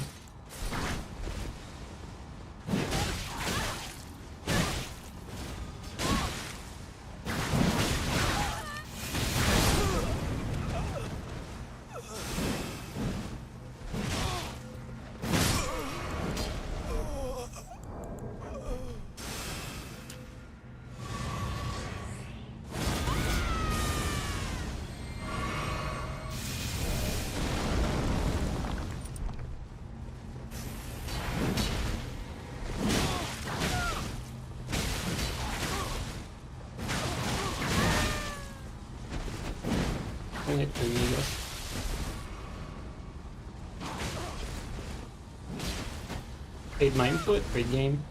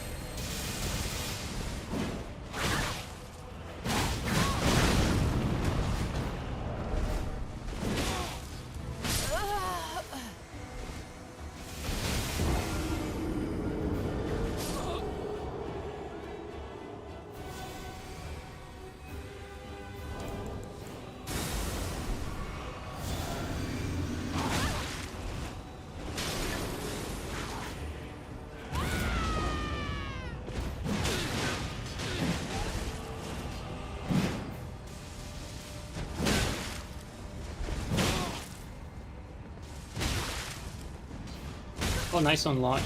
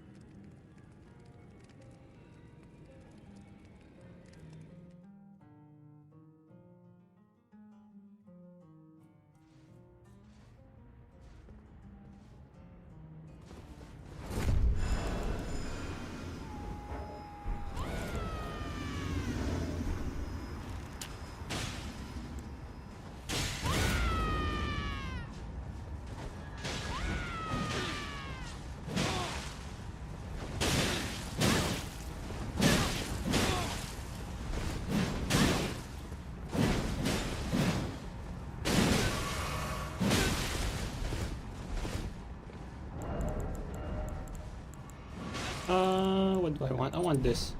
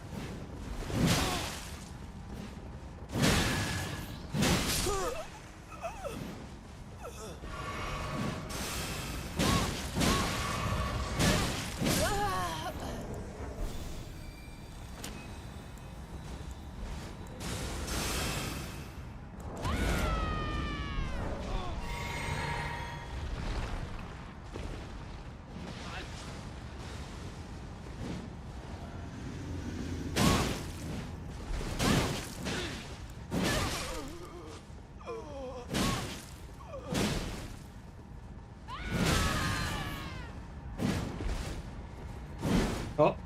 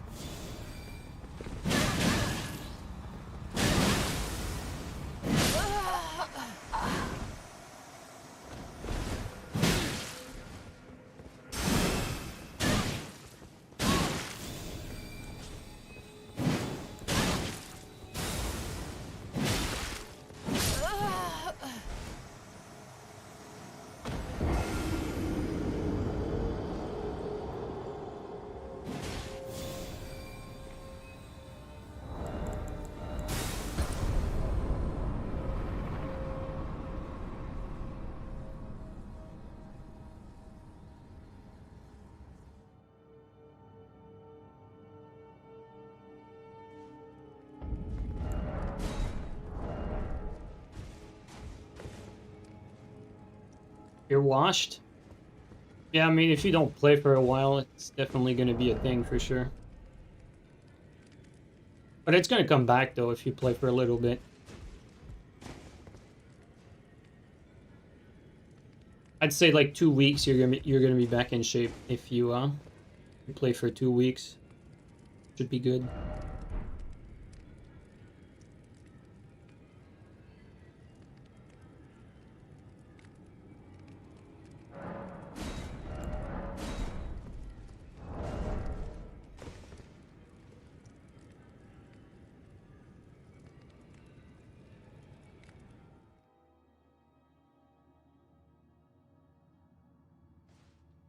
Let's go with Canuck.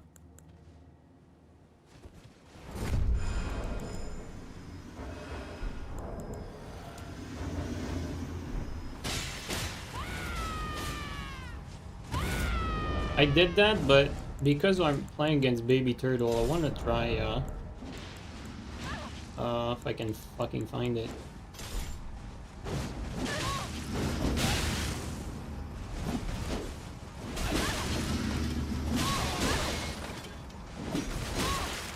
Oh shit.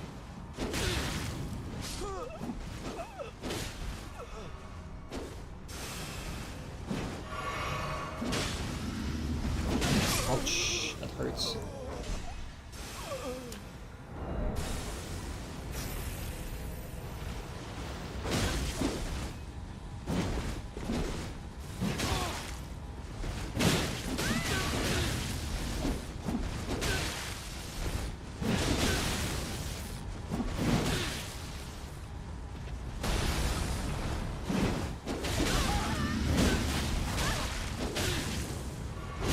Nice.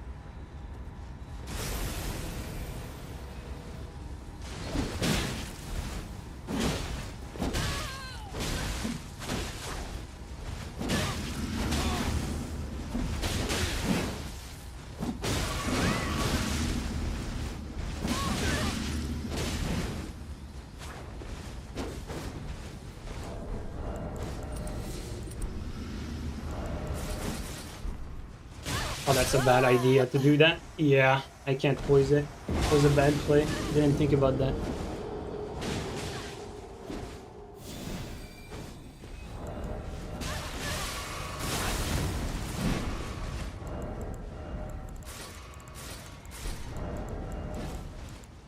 I'm not even sure what we should do better here.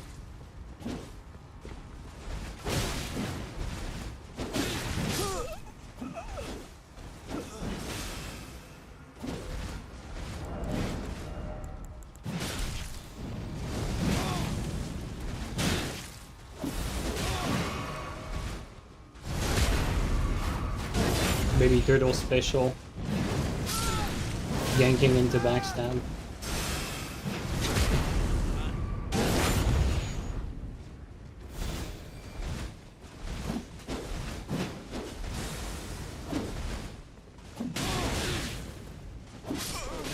Dude, that L1 is actually so underrated, like, seriously.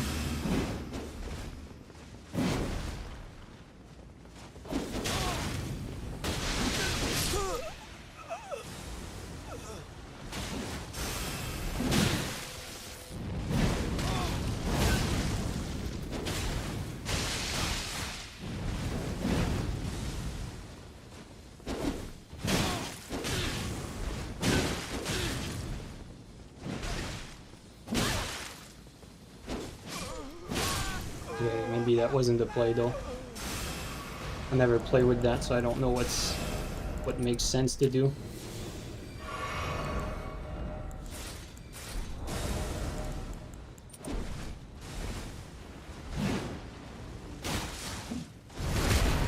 That was a weird backstab.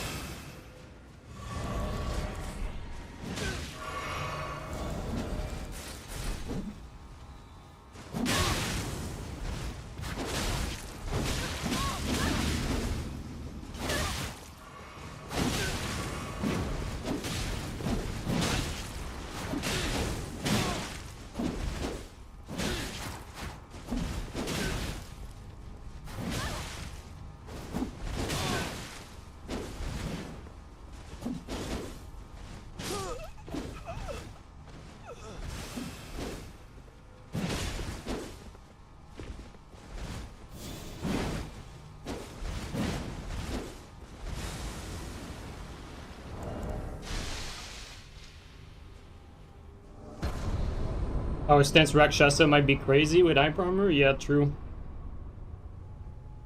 That's actually a good point. Like Rakshasa with that L1 with hyper armor, that might be actually fucking brutal. Seems similar to Halberd. I don't know. I feel like it roll catches more. Could be wrong, but let me try Halberd. I think it does more poise damage though.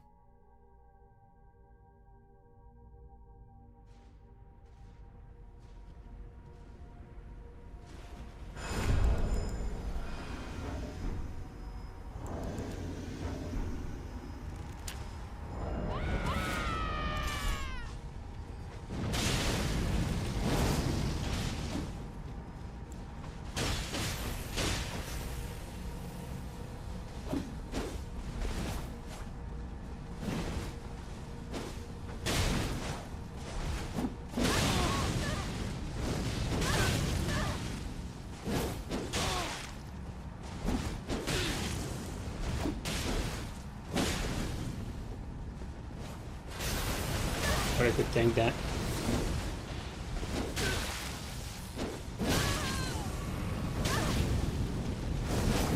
Good kill.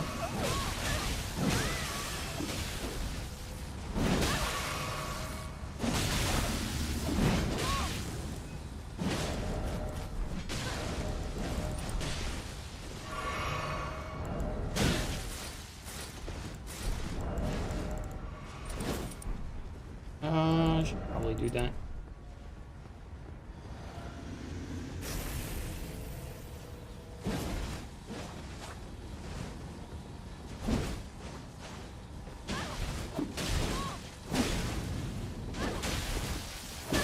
Road.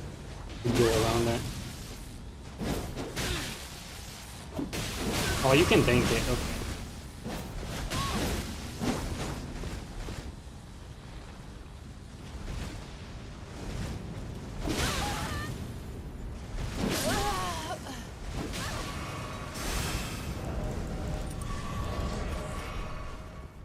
Ooh, close.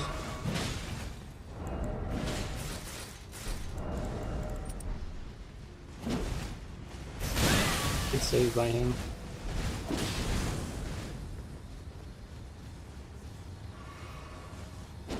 Come on.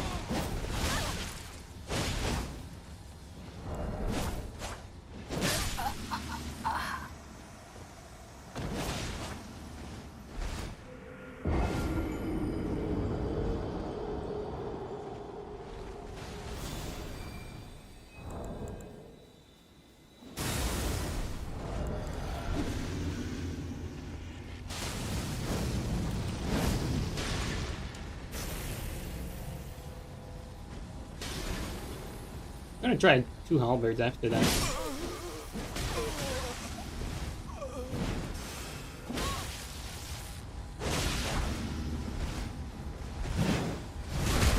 Thanks for that guide, Filthy.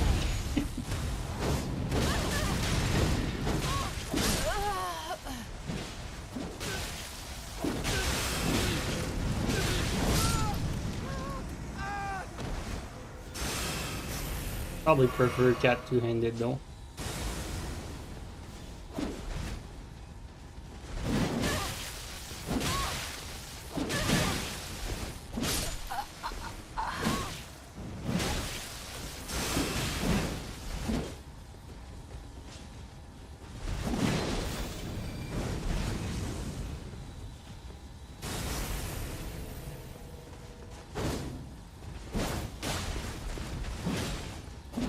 Oh, he's lagging.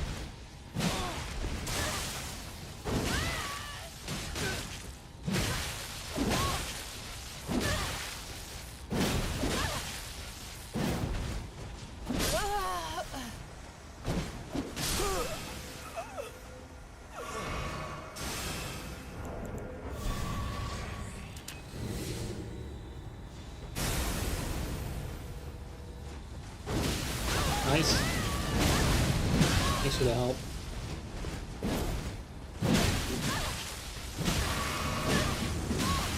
Would have been fine to do that. I was by myself. Okay, we trade that.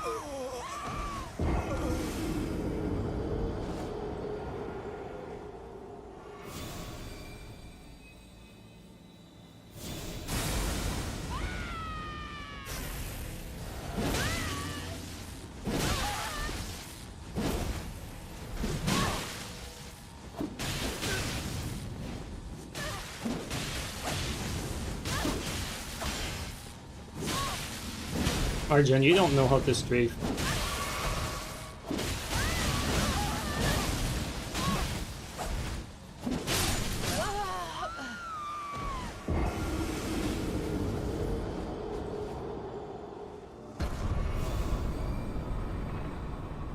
Okay, well, it was an interesting experiment to try the power stance cat.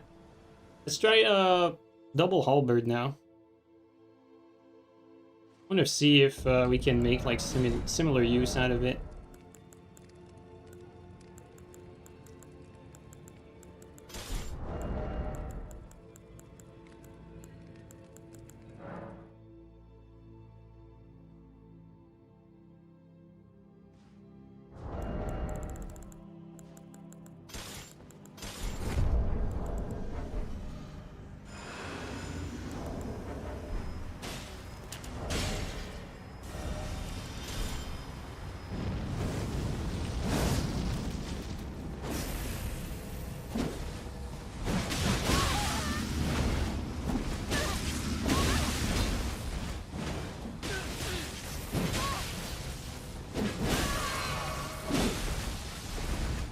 Dangerous.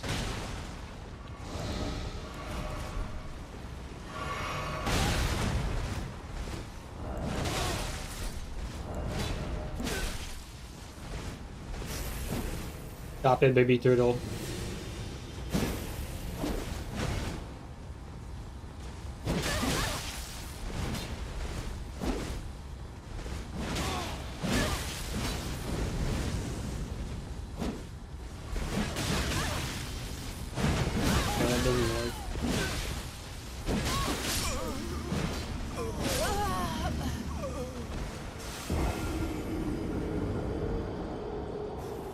It feels similar, but the damage is much lower though. Like it has much lower damage than double cat.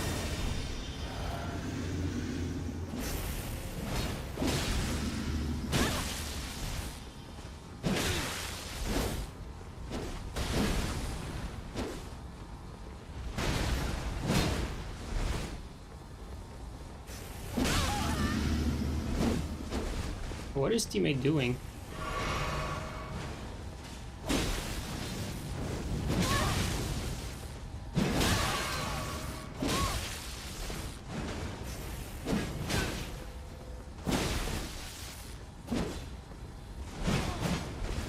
Bro, he has the fucking gloves on.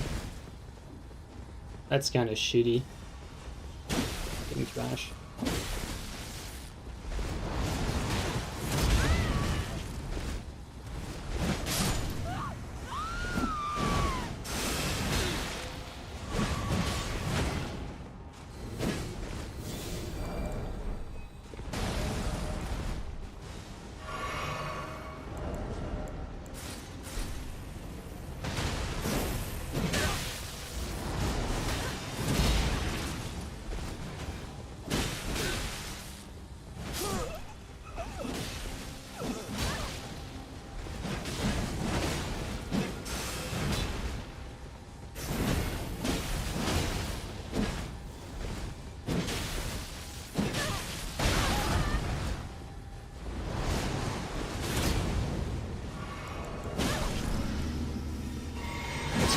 Thanks, teammate.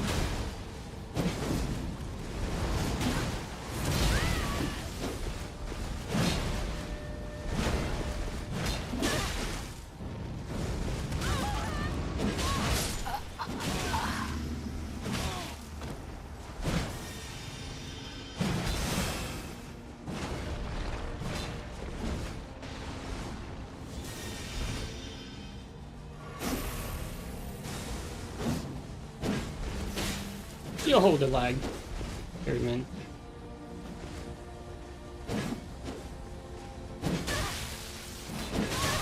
Like both.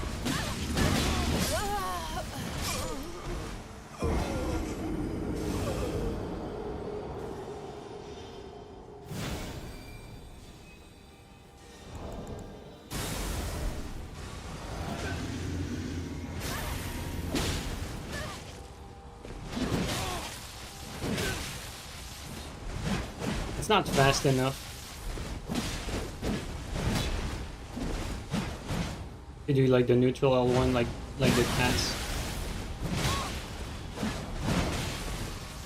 Also, I think this guy's latent on top of that.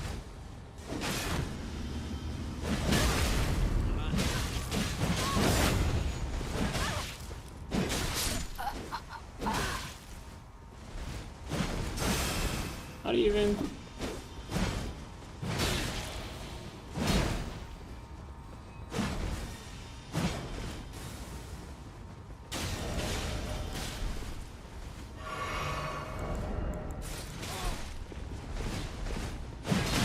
That's not even good damage.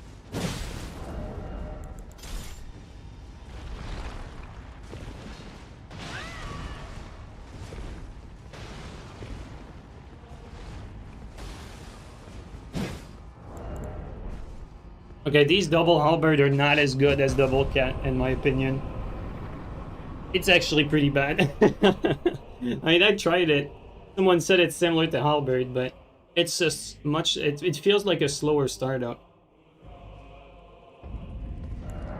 Definitely not as good.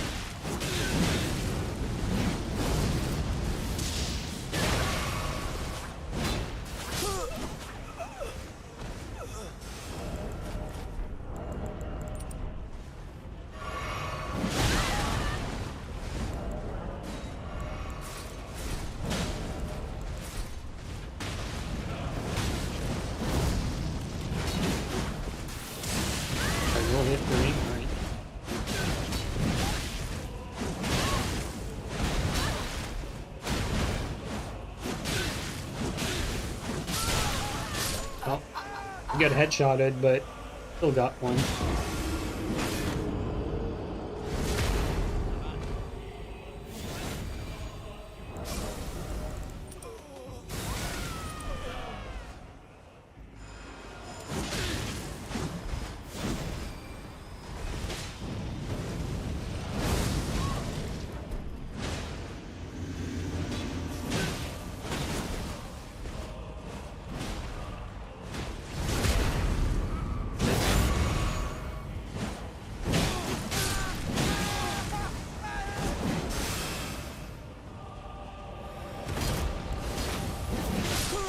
Okay, so the thingy went through this.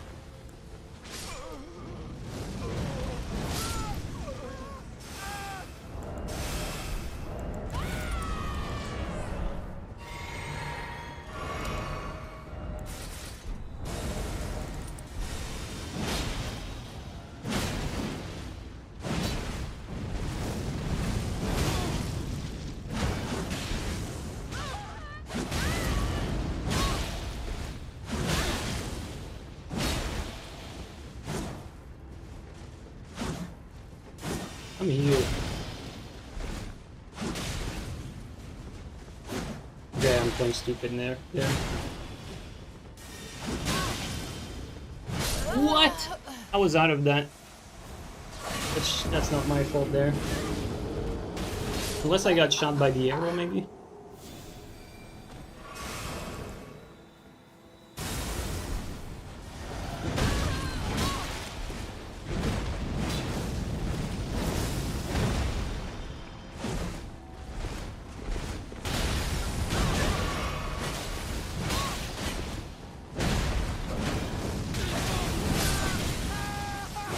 Bro.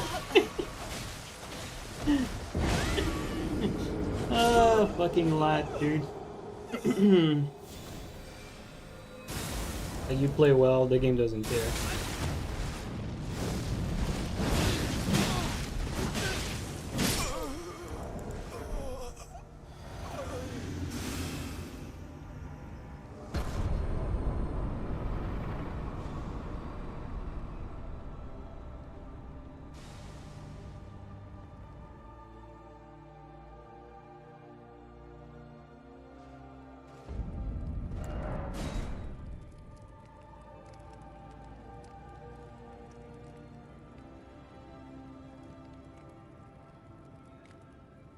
At least this set looks somewhat decent. Yeah, at least.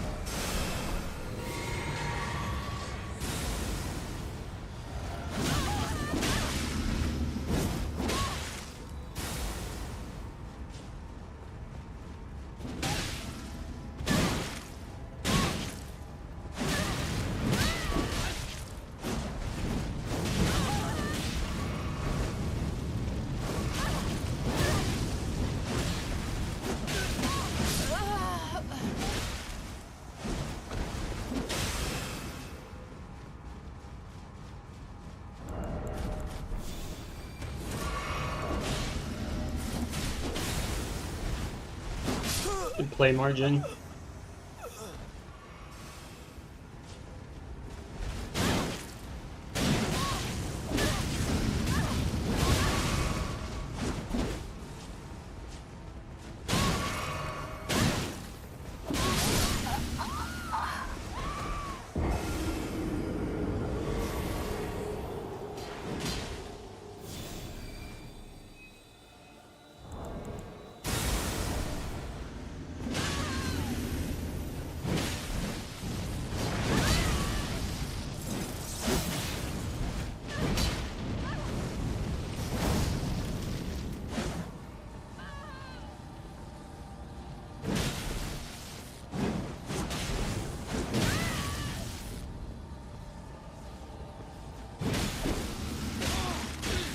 And margin shit net for his loss.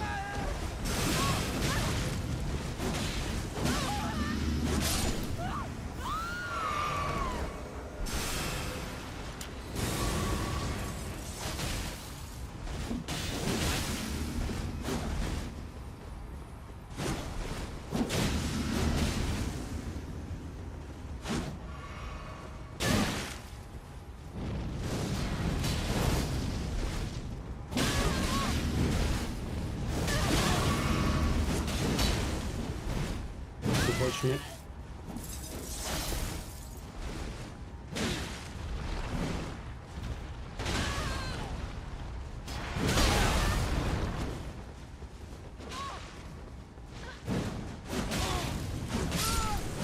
What are you doing, man?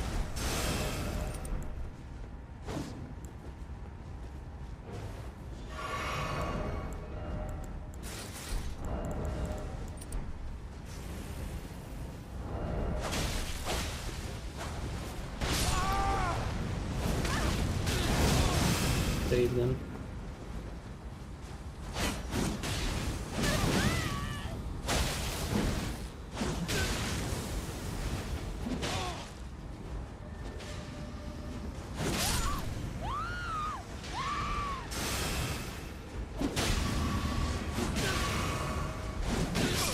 Shit, baby turtle.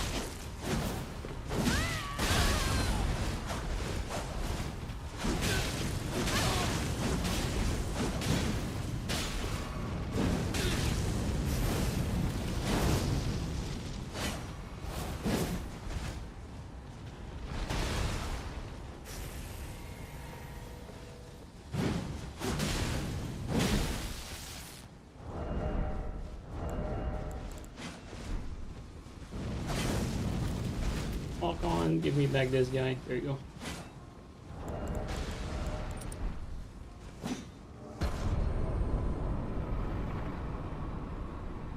You're trying to get better with TS, you're saying?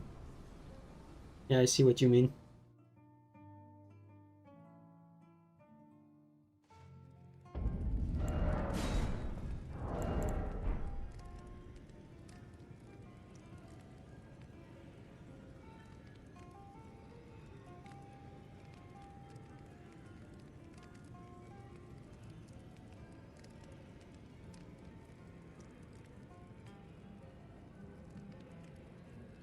Good shit, baby turtle. You played well.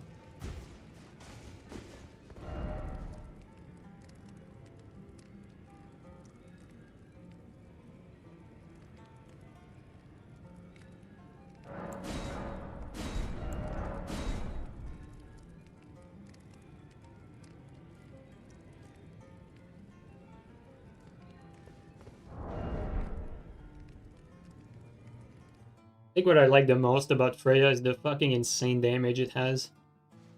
Just so much.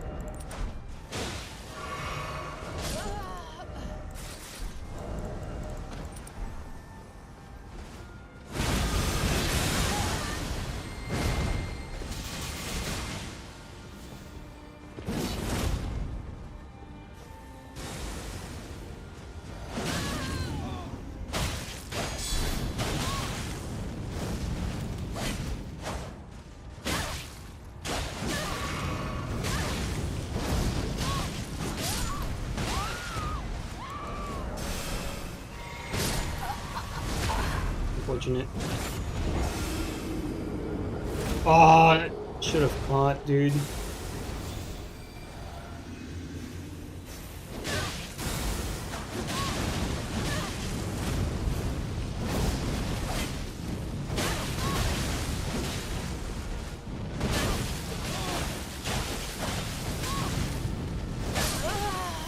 Played stupid there. I thought Baby Turtle would hit him, but he was also busy.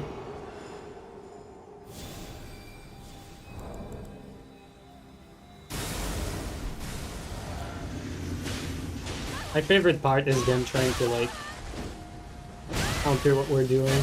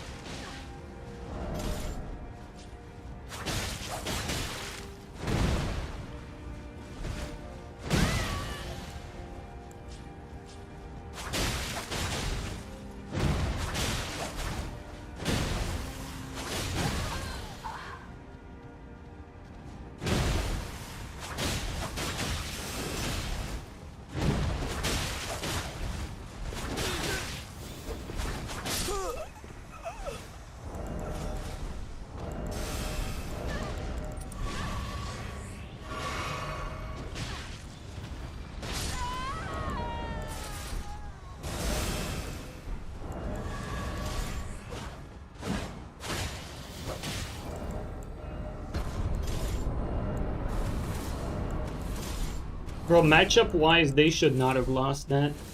They were winning both matchup, like, heavily. Like, my CGS versus his Ultra, like, that's, like, the easiest matchup for him. And then, like, his TS versus Baby Turtle's fucking Katana, like, they should have won that.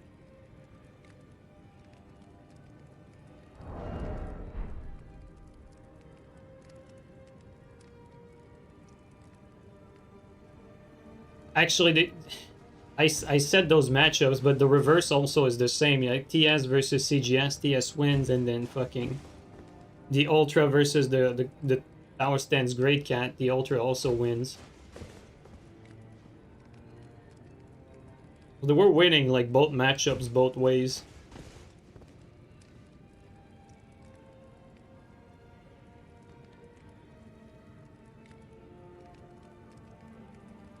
Are Ultras trash in Dark Souls 3?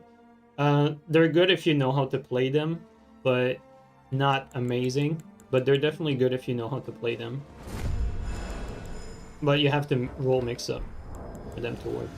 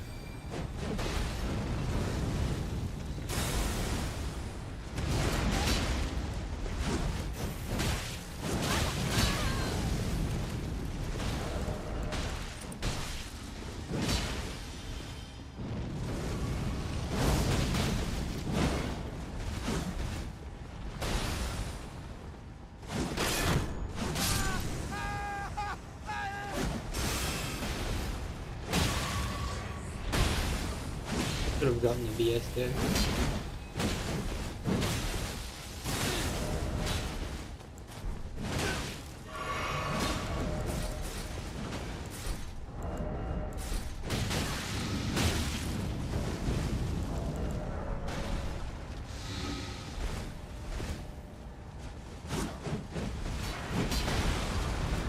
I just ignore that guy though.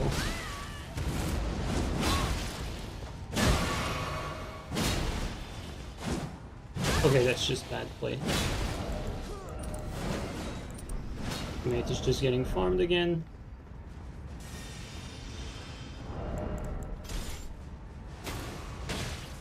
He actually went like over it.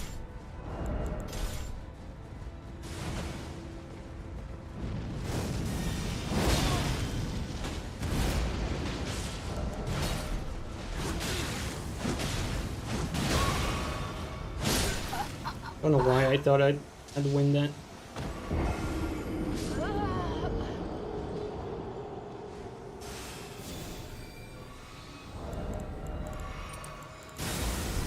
Oh, it's because I fucking moved this shit. That's why.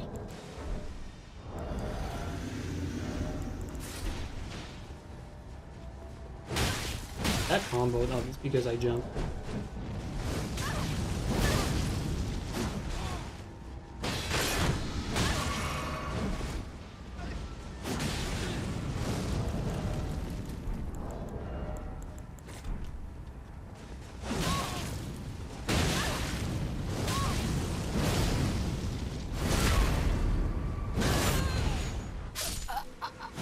That's my fault there. I lost too fast too. It's a matchup disadvantage, but still.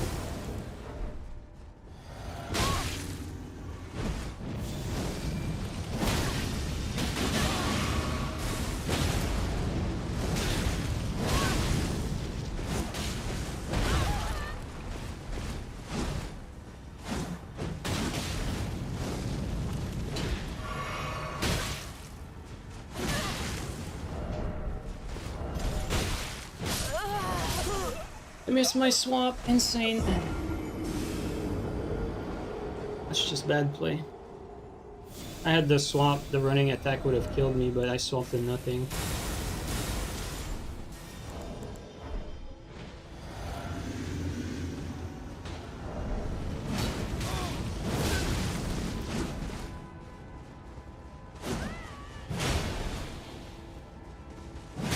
Okay.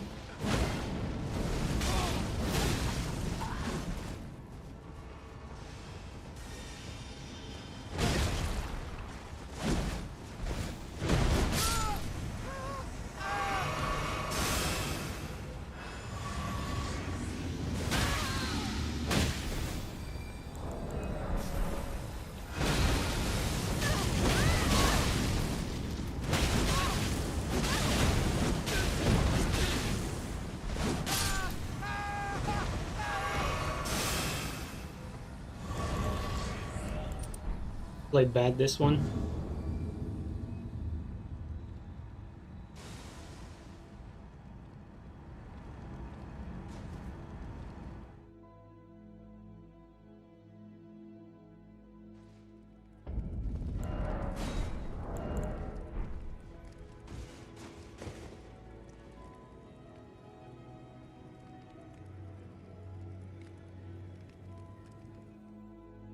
But on gun, what is even the last fucking trailer? Like fucking that didn't look anything like fucking Call of Duty, man. Like I sat through the whole thing and that last one was like, what the fuck? That doesn't look like a COD at all.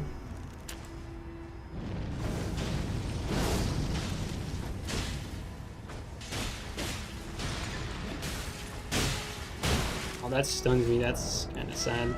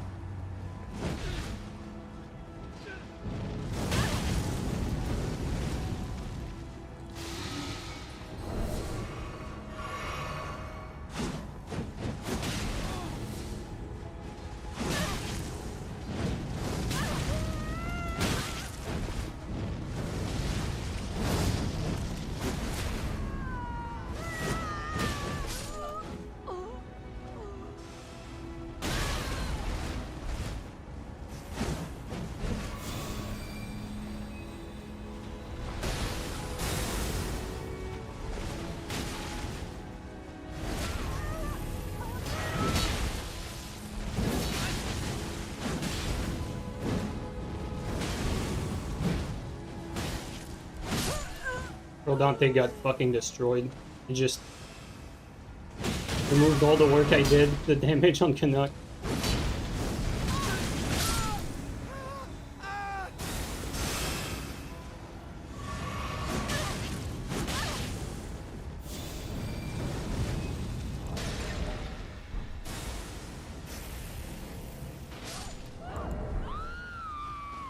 Thank you, Dante. Nice.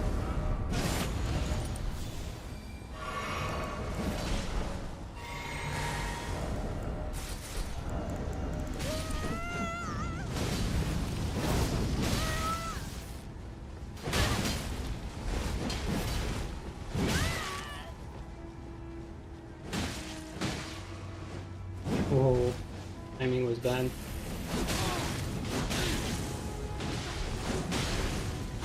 Read that.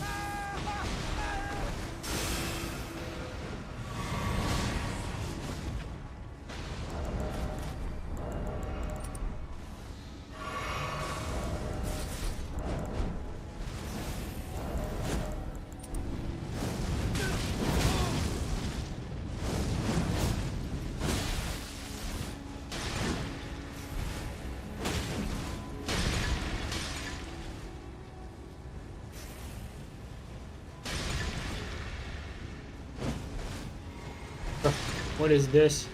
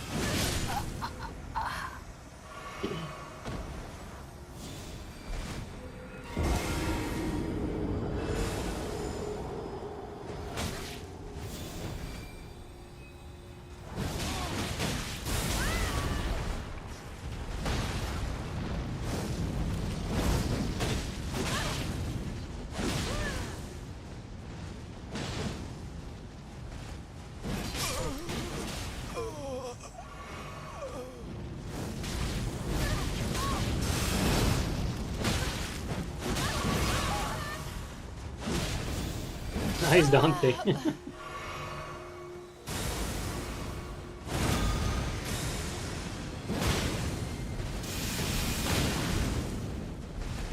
Bro, the damage is real. Holy damage.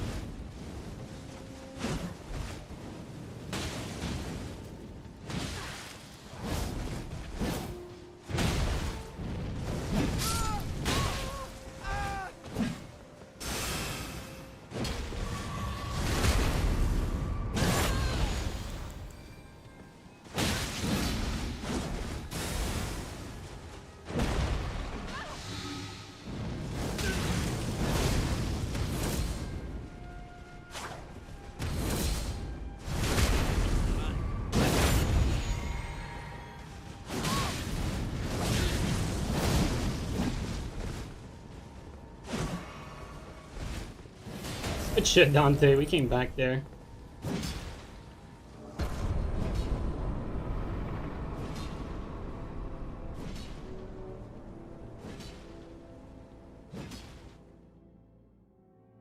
Meow, not meow. Thanks for the raid. Welcome in, guys. Not sure we're gonna be streaming for much longer, but thanks for the raid. I appreciate it.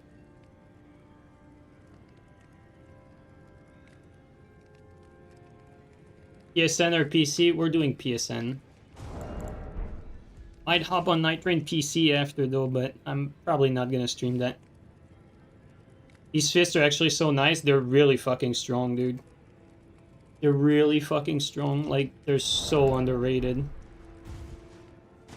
Because they basically proc rot, right? Like, that poison is same damage as rot. And they proc it very fast.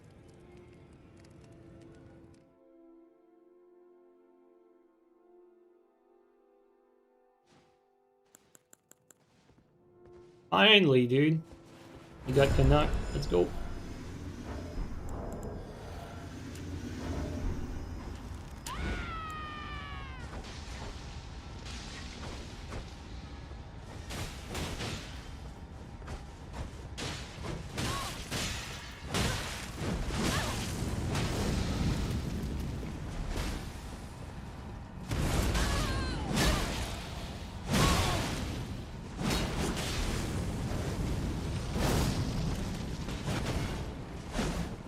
believe we missed that.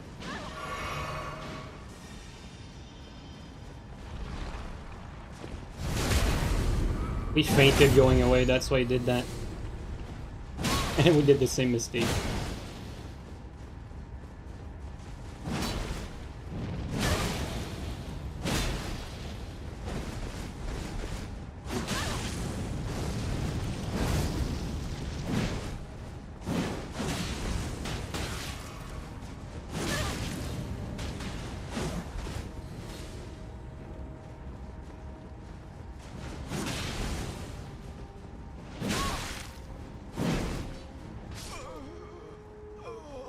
Good teammate.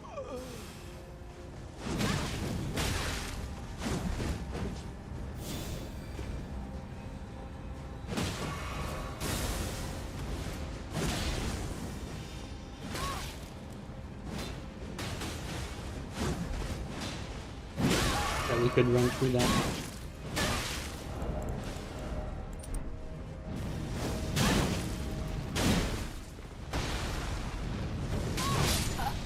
Saved them. That was a kill right there. It was a flame strike combo.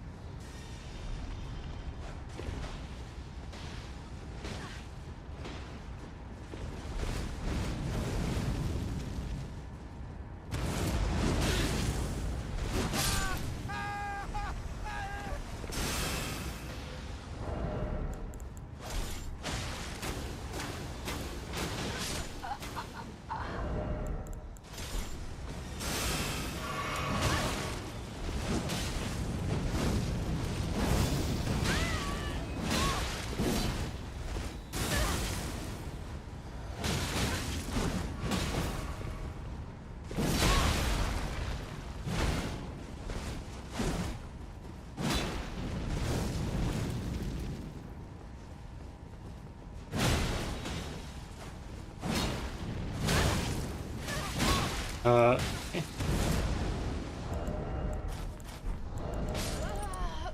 Nice. Oh, I thought I had another eel.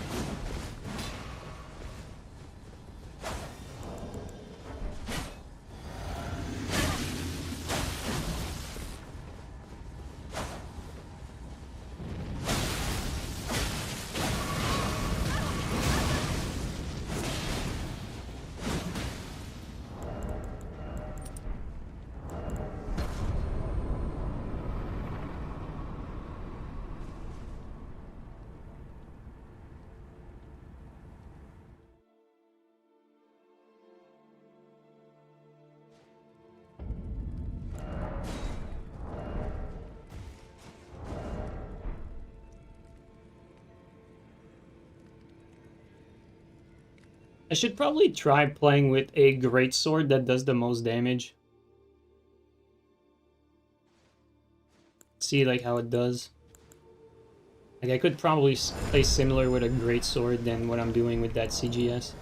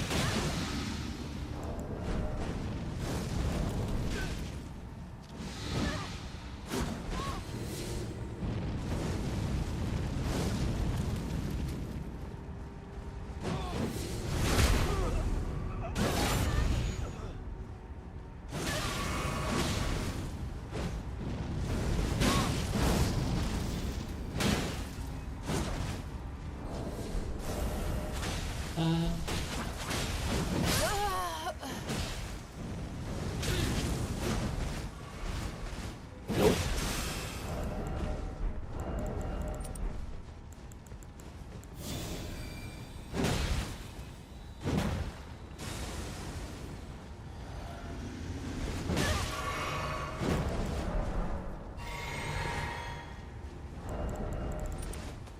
Survive to live another day.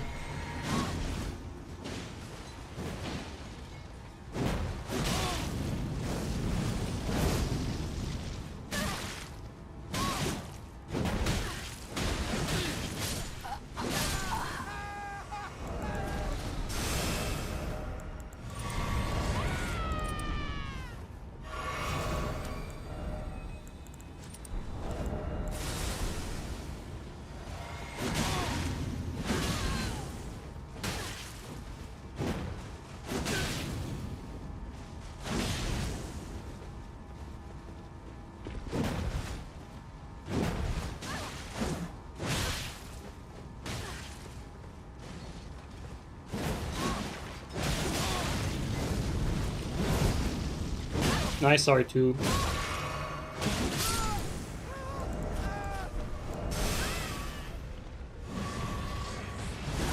Good backstab there.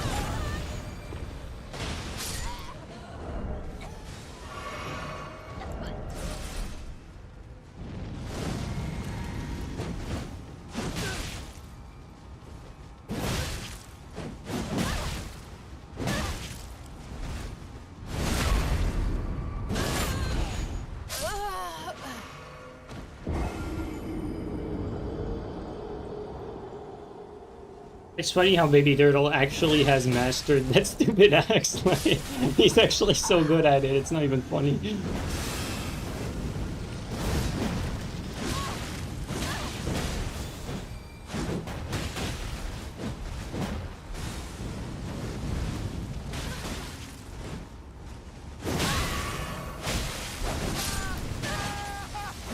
There you go, alright.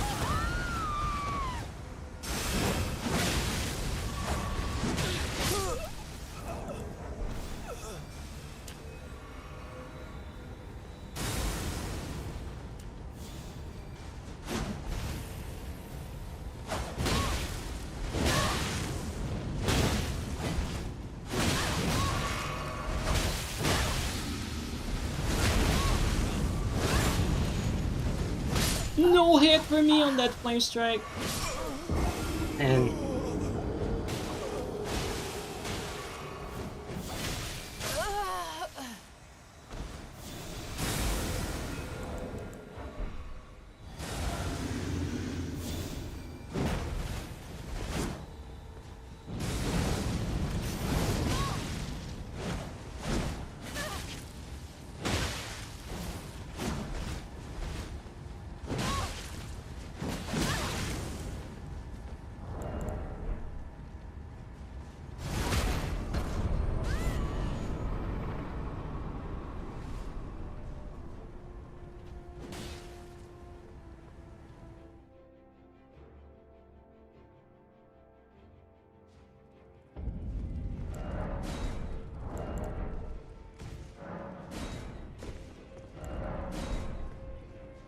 Guys, is the Banished Knight the greatsword that does the most damage on strength? And is there like another build that would have another greatsword that would do more damage? I don't think so, right? I think Banished Knight on strength is the highest. What about Solitude? Oh, yeah, maybe Solitude, but I want Flame Strike, so I can't have Solitude. Out Flame Strike.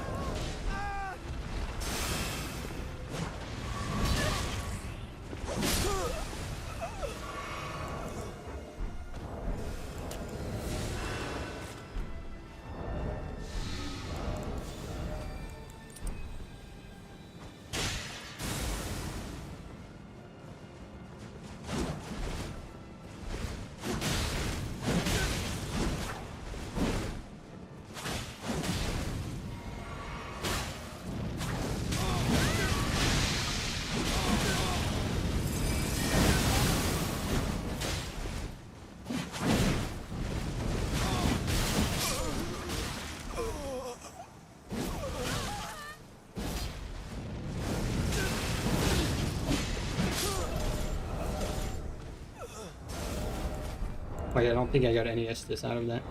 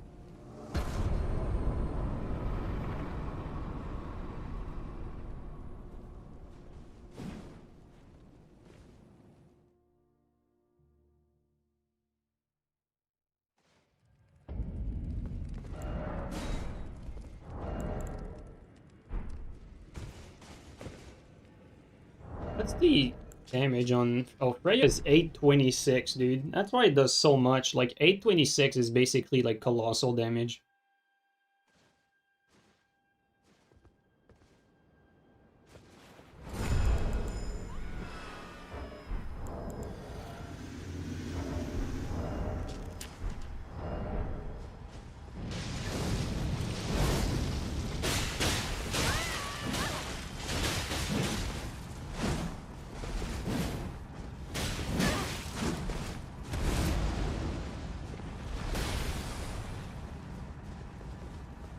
Crazy.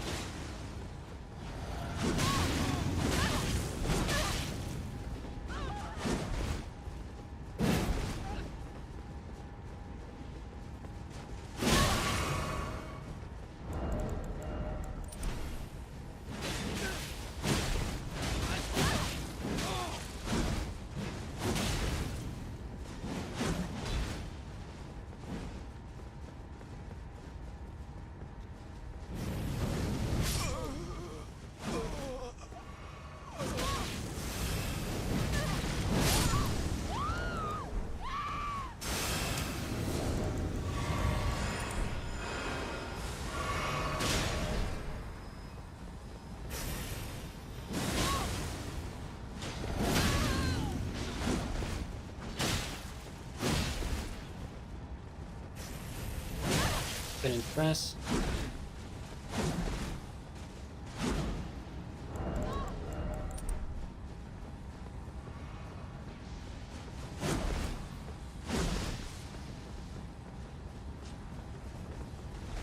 Bro, don't try to backstab him, attack him, dude. Oh boy, you actually got a parry. Gotta be kidding.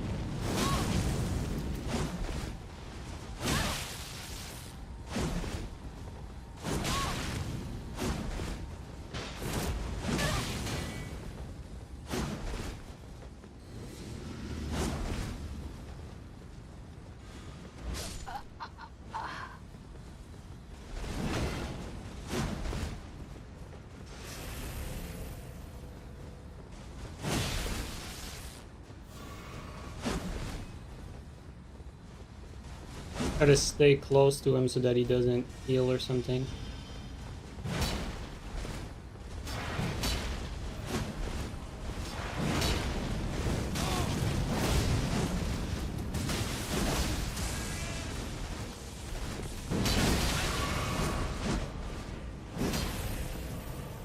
Easy. Dark Souls 1. It's kind of funny how, like, people in Elden Ring and even Dark Souls 3 don't know how to do that backstab. Guess it still works in the ER though.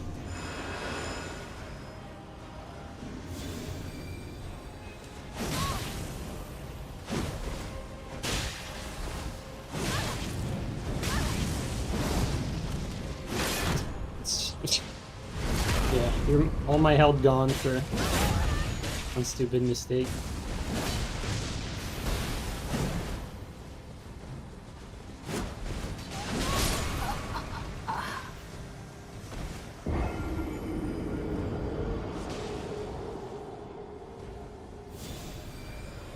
Normal DLC weapon damage, yeah.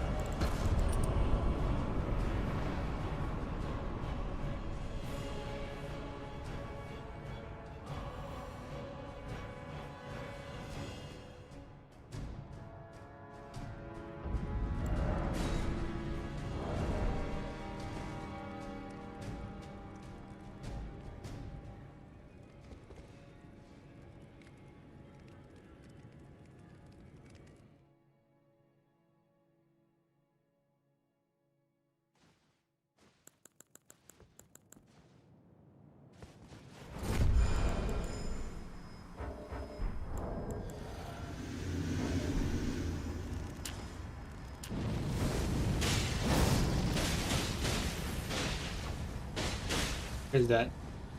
Yes.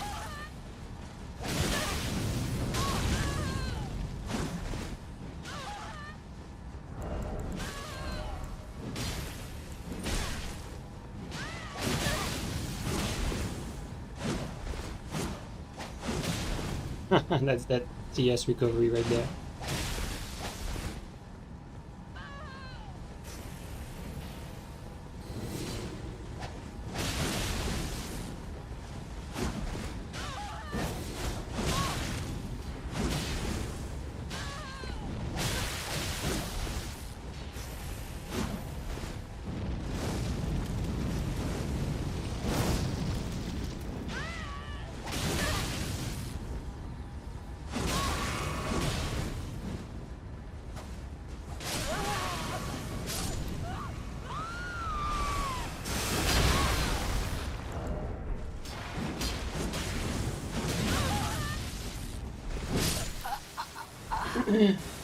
And I had heals too, like, I just needed one reset.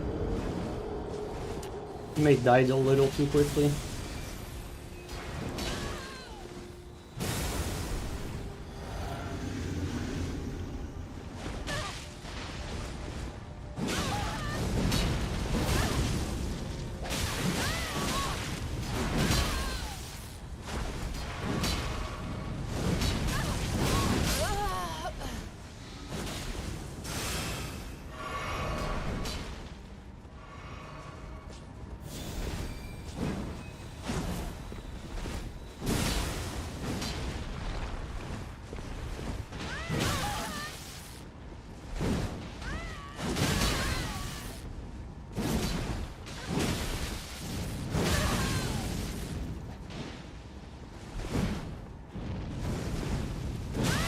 I was out of that. Oh, okay, shouldn't it?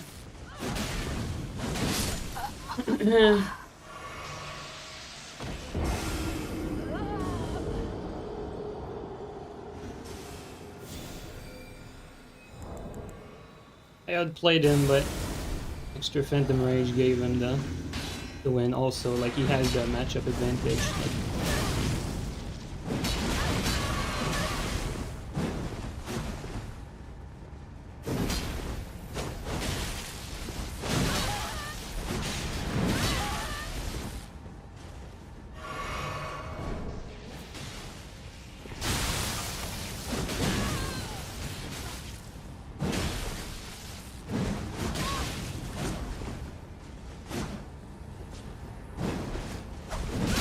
thank you.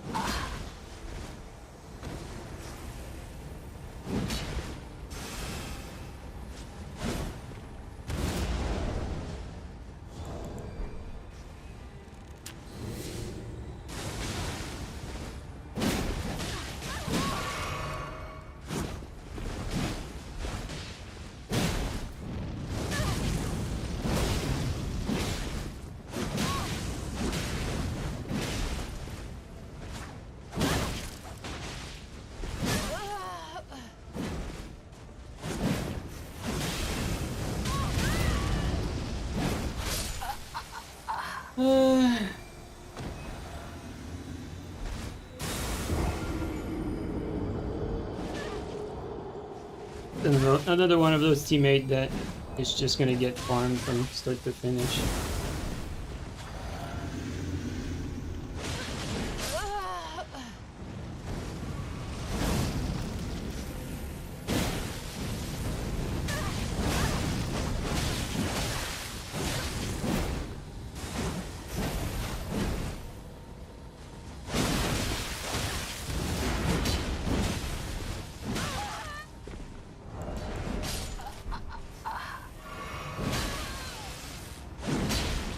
Oh, you actually got a kill.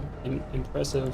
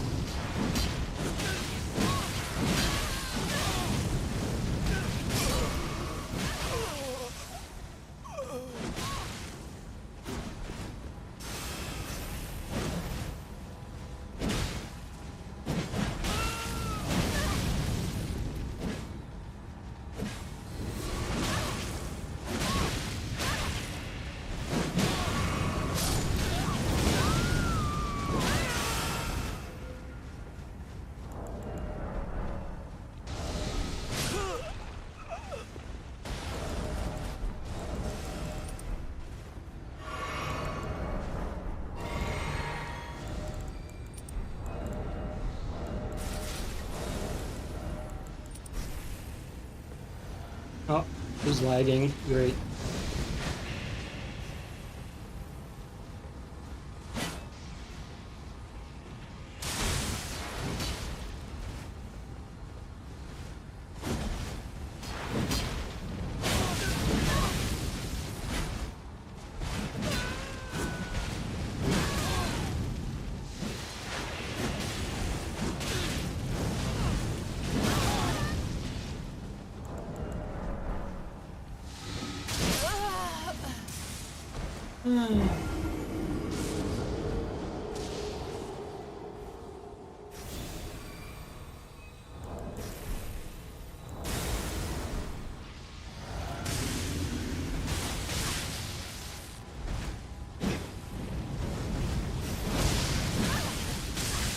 Bro, Pasha, get on one, please. Like, seriously.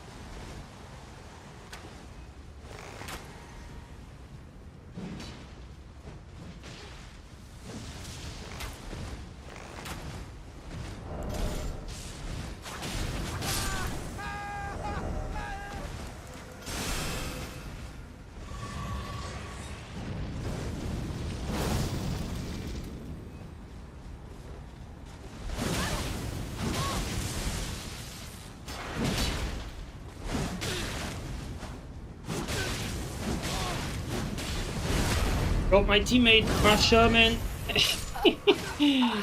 It's actually incredible how, like, they're pretty much ignoring him most of the fight. Like, he's not there.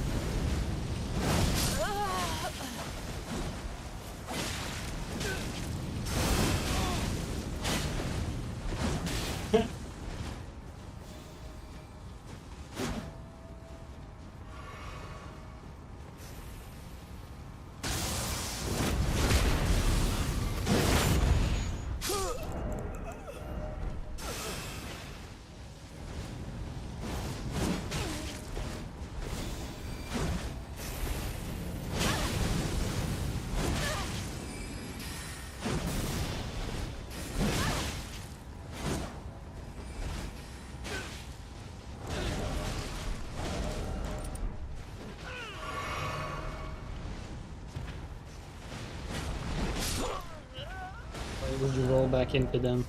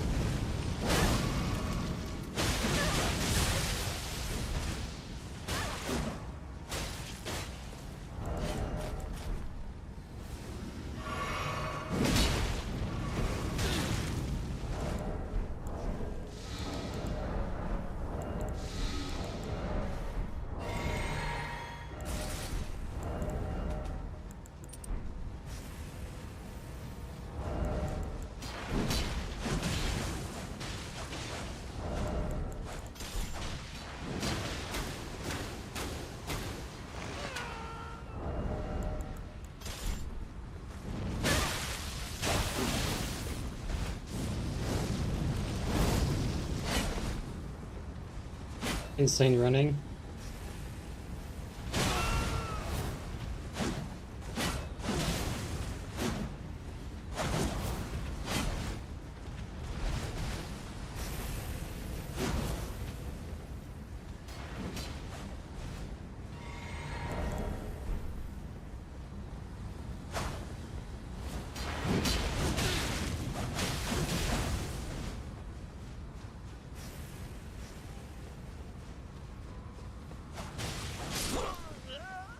Of course.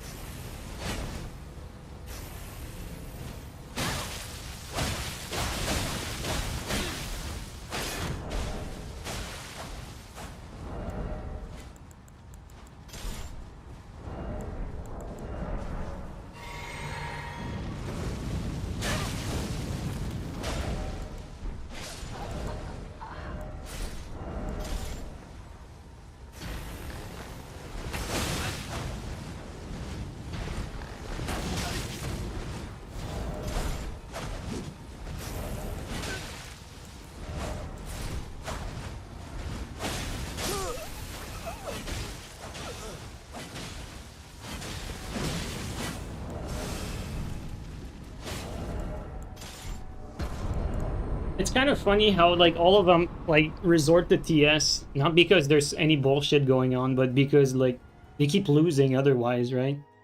They have to like swap the TS against pretty much everything.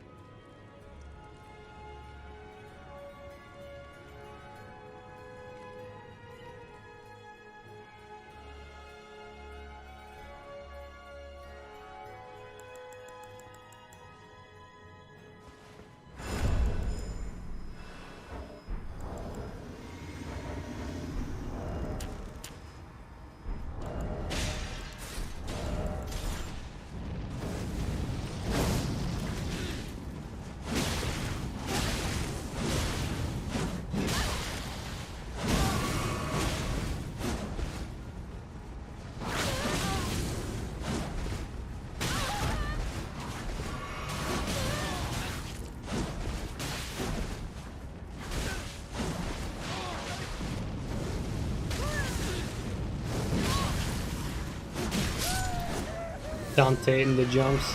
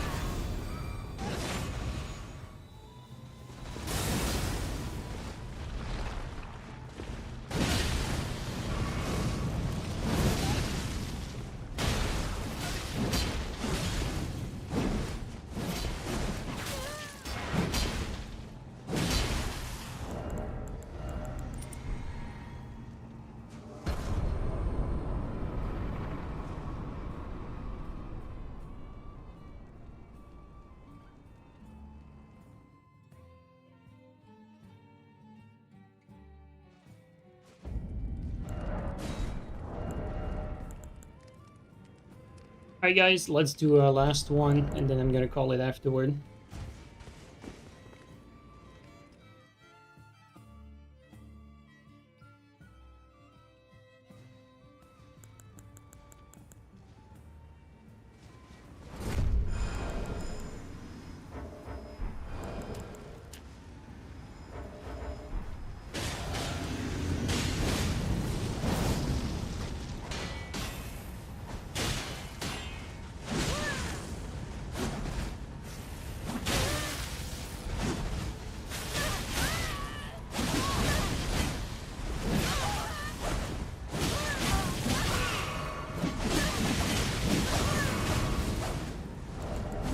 Always with Pasha that I get blended like crazy.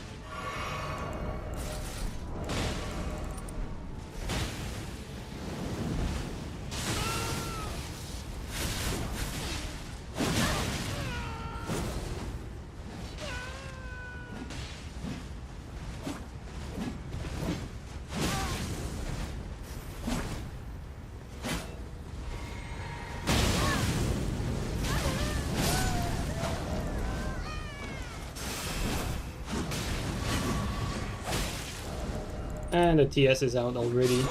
And in vain.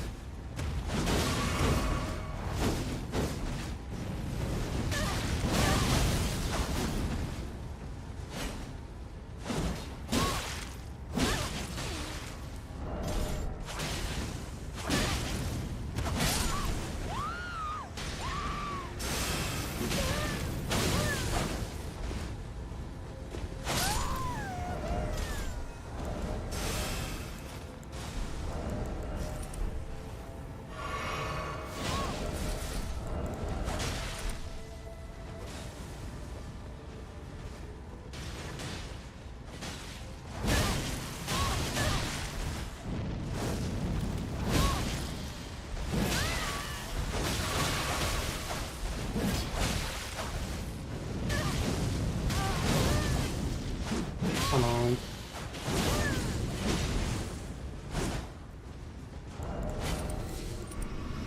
Oh, where's the other guy? Why are you attacking me? Dante at?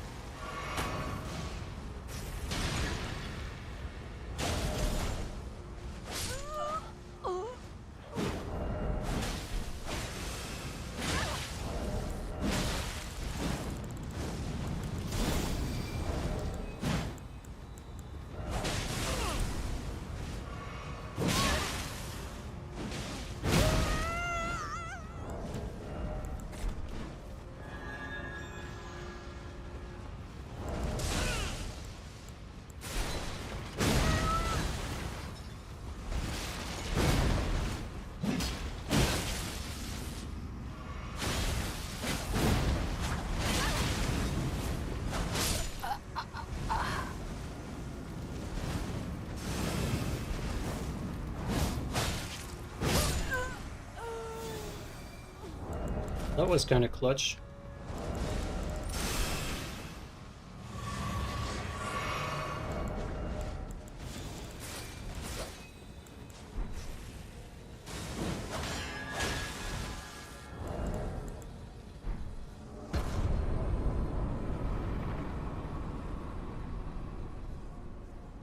Alright, I think that's a good one to end on. Thanks everyone for coming by again. Let's see who's on right now. I mean, Dante's probably on, right? Let's raid Dante.